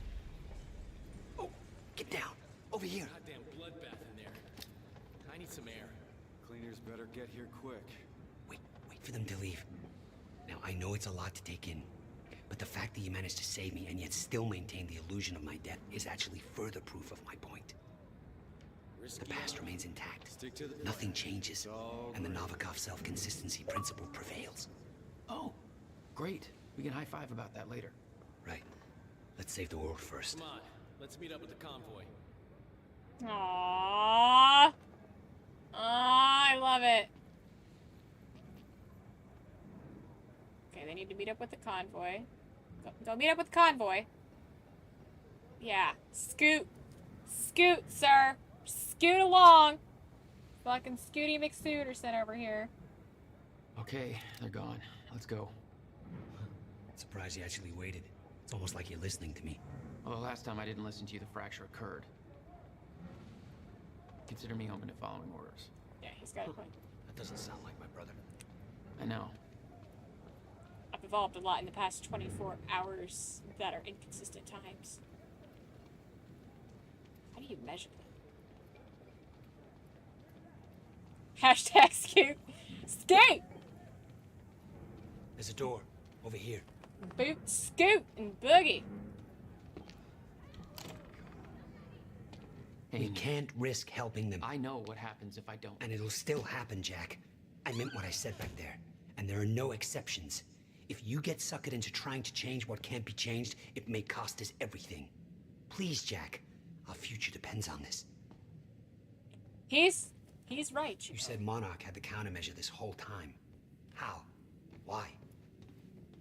Paul was using it to fuel some kind of messed up survival program. They must have somehow repurposed it as a localized chronon field regulator. Dr. Emerald and Dr. Kim both took positions at Monarch. Now I think I understand why. I always assumed it was Beth Wilder who had the countermeasure, keeping it safe. She was the one who warned me, told me to build it. I know. You met her. Is she helping us?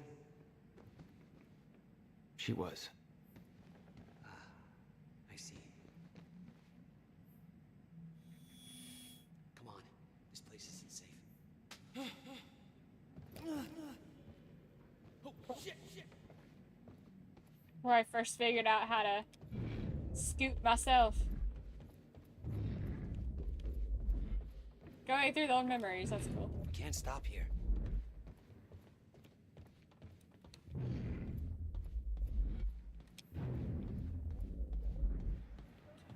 Says that there. Can I go?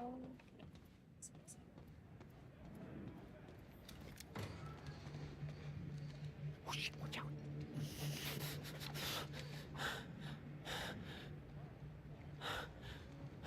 Well, hey. Go this way now.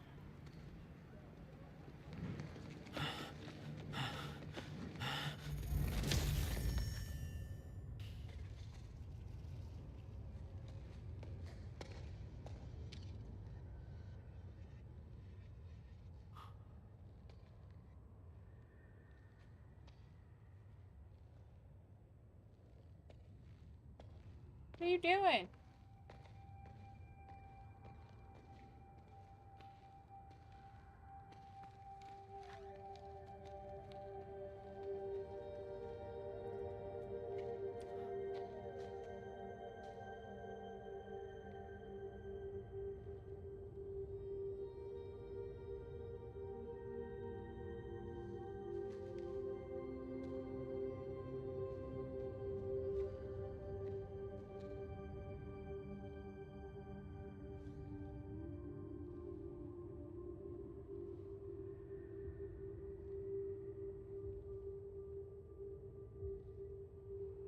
Have to let go, Jack. Really weird attachment to her.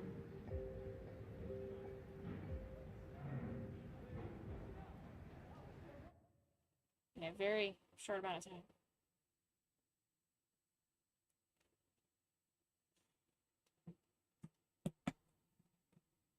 This is the very end of my water.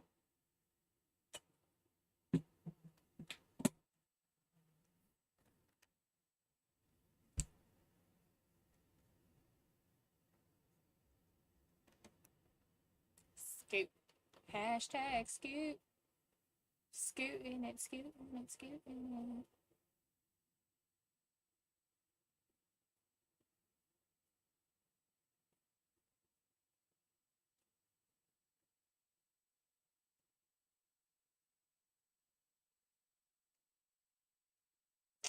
Wow, really, it's really thinking about it.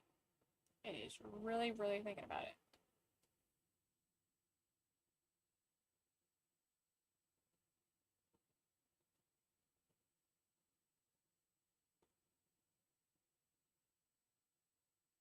Well, come on, Quantum Break. Are you broken again? Okay, there we go. See, I just had to threaten him a little bit.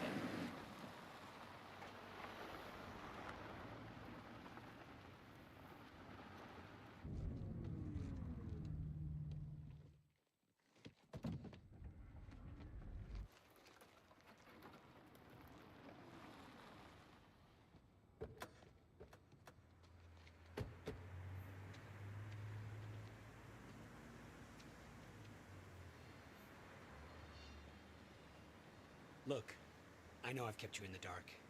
When I started my work, you were so young, and afterwards, I always hoped it would all pass you by without touching you. Yeah. I get it. Come on. Let's just go to the future and fix this mess.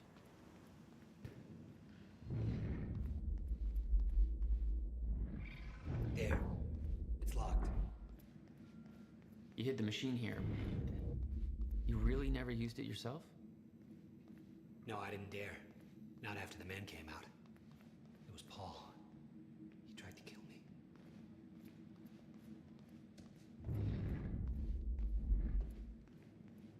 Okay, let me see what's up here real quick. Damn. Rusted shut. Jack, a hand? Hold on. Hey, Night Owls. It's your boy, Bobby. Listen, if anybody's at the protest at the Riverport University, I'd sure love to hear from you. Come on. This takes I'm two. hearing some pretty disturbing things, so give me a call here at the studio. I think we could all use a first-hand account of what's going down. I've, actually tried to call some people I know down there, but my calls don't seem to be getting through. Anyway, our lines are open. We'll be right back.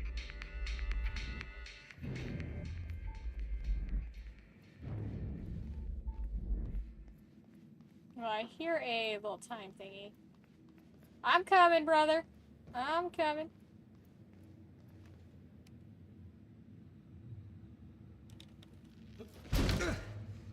One more time.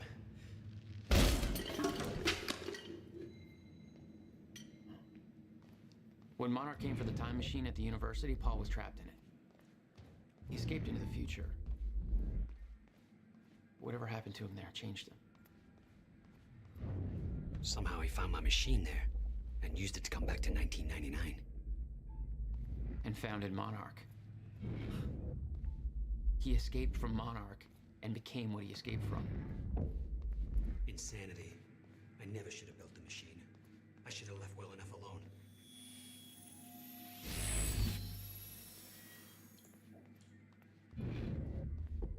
I think that's the #1 rule in every bit of time travel type media, is like, don't do it. Just the way I left it.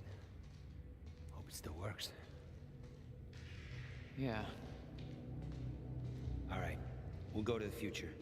A little after your time of departure. Before the fracture has stopped time permanently. I don't know. I'm a little concerned about this. It'll be dangerous. Oh my gosh. At this point, what isn't? But I'd be curious to try this. But Paul's trying to get in.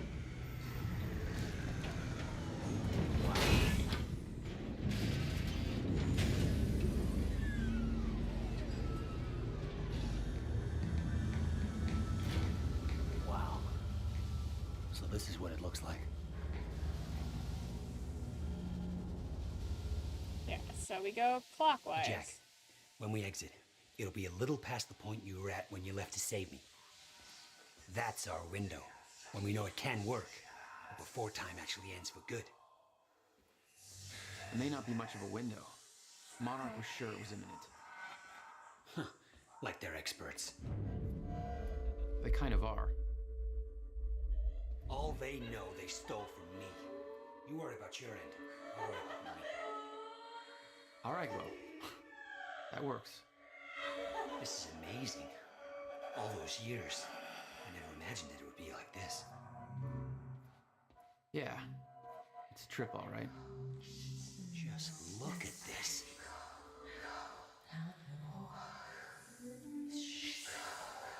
So trippy.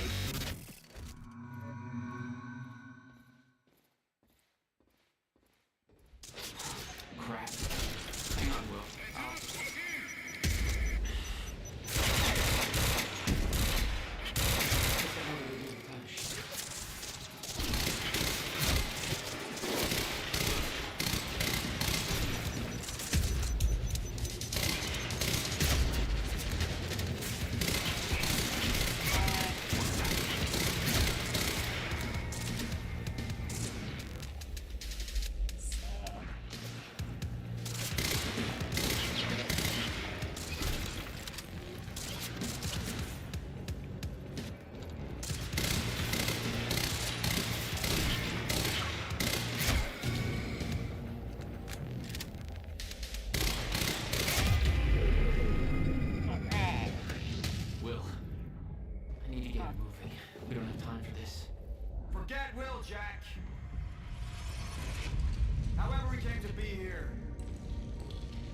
done. It's over. What's going on, Paul? You look fucked up. Even by your fucked up standards. You took the CFR, Jack. I took it back. I don't care how messed up you are, Paul. You're not taking it from me. I don't want it! I just want it gone. Forever. Gone. What about your survival plan? Fuck the lifeboat, Jack! We're just gonna let the clock run out on this and be done with it.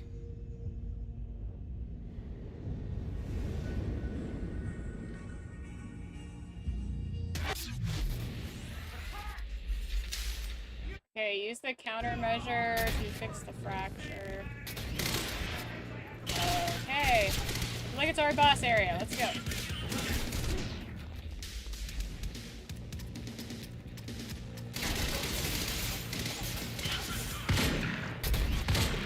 And because Will is stuck in time, they can't kill him. That goes both ways, it seems.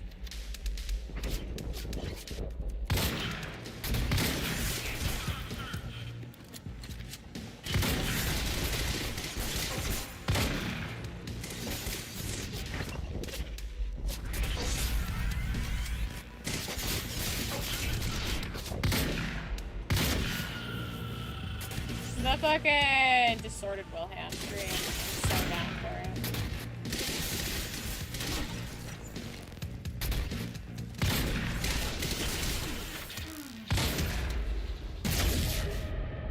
What the fuck happened there?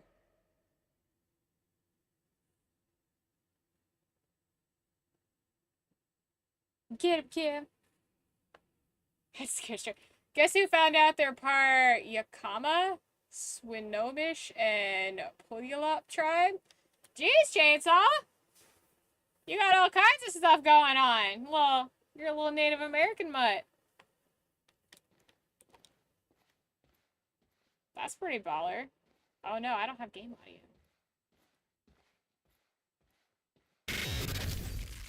Okay, there we go, I think. Crap. Hang on, Will.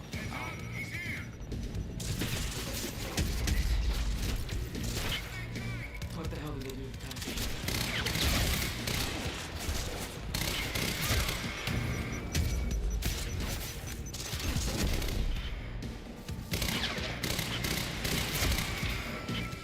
So the real question is, how the fuck do...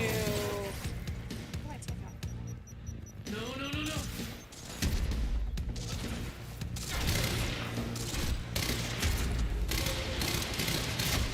Ow.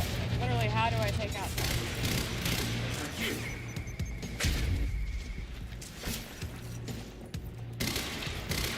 Fucking Will's gonna wake up from his stutter and he's gonna be like totally shook. There's gonna be all these dead bodies everywhere.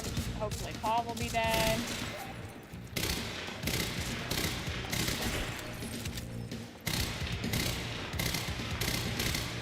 God. Does not work very well long range. Accuracy, not great. I need to get him moving. We don't have time for this. Alright, Paul comes in, we have a little boss battle of some kind. Forget Will, Jack. Skip that. The native mutt for sure. Your tribal ancestors be getting jiggy. I never even heard of a couple of those.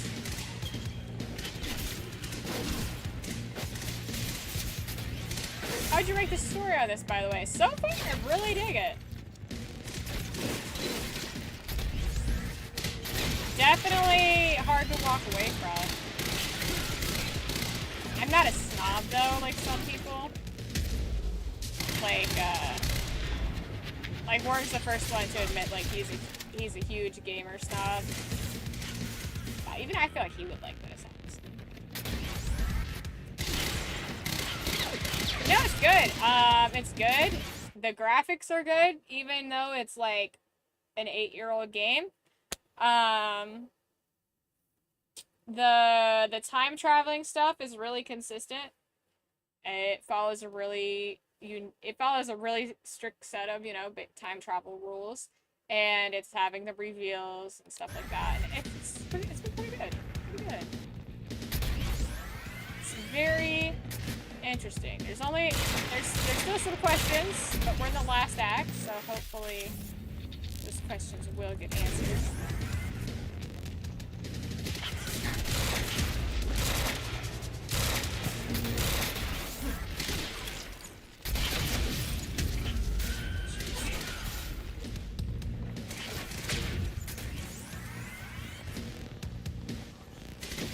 Let's hang out under Paul.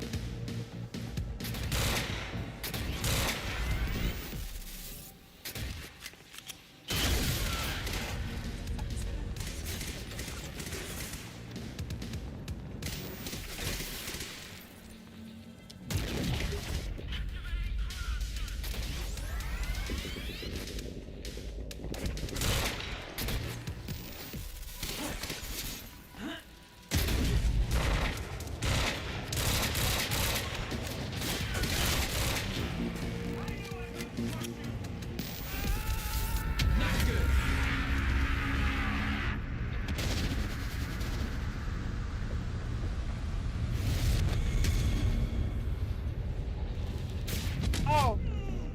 It's like when somebody puts metal in the microwave. Now's my chance.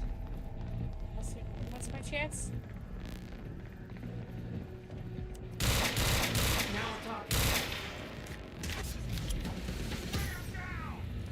Oh, God.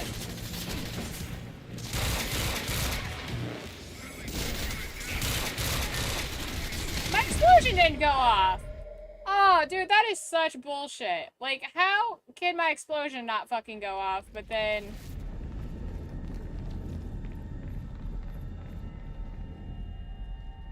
Oh, no. It starts you off from the beginning. Forget Will, Jack. What bullshit? What bullshit? Not having fucking wave-based checkpoints.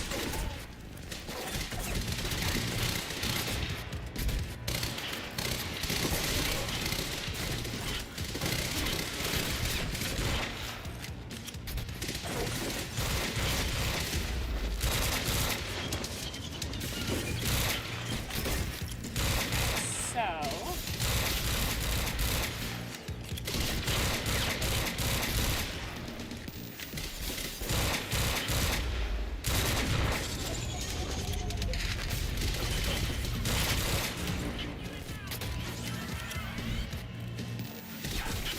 I was not even in arm's reach to that backpack. Oh, what? Really? I wasn't even in arm's reach to that backpack, and it still let me fucking redo my shit. God damn. Okay. What a pain in the ass. Forget Will, Jack. I'm gonna forget you, Paul. You're a forgettable guy. Forgettable everything.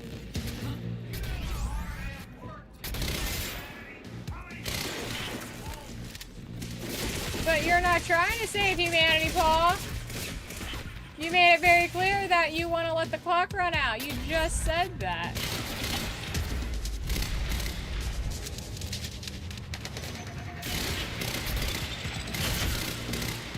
You made it very, very clear that you were like, fuck humans. Humans can suck it. I'm not gonna be a human for much longer anyways.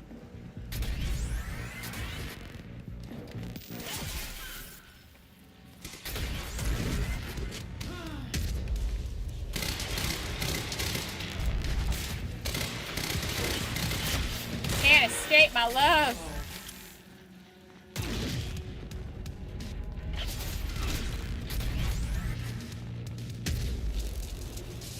Alright, so... Here we go.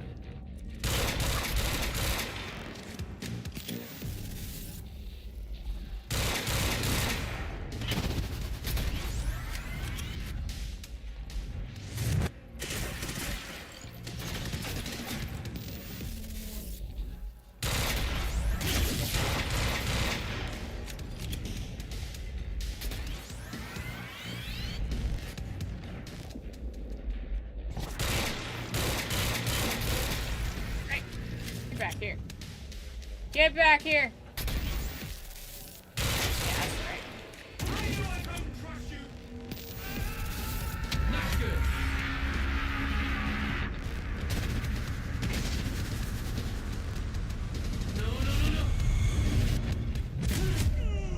Oh, I need to stay out of the red bubble or else I get evaporated. Okay. God damn, I'm stuck in a time loop of my own hell. Forget Will, Jack. And one thing I will say, Chainsaw, I absolutely do adore the concept of a video game and a TV show being interwoven like this. It's been very, very fun.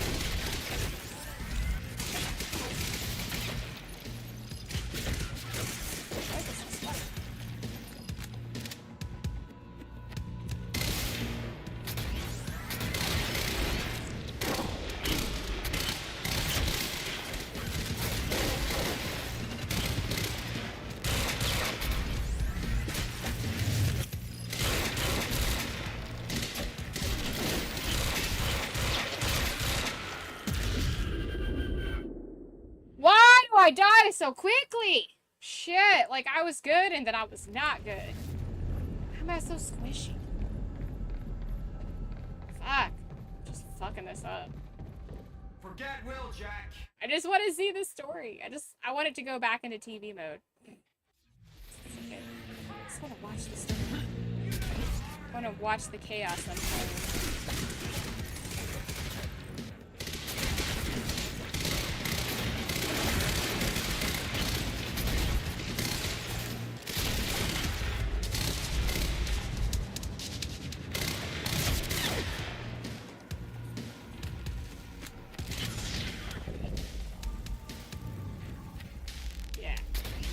Come on, boys.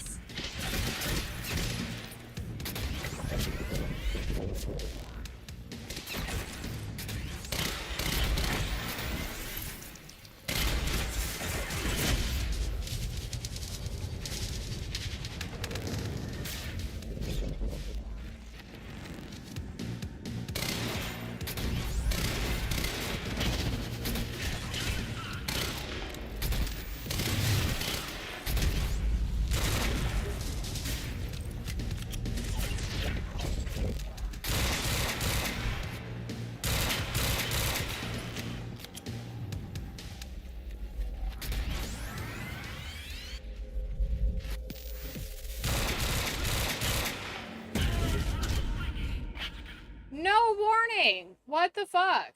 Just dead? But it... What? I don't understand what's happening. Like, I didn't get shot. I had full health. Well, I mean, I assume I had full health, like my screen wasn't red or anything. What the fuck? I don't understand!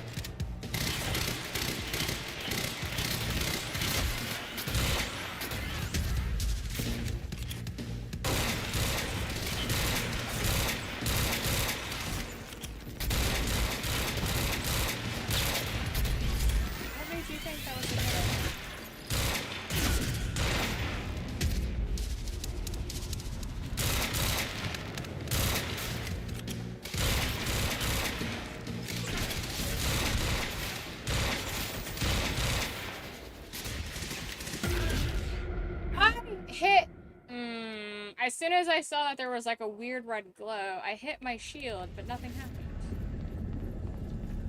What the fuck, dude? Like, what is that? Why is that happening? I don't understand. Like, that's what makes me angry and shit like this, is like, I don't understand what's happening. It's one thing, like, if you die, you learn from it, and you can, like, get better, you know? But, like, I don't understand what that is, and it doesn't seem to do stuff sometimes, and sometimes it does, and it doesn't make sense. Like, I don't understand it.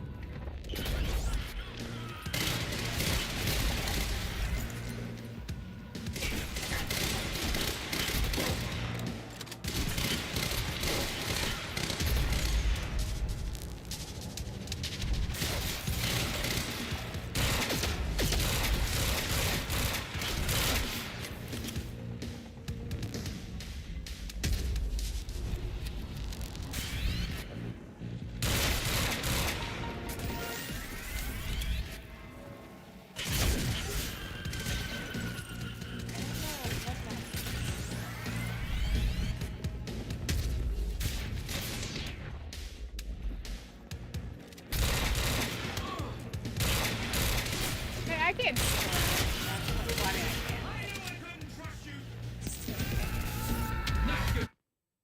Oh my god, just noticed your game systems rug. Yes. Yes. Thank you. Thank you. Glad you enjoy it. Yeah, it's so funny. The other day, Bandit was laying on it, and he got up, and he just started, like, pushing the button. Like, he was just doing this.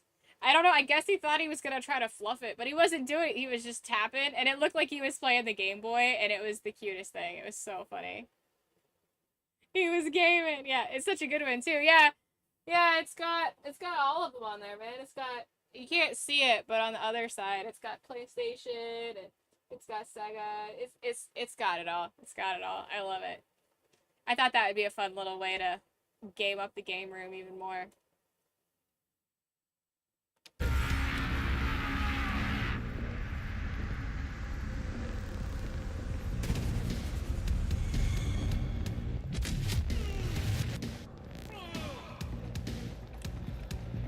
He's vulnerable now.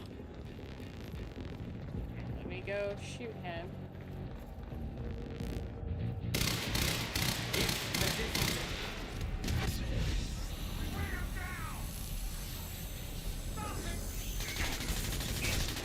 Dude, really?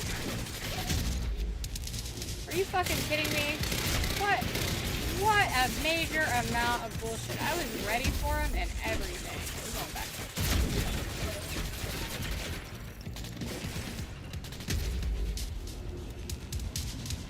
My heels on.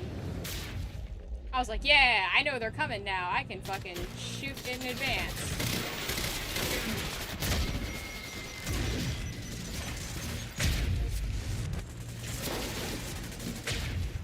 Woo. I want to get away from that. I don't want to take any chances.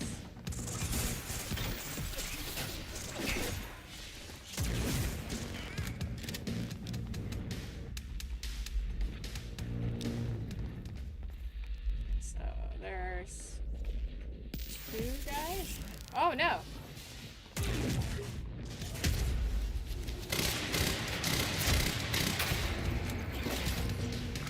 So if I stand still too much, is that what's happening? I don't understand what that is still.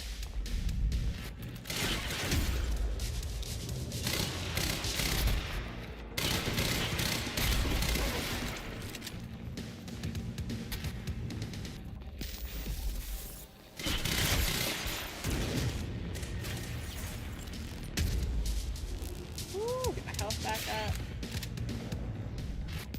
Beat the Monarch troops. I don't see. Where's the last guy?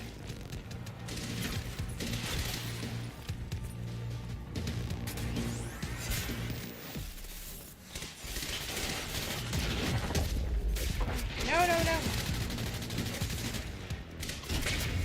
Yeah, into the pole. That's where I want it to go. Very, very good there, bud. Just gonna do some laps here.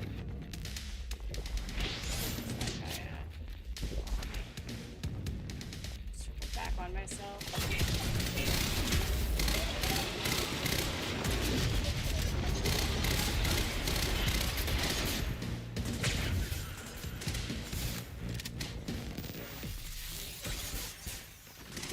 What day was quiet on set watch day?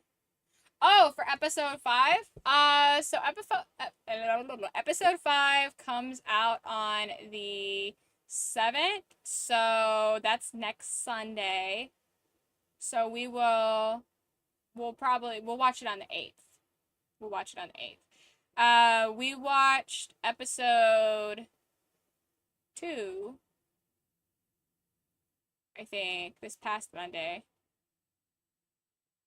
And, or we watched episode 3 and 4 on Monday, and then we watched episode 1 and 2, I believe, on Tuesday. The Tuesday before that. So 19th and the 25th. And, yeah, so it said the 7th, I think. I think it said the 7th. Let me double check that real quick. You know what? I don't want to double check that computer because I don't feel like leaning over crazy hard. I think it said so.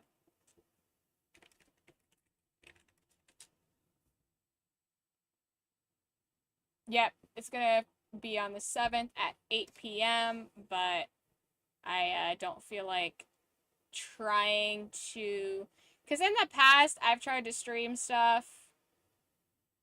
Well, I've tried to watch stuff personally, like when it says it's gonna be there, but then it's not there. So I always have to like wait the next day, anyways, even though it's supposed to be there. Don't know why.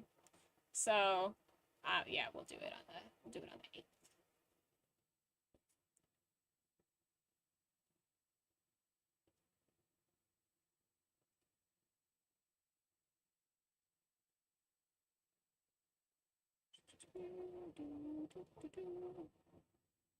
Say why I'm paused. Let me just do. It's been really interesting getting used to all the different platforms, but I like it. I like it. It's like a new challenge. It's like a new way to do stuff. So, okay. All right.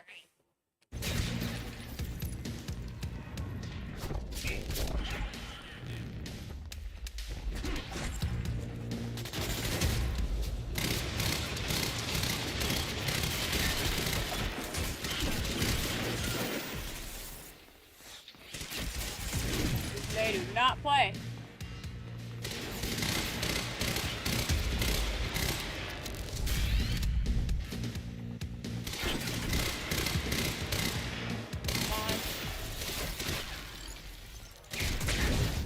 Oh god.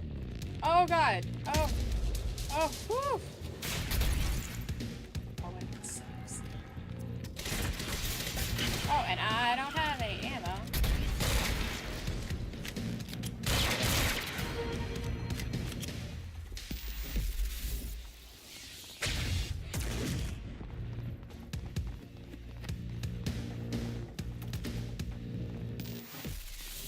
Okay, refilled our ammo. Where's the other guy at? Okay, he's over there.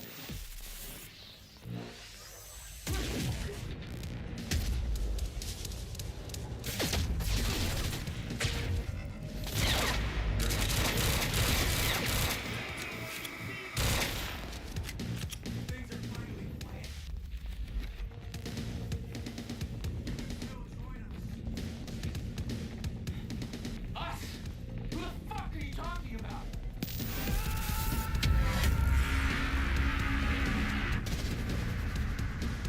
Oh god, oh god, oh god, oh god.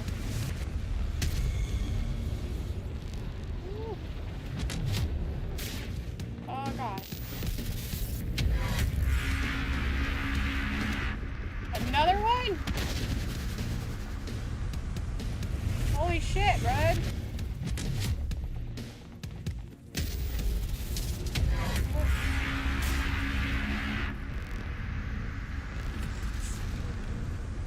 No, don't crash!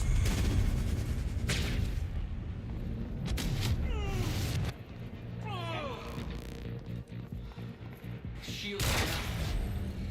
Oh, thank god. Okay. Yeah, fuck Paul.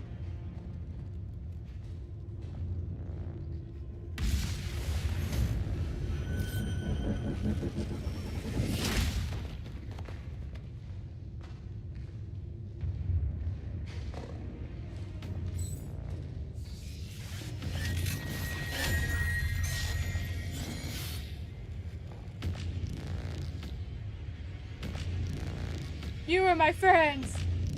You were supposed to save us against the end of time, not create it.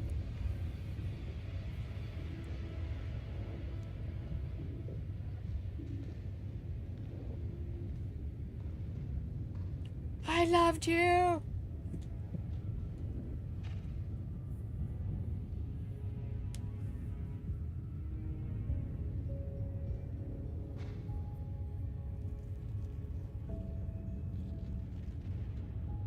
But we still have Hatch to deal with. We still have Hatch to deal with.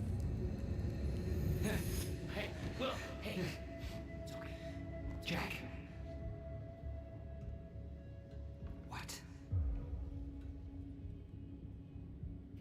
Never mind. Tell me later. We got work to do. I love his attitude. He's like, everyone's dead. Fuck it. I'll have to hook up the countermeasure to the core. It's designed to hypersaturate the Maya Joyce field with chronon particles. The time machine's like an amplifier. That'll cause a chain reaction and rejuvenate the field. It'll be a universal event. I'll take your word for it. Just make it happen. What do you need? The countermeasure's charge is low. We'll need a jolt of chronon particles. A jump start. That's you.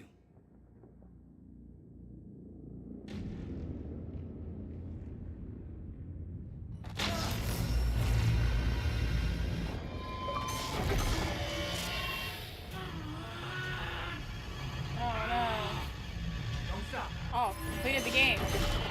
This is where we sit back and enjoy it. Hurry up! It's working. It's like a push me against the entire goddamn universe. I got it!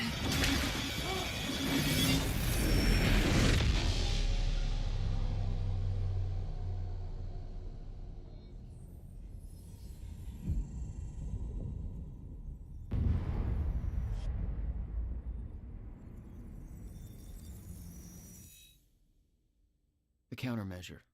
It stitched time back together everywhere. The destruction couldn't be undone. The lives we lost were real. But we fixed it. Jack. Will. Clocks kept on ticking. Come on. Come on. I think we just saved the universe. Yeah. Where's Paul? He's dead. He's gone. I don't know. It doesn't matter. Will, he was wrong about everything. Was he? Will. The countermeasure worked. Whoa. Countermeasure burned out.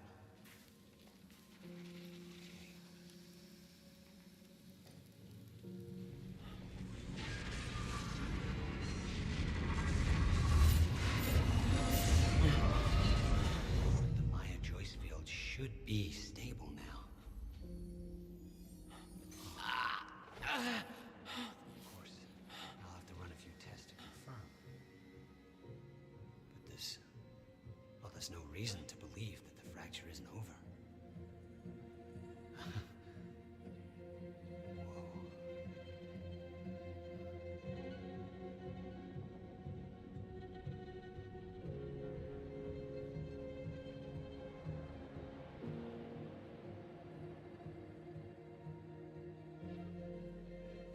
One more question. Paul Serene's entire philosophy was that time is a set path, and nothing can be changed. At the time, you obviously disagreed. But after everything you've seen and done, we need to know. What do you believe now?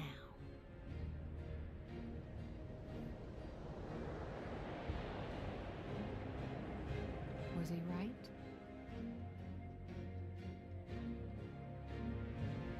Or is it possible to change things? I'll come back for you.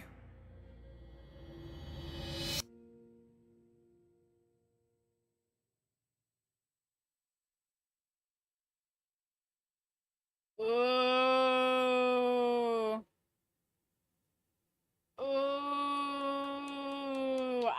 Ooh. So they set this up for a sequel.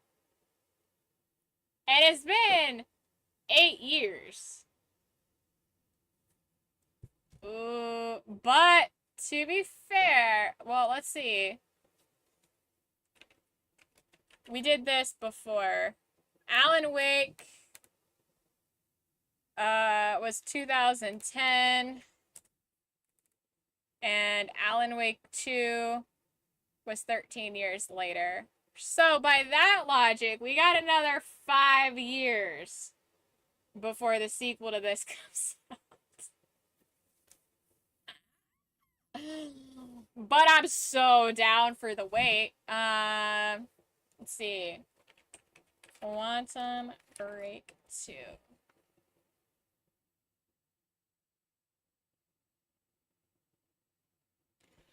Oh, okay. So this is from GameSpot as of July 20th of last year.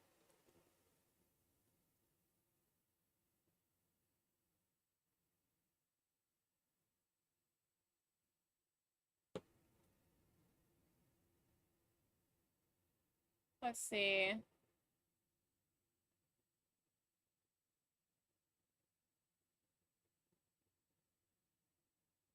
Where was it?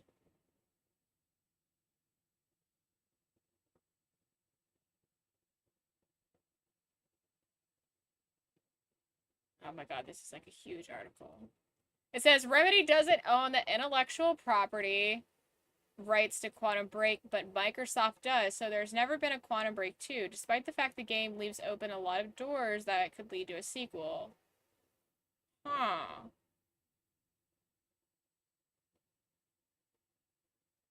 Oh, so Remedy's independent. They do not work alongside Microsoft anymore. That could be why we don't have a sequel. That's why we have Control. It says that Control was designed after they left Microsoft.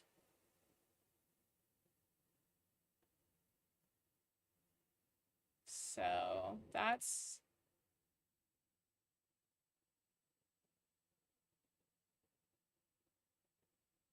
But the game is stuck in legal limbo.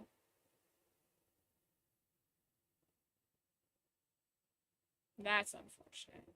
I hate that shit. I hate that shit. Like, if you're not gonna do anything with the IP, right? Like, if you're not gonna do shit with it, and the original people who worked really hard on it, like, it's just such an immoral thing to do, you know? Come on, Microsoft. If you don't have any plans for it, Remedy's the one who originally did it. If you were to do a second one without Remedy, it wouldn't be the same. It wouldn't be canon. Like, either team up with them or give them the IP. Like, sell it to them, whatever. I mean, it's been sitting here for 8 years. You haven't done anything with it. It's not going to make you any money doing that. So, like, just, come on. Come on. Like, come on. What? I mean, there's so many open doors. So, you know, he says he's gonna come back for her. He still is doing weird time stuff. There's still barrels of Cronin time particles everywhere. There's still Hatch is still out there. You know, Paul, is he just a forever shifter person now? And he's not gonna be Paul anymore? Like, what exactly is happening here? Like, there are still a lot of open questions. Still a lot of open questions, and I'm totally down to have them answered. Preach it, girl, for real. Yes. It's so annoying when they do that. That's one thing I hate about Sony, man. Sony is like super into me. This is our IP and nobody can touch it. Nobody can do anything with it. It's like, but you're not doing anything with it. It's mine. It's like that kid on the playground, or like that's not playing with stuff, but he doesn't want any of the other kids to play with stuff, you know? Like, if you're not playing with it, why does it affect you if they're playing with it? No. Why don't you give the toy to Susie, Jack?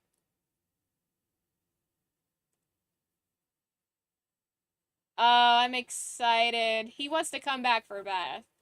I find it really strange. It seems like he really grew a really weirdly strong attachment to Beth, even though, let's, and then, there we go. It seems like he just grew this really weird attachment to Beth. Like, everything happened within, like, a 24-hour time frame. Granted, time was weird and kept pausing and everything, but, like, he seemed to grow a really strange attachment to her. Like, I don't know. I feel like in a normal scenario, it'd be like, man, that chick was cool. Sucks she died. she died for the cause, you know, like, but he seems to be like really attached to her, like, as if they'd been dating for a long time or something. I don't know. I guess maybe he feels like he really knows her because he's read all her journals and stuff. I don't know, man. I just work here. Alright, and the credits doesn't have any music over it because I did the stream You've safe been very option. patient with us and very helpful. Thank you. Yeah, well, that patience is starting to wear pretty thin. Of course. Right outside. What's credit cutscene? Yeah. Mr. Joyce.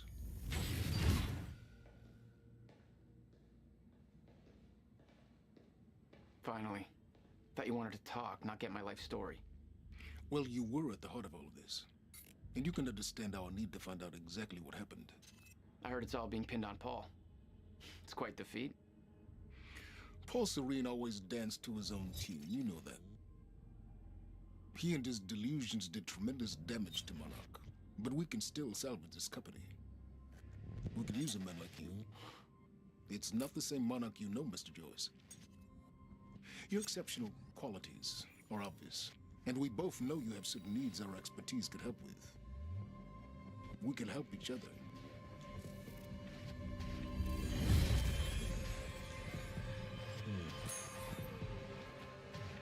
Oh, decision time.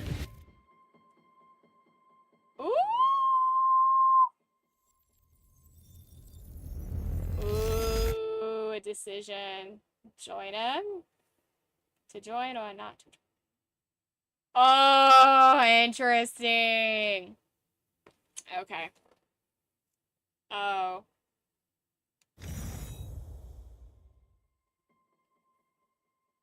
Damn.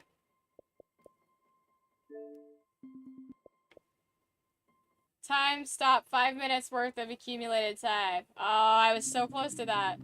Complete all of Quantum Break. You need to find all emails, presentations, TV shows, radios, and posters. You need to trigger all quantum ripples. Fully upgrade time stop or time dodge. Fully upgrade all your time powers. Use time stop to stack a total of bullets. Get 10 headshots while using dodge. I haven't done that at all. I have not used the dodge headshot thing once. And then secret achievements. I'm gonna guess those are for choosing the alternate routes with Paul. Well, at least 4 of them are. You can complete the game on normal, complete the game on hard.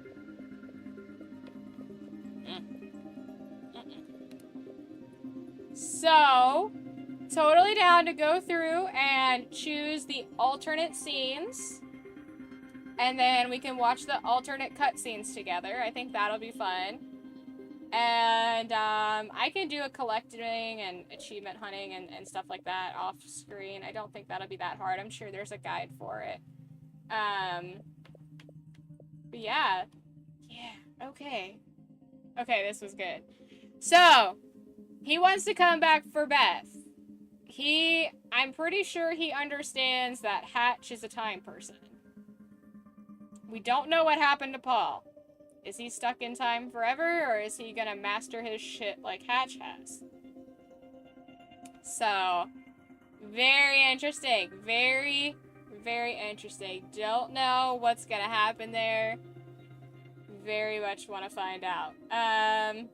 Boy, I hope Microsoft lets him do it. I hope Microsoft lets him do a sequel. Microsoft! Don't be Sony. Come on. Come on, don't be a dick about this. Work with them. Just let them make a sequel. You make money, they make money. The fans are happy because there's more content in the Remedyverse. Come on. I'm writing a letter to Microsoft now. Yeah, that's fucking right. It's fucking right. Absolutely. Like, come on, guys. What are you doing? Fuck are you doing? So, what we'll do is, tomorrow, I guess, so we're gonna do our movies, our movie madness. I'll look into seeing if there's a way where I can add Discord to stream, and maybe I can stream everywhere for movies. For movie night. That way you guys never miss it. Hopefully. I mean, that's the whole point of what I'm trying to do with the multi-stream is let's see how many nuggets we can find. Nugget Nation can grow. And also, no matter where you guys are, you'll get notified of that I'm live. So if you're not following somewhere where you enjoy content, all the places you enjoy content, ideally. Like, come on, everybody has a YouTube account. Come on. I think I know anybody who doesn't have a YouTube account, just saying. But follow everywhere that you can. That way you can always get notified no matter where you are that go online. So tomorrow's gonna be, what did I say? I already forgot because my brain is dead. Kung Fu Hustle and Kung Pao Enter the Fist. Joey's Movie Nights. I'm gonna see if I can stream everywhere. If I can't stream everywhere, it'll still be in the Discord for usual movie night. So guys, come along. Come along, go ahead, go to the Discord. Let's put that in there again. Chainsaw did it earlier, because he's a fucking MVP. Boom. Oh, look at that, Chainsaw! Double MVP status. You get a cookie, man. You get a cookie and a gold star. Yeah, fucking love you, dude. Worm was talking to me. He was like, I was watching Chainsaw's stream the other day. He was so fucking funny. And I was like, what? I didn't know that, like, you were on. And I was like, he's on? And he was like, yeah. So I went over to your profile and I realized I wasn't following you. And I was like, so I followed you. At least I think I did. I better have. It better took it. Let me see. Can it? Yeah, okay. There's a little green heart there. Okay. I was about to say, fucking better. I was like, damn. No worries.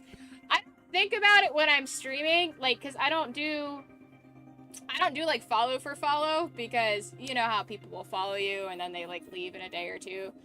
So, but I've been trying to like follow people that have been here a long time in stream, and so I didn't realize I just never gotten around to following you. I was like, oh, I feel bad. I feel bad. But we're good now. We're square now. You've been officially followed. You've been Kiminoki'd. I don't fucking know. I don't know why anybody puts up with me, to be honest. Y'all are crazy. Like, I'm crazy, but y'all are crazier for sticking around so long. But I love it. Yeah. I love you, man. You're the best chainsaw. You're the best chainsaw out of all the chainsaws. It's fucking true. Still ain't got nothing on you. Still can suck it. For those of you who don't know what Still is hitting like a top tier chainsaw brand. So. I'll need to sign up for the text notification for April 8th. Yes. Yes. Do it. Do it, do it, do it. Kim is still the best. I see what you did there, yeah. Flipped it on me. Fucking flipped it on me. Alright, I need to call it because I want to be getting some sort of schedule because we got a big day tomorrow. We got 2 movies to watch and we got a stream to do. We got a whole itinerary planned. Yeah, I've got stuff to do. Man, Monday's gonna be a busy day for me too. Jesus Christ. If I'm not doing streaming stuff now as of late, I'm doing like, I have exams and stuff, so it's like I'm studying, or I'm streaming, or I'm working while doing something else. Like, I've been going to work, but the past week my equipment at work hasn't been working right, so in between jobs that they give me, I've been studying while I work.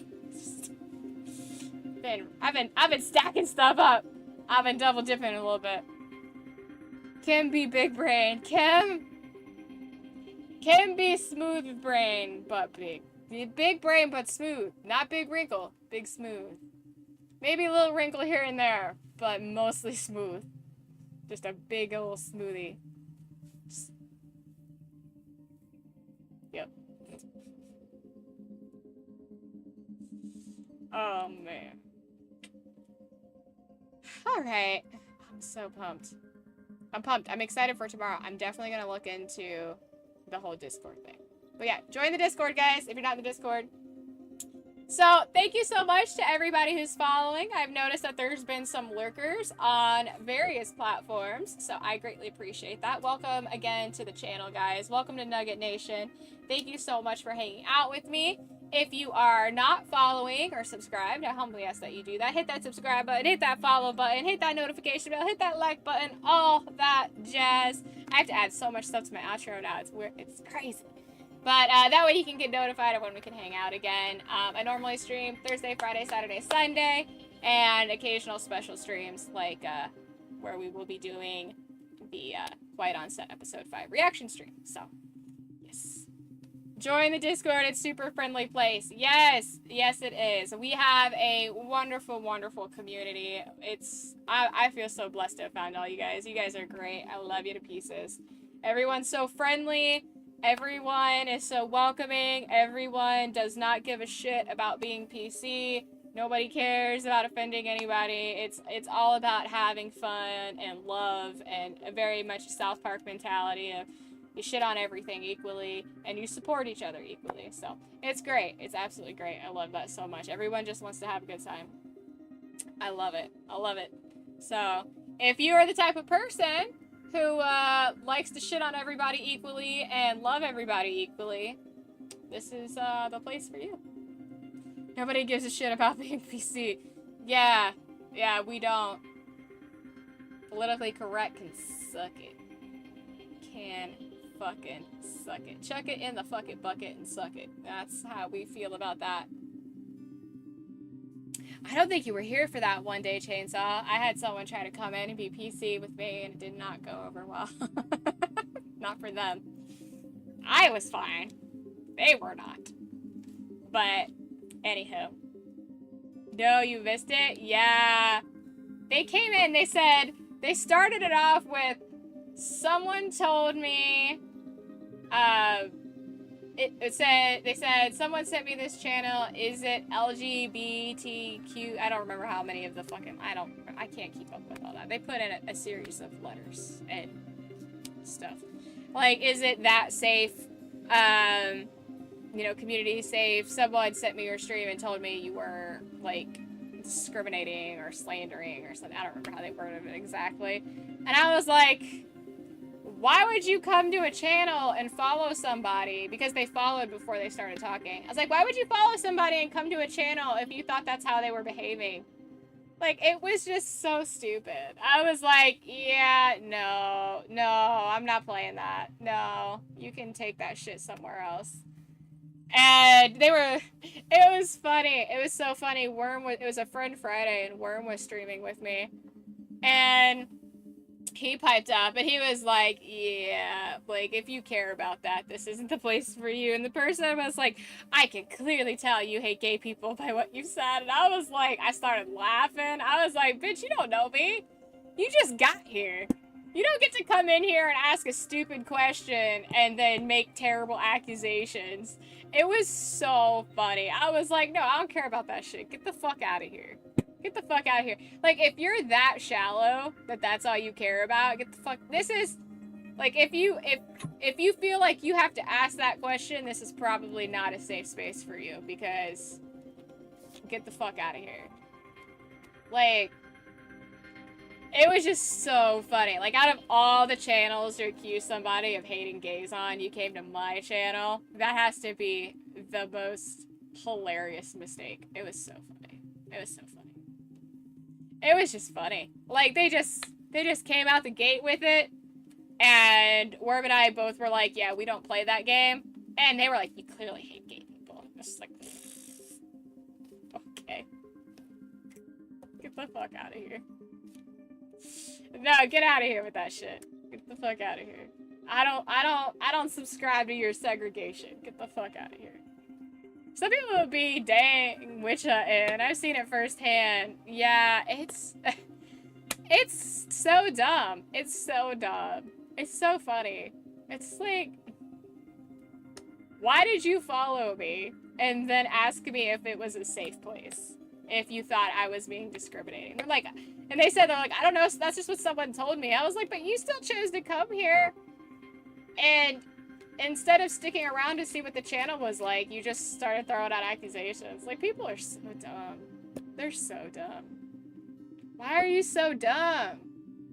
Just, here's an idea. How about I judge you because you're a decent person? Like, that's one thing that really cracks me up on the internet. On the internet, there's so much anonymity. Like, unless you put your picture up with your channel, right? So, or you talk about it like I do, or like you do, Chainsaw. I have no idea what any of you people look like, or your gender, or your age. How can I be discriminatory? Unless you say it outright. How can it be discriminatory? All you are is text on a screen for the most part, as far as, like, obviously I know you're wonderful people, but I can't see any, like, all I see is the text representation of your wonderful personalities, which is all you really need to know about somebody. I don't know how much you guys weigh, I don't know shit, and that's okay. But, like, how are you gonna be like, is it safe for certain people? I'm not asking, this isn't an inquisition. I'm not asking people as they come to my channel, what are you? Alright, well, I'll allow it. Oh, no, we can't have any of those kinds of people around here. You gotta get out. Like, what the fuck is that? Like, it cracks me up when people put those little tags on their streams about it being a safe place for certain types of people. I'm like, how do you know? Like, how do you know? You don't know what they are. It's a safe place for everybody as long as you treat everybody in your chat equally, because you can't tell what anybody is anyways. Like, I think it's so stupid. I don't get it. I don't fucking get it. Who are you? Okay, you may pass. What an introduction, right? It's just, it cracks me up. It cracks me up. I don't get it. Like, I don't understand. You can't enjoy my content, random text person, because you claim to be of X sort instead of a Y sort. Like, what the fuck? Like, what is that? Who does that? It's all so ridiculous. It's all so ridiculous. It's so ridiculous. Like, imagine the same exact person comes back like 5 minutes later with like a different handle, and then they're like, wait, no, I am this thing. And the person's like, all right, well, you can be here. You can be here. It's just so dumb. It's so dumb. It's so dumb. Like, make it make sense. Make it make sense. How can you be discriminatory to people you cannot physically see? I can't hear you. I can't see you. Unless, like I said, unless like how we are, Chainsaw, where we openly talk about ourselves. But it's not like it's a fucking, you know, 2003 Yahoo chat room where it's like ASL, where people type in their age, their sex, their location, you know, deciding factors about themselves, things like that. It's so dumb. It's so fucking dumb. I just don't get it. I don't fucking get it. Oh my gosh. Anyways.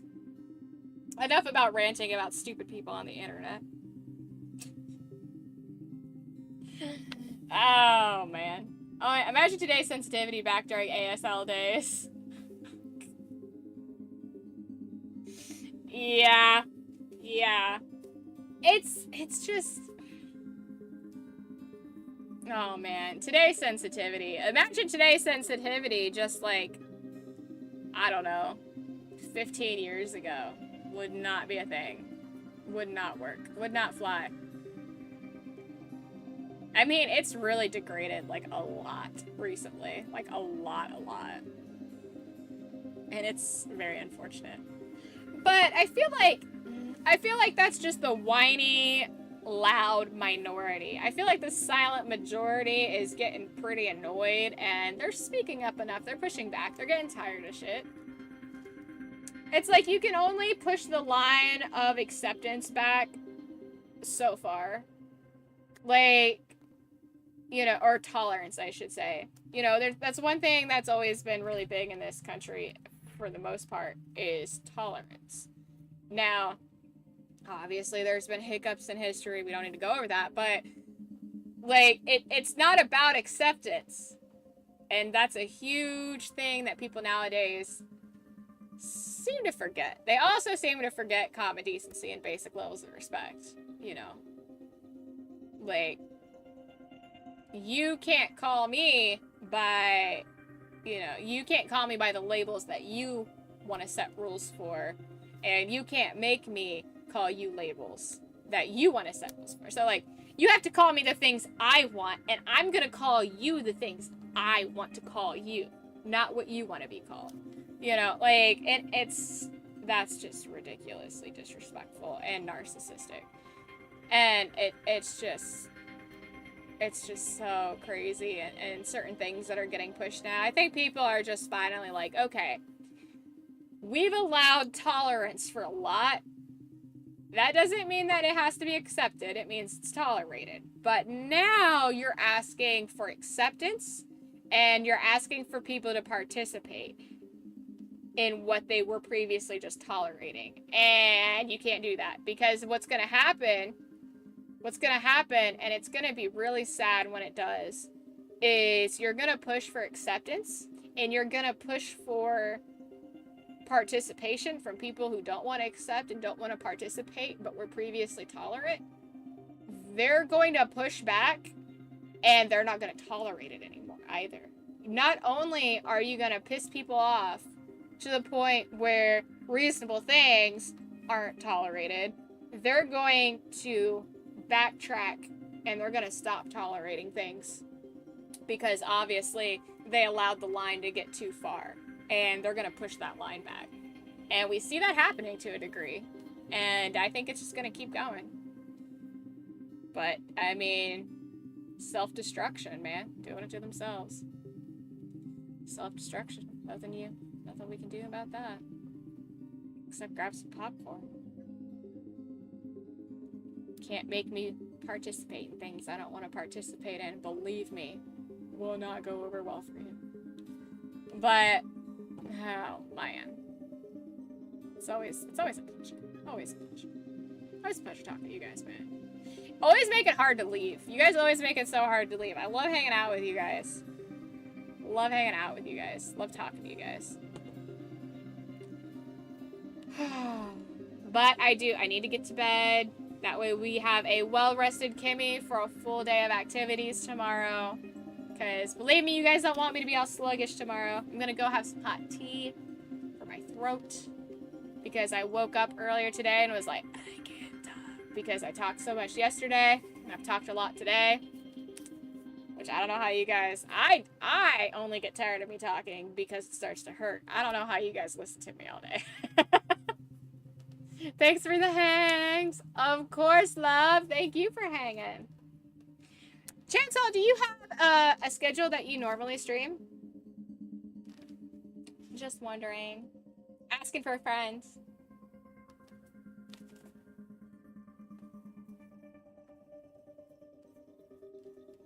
No, ma'am. You just go when you can. Okay. You're a slug person? I was a slug person today. I can relate. Okay, I'll just try to catch you. Hopefully, I'll see you when I see you.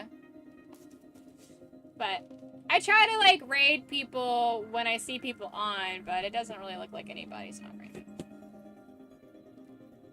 Like, if I... Right. I don't think so. No. So, oh well. That's fine. It's fine. Alright, my loves. This is all. This is it. This is goodbye for real. I've told my story, and the stream went mildly political, as per usual, and kind of on par for the course for this channel. But later. Okay, guys, thank you so much for hanging out with me. As always, I've been Kipinoki. You've been a nugget of awesome, and I will see you in the next one, hopefully, which will be later today in a few hours. So, Love you guys. Thank you so much. Have a beautiful day, beautiful night, wherever you are in the world. Love you. Gotta go. Bye.